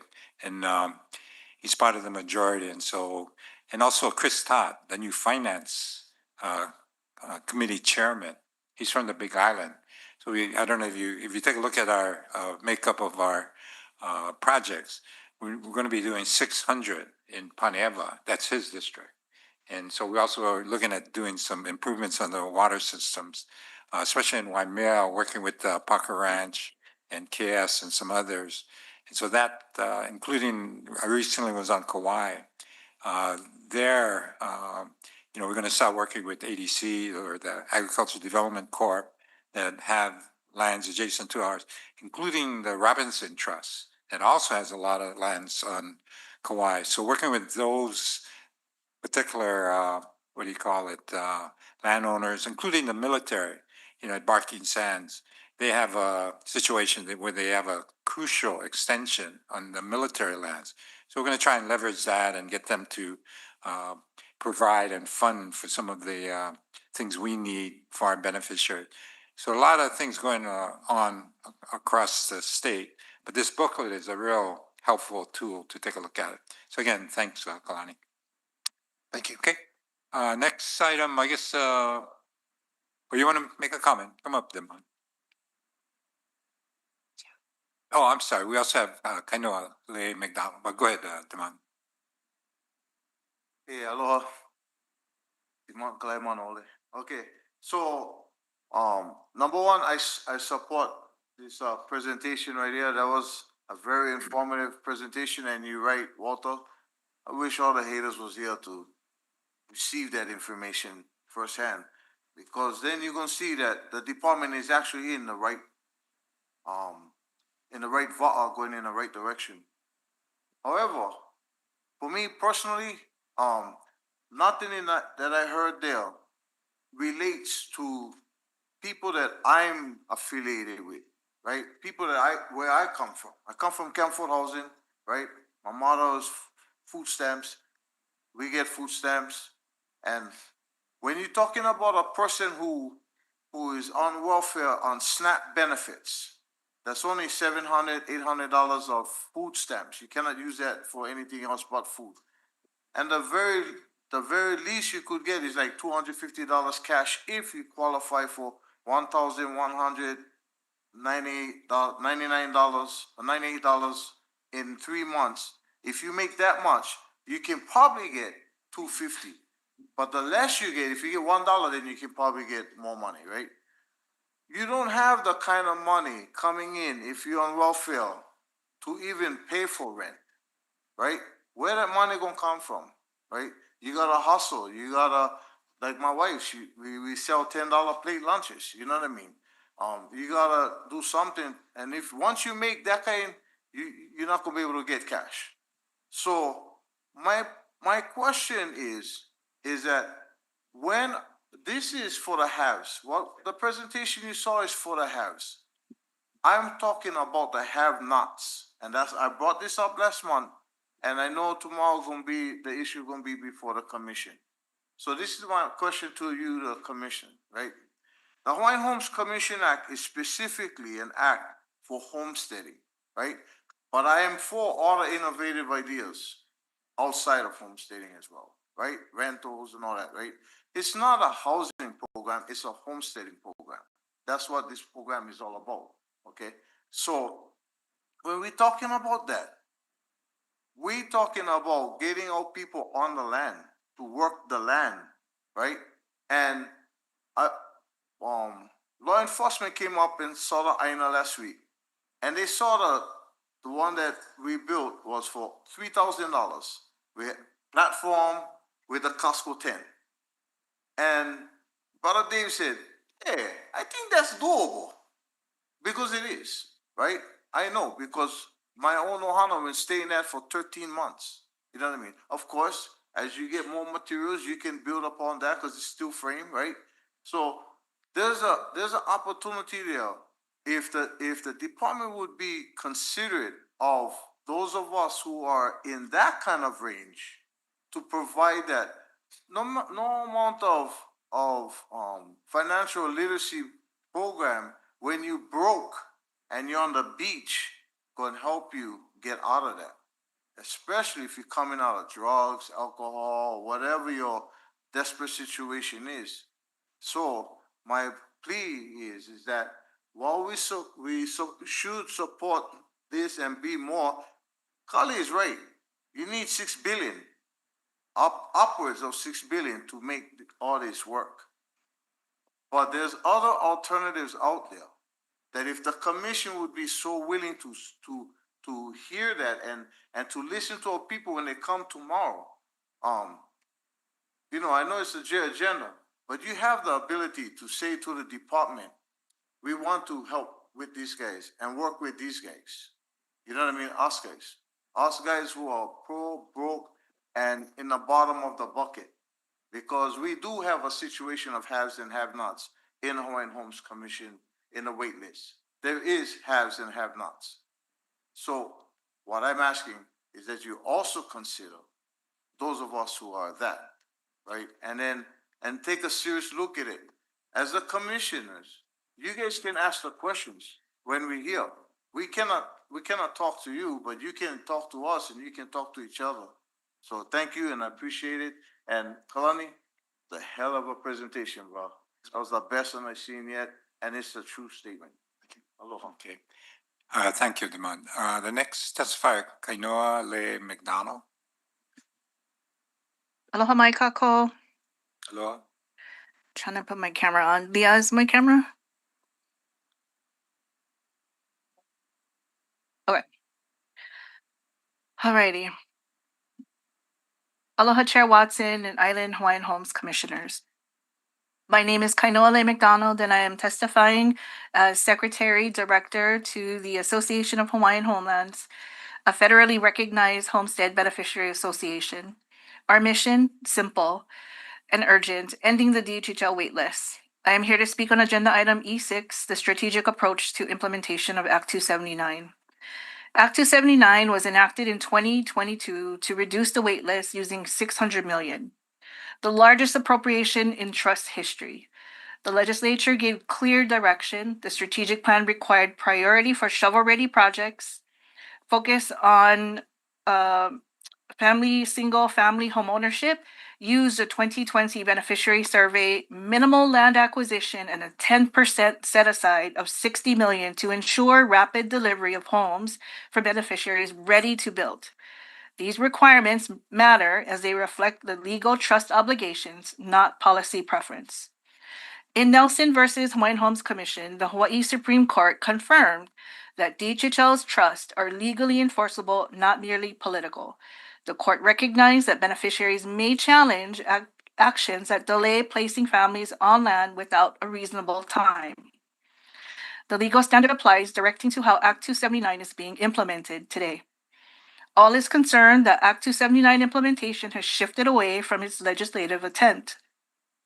First, funds intended for shovel-ready housing are being redirected towards speculative land acquisitions, rental, rent-to-option-to-own projects not authorized in the original strategic plan. These approaches delay home delivery by years and do not reduce the waitlist. Second, beneficiaries, especially on Maui, are at immediate risk. Projects like Kamalani, no beneficiary consultation, Wai'ehu Mauka have faced proposed fund reallocations without secured infrastructure funding, creating a pattern of paper awards similar to Maui's undivided interest lessees, where families still holding paper leases for over 20 years. Third, governance and accountability issues remain unsolved. Repeated changes to PIG committees, reliance on consultants over beneficiary input, budget discrepancies, and acknowledged erroneous budget entries raise serious questions about trust compliance. To this day, no clear accounting of the 10% or $60 million set aside was allocated or encumbered. We remind our Island Hawaiian Homes Commissioners of your responsibility to protect Hawaiian Homelands Trust. Act 279 was out of the box thinking. We agreed too, but it was meant to end the wait list, not extend it. To DHHL in the state of Hawaii, the Hawaiian Homes Commission Act is a trust that must act solely in the best interests of beneficiaries. Strategies that delay lease delivery, shift affordability, or move away from the ownership violate this duty. We call upon the state legislature to exercise its oversight responsibilities and question whether implementation meets the fiduciary obligation. In ending, to my fellow beneficiaries, waitlisters, paper leaseholders, and families still waiting, the call to action is now. Stay informed, stay engaged, participate while there is still time to course correct. Pupukahi e hulumua is what my tutu would tell me. Together we move forward. On behalf of the all board, we respectfully want to submit this testimony for the record, and we wish everyone a mele kalikimaka and ha'ole makahikiho. Mahalo. Okay. Thank you very much. The next testifier, Kapua Kilioa Kamai. Aloha, kapuakili ikua Aloha. kamai. Mahalo for allowing me to share again. You know, that was a great report, Kalani. Mahalo nui for all the work that you and the staff have done under the leadership of Kali, who, you know, we don't always agree. And that is the case even among spouses and siblings. But when I hear the word LITEC, I'm very concerned. I love its innovation and the opportunity that it provides for the lower income Kanaka o Iwi. And I'm referring to the beneficiaries with 50% or more of Hawaiian ancestry. Am I mistaken when I think or I understand that LITEC is open to others with less than 50% or even 0% of Hawaiian ancestry? Am I mistaken to be concerned that while this opens doors for many, and I'm very appreciative for that, that it also continues to leave our beneficiaries out? If I'm not mistaken, how are we going to get our beneficiaries in these units first and always? Because as we know, we will continue to populate. And there will come a time to where there will be very few 50%ers, but we will still have Kanaka o Iwi. So I look forward to the day when we not only go to a 25% blood quantum for a lessee, but all the way down to 1/32, like what our Prince Kuhio had originally envisioned. And Kali, I do appreciate that you have been innovative in acquiring other lands, such as been proposed and accepted today. It does open opportunities, but will it house or provide funding to develop housing for the beneficiaries that are on our list? I've been served. I have family, and now a mo'opuna that have been waiting. And how long will she have to wait when she becomes of age? But I don't want to distract from the good works and the good people that you have in the department. Thank you for that. Thank you for your innovation. Commissioners, thank you for serving. And while we may be in disagreement, we are always one.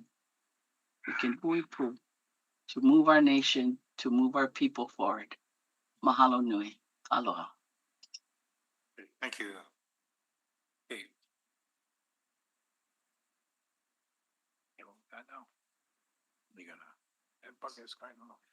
Okay, David Hook, the C3 status report on enforcement.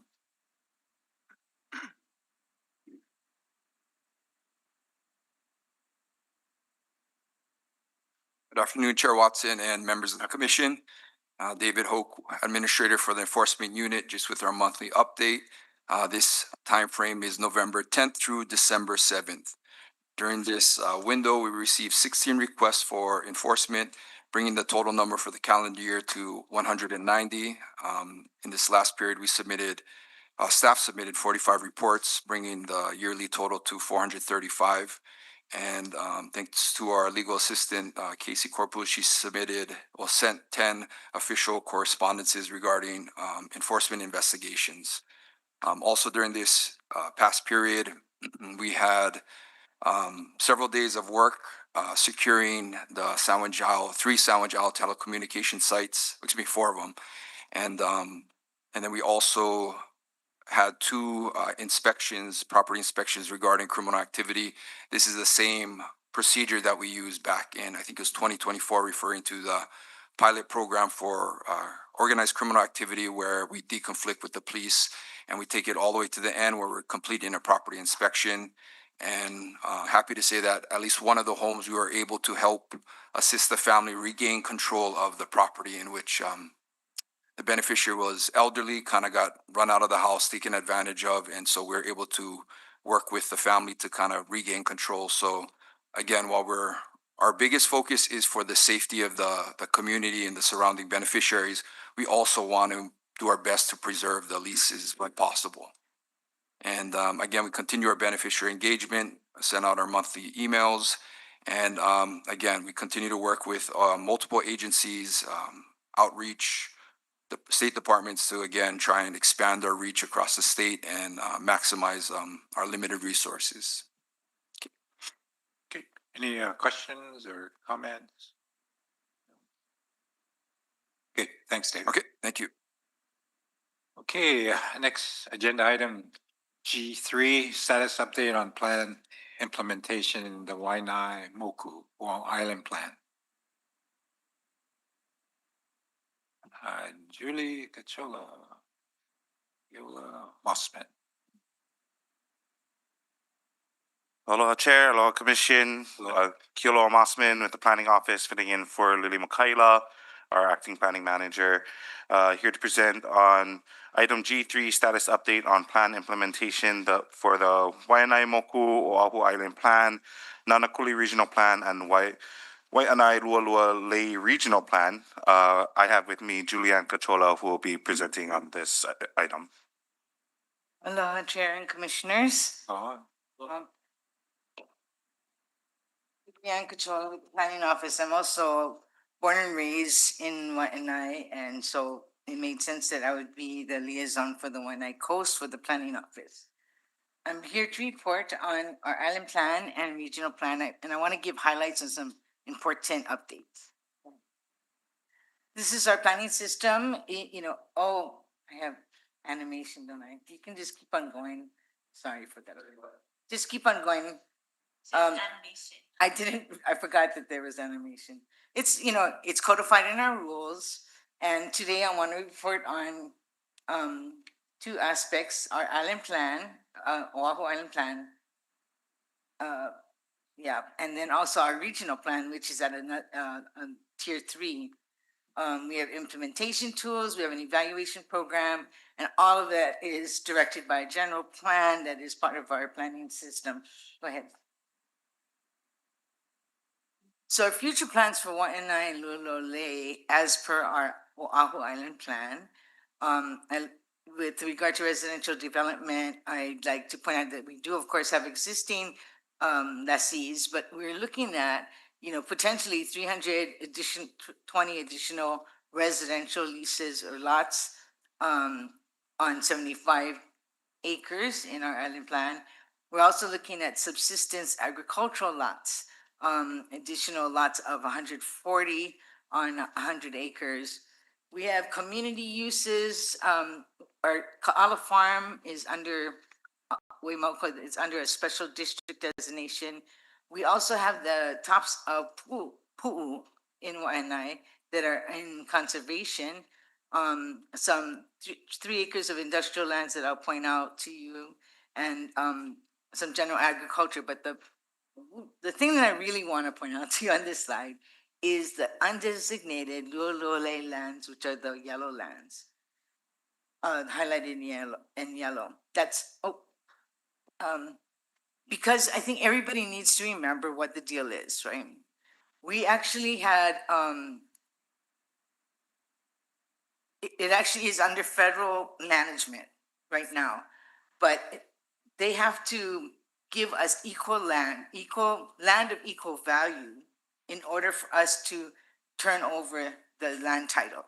So we have this fun, we're not sure how to depict it in our inventory. It's like, it's still ours, we're still holding title, but it's part of the settlement that's already been made. So there's still tab on that that's owed. So I think, like we receive something like 800 acres, but there's still a value of $440 million worth of land that still has to come to us. And until that tab is cleared, we're gonna still show this land on our inventory in a special kind of designation. So I just want to point that out. Let's not forget about that. Go ahead. All right, on Nanakuli side, the Oahu Island Plan specifies a lot of new homestead development. 1,800 units on over 300 acres. And actually, in the Oahu plan, this is really the only place that we had before the new acquisitions for development. So this was a major focus of our future development. And we're looking at high density because we're looking at residential, not necessarily subsistence ag. And so if you look at the blues, it's conservation lands, but if you look at the yellow up Mocha, those are all future residential lots. Let's stay in Nanakuli, we're going to go down to the regional plan level.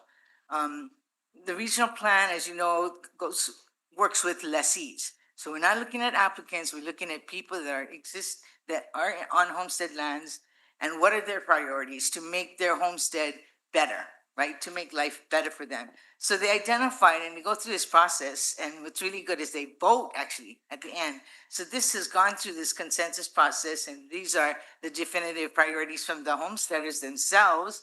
The 5 priorities: disaster preparedness, improved access, community access to non-homestead areas, street repairs and improvements for health and safety. They would like community-based education programs and be able to pursue Pono economic development and community action. Today I'd like to highlight that the red projects that we're doing in terms of street repairs and improvements, the Nanakuli flood channel, lateral repairs, traffic calming measures at PKE, and Nanakuli sewer system improvements. Go ahead. This is just a graphic showing more detail on the flood channel, lateral repairs. You see that red line, it's actually that flood channel that goes all the way up, goes between in our lots, behind our lots. And what they're looking at is, oh, thank you. What they're looking at is concrete relining. You know, the concrete has been cracked in certain areas. We need to chain link, repair the chain link fences. So that's just a detailed explanation of that project. Go ahead. I'm not going to talk about every project, but just highlight some of them.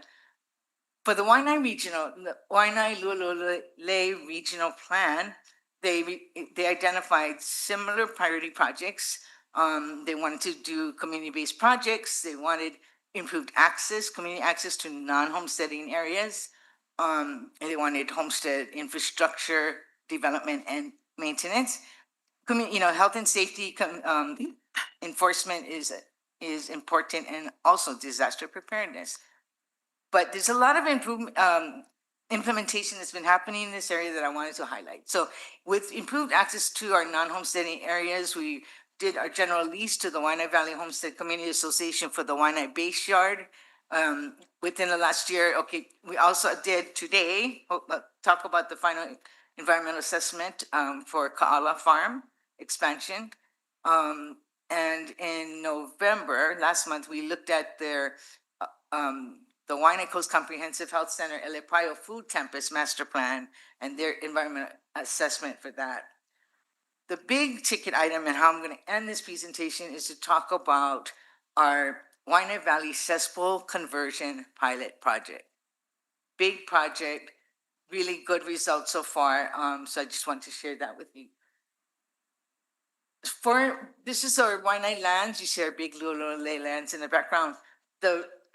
The blue areas are lands that we are working on to improve community access to non-homestead areas. These are not slated for homestead development, but now we are having access, like for Ka'ala Farm, to open up 97 acres, the Elepaio Food Campus, Waianae Camp, looking at, actually those parcels are long, so they're like 25 acres, even though they're concentrated only on the bottom part. And then the Waianae Valley Homestead Association has the 2.6 acres in the Base Yard. Go ahead. So this is the Base Yard project as you're going along Farrington Highway. On the left is the sewage treatment plant. On the right is comprehensive. And this Base Yard is right in the middle. And that's going to be with the Waianae Valley Homestead Community Association. They have planned to use the rooftops for 250 kilowatts for a community solar project that can serve 70 to 80 households. We also talked about a crematorium and looking at a youth or young adult work training site that is going to be looking more into energy efficient technologies and kind of gearing up that skill base. in Koala Farm, 97 acres, you heard today, probably this map in terms of their plans, so I don't have to repeat, but, there's a lot of stuff going on already, but also the vision of future expansion, of what's happening up there. So we can open up 97 acres. Here's the long parcels I was talking about, and actually a development would occur on the flat areas, because the parcel goes all the way up into the pool. But this is a really interesting project, because this is Ilapayo Social Services is like the social arm of Waianae Comprehensive Healthcare Center. And they're gonna, they see food security as a major issue. And so they're developing this food campus. And if you look at like food warehouse, for instance, so they can have, when they do those food drives, what do you call that? When they distribute food, but that's coming in from Honolulu, So this one is actually a food warehouse that would be in the region, in Waianae. They also are looking at cultural aspects in that area, teaching, kitchen, dining area. What I really like is, their focus on the goals. Basically, they want to develop a workforce that can have expertise in that first emergency food warehouse, like have that expertise online, strengthen that food system. And so they're looking at even crop development on the parcel, right? How do you store that food? How do you process it? I mean, they're really getting into the food security issue for what, and I really think that's a good idea. So workforce development as well, focusing on food to minimize hunger, what Demont was saying about poor people in the coastline, and actually centralizing them physically in a food hub, and then they have the cultural part, teaching cultural significance of food as medicine. I mean, this is the kind of stuff that Comprehensive does. They're always way ahead of the curve here, but it's nice that they're going to be doing this on our land, integrating all of this good stuff for the community, again, opening up our lands for the community. I'm going to end with a highlight on a major projects that's happening that you folks should know about. So, cesspools, some people have septic tanks, some people have cesspools, some people have connections to the sewer systems. Cesspools are, an old ancient technology. It's what we've done all the time. And it's basically a hole in the ground with no filter, no lining, no nothing. It's a hole in the ground. Wastes are accumulated in there and allowed to leach into whatever happens to be under there. So over time, that has resulted in cumulative impacts on our land and ocean water. Pathogens, bacteria, viruses, all that good stuff gets into these ecosystems. So it poses significant threats to human health, our groundwater, our nearshore environments, coral reefs. So in 2017, the legislature took a stand about this, and they felt that they needed to eliminate the pollution of groundwater and coastal waters from untreated sewage. So they passed Act 125.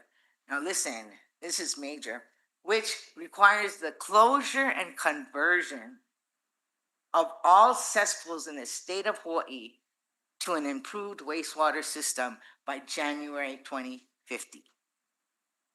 All cesspools. Now, I did some number crunching here to look at what are we talking about. So you see by island, the number of housing units and the number of cesspools, and I'm kind of giving you a percentage of how many housing units are have cesspools. So 60% of Hawaii Island homes are on cesspools. 60%, that's a lot, right? Kauai next in line, Molokai next. Oahu is actually pretty good because we have so high density, I think, that, we've had to convert.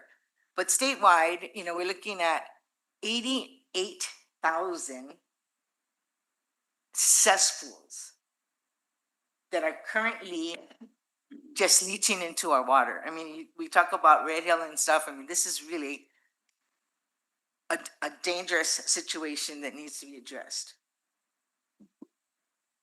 88,000. So mahalo to Jan Makepa, she's so akamai in Eleu. She saw that this was going to be a problem for her homestead. So she reached out, Waianae Valley Homestead Community Association president. So she reached out and made calls to EPA and said, hey, how are we going to do this? How are people going to be replacing the cesspools? How are we going to plan for it? People were saying, how are we going to afford it? So she contacted EPA directly, and they have a program called the CAWAG program, which is basically community assistance for waste.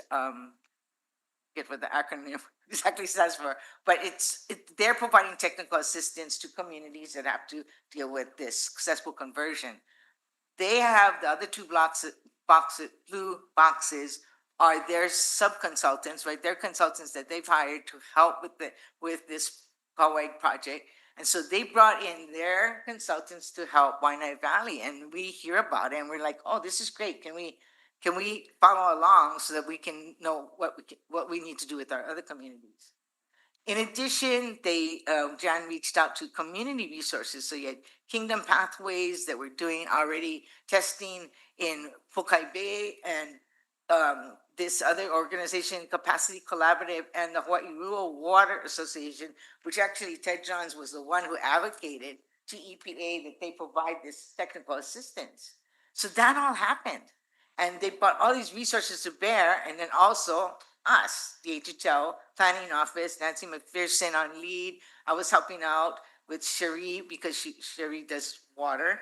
And then also in our land development division, because we do sewage programs, Kehao and Sarah Ura. So we're all together on this, kind of like figuring out basically a path forward that's going to affect all of our homesteads with cesspools, basically. So a lot of resources. Go ahead, Michael. And this is the result. I mean, after several meetings and having the engineers go on site and figure out like what is the cheapest alternative for each lot, right? Each lot. We have this kind of resultant map. And so like you see the green areas are lots that are already serviced through the existing sewer system. So they're good. But the orange areas were not hooked up, but they actually have lines right there. So now they're going to be equipped with new sewer laterals so they can hook up to the existing sewer system. The kind of brownish, reddish ones we have to put in whole new sewer lines. So we're extending those lines into those areas, those roads, so that they can hook up to the sewer system. You know, we looked at all kind of alternatives, composting, the septic tanks. But when you have individual wastewater systems, you need a lot of land. And these lots are too small to allow that leaching area. Plus, they're already there. They have stuff on their lots. So when you look at the purple area, those are our ag lots. So they're bigger. So they can use the new septic tanks as an alternative. So they will be outfitted with new septic tanks that will allow the leaching within their lands because they have a large enough area. That light blue area is hard to see on this map, but it's actually a lower elevation. The issue is how do you get the sewage to get into the lines that are above those lots? And so they will be outfitted with basically a pump system. We're looking at various alternatives for that would pump it uphill in order to hook up the new system. So, and that's right on time too. So, so this is really exciting project because we're really going to have to dig deep on this and look at what are the alternatives. You know, we've already done assessment of what our cesspools look like, and so our people are worried. Like, how are we going to finance this stuff, right? So that's all for the update for Waianae and Nanakuli. Mahalo. Yeah. Mahalo, Commission. Any questions? Okay, thank you very much. We've come to the end of today's agenda. Mahalo for your patience and for participating.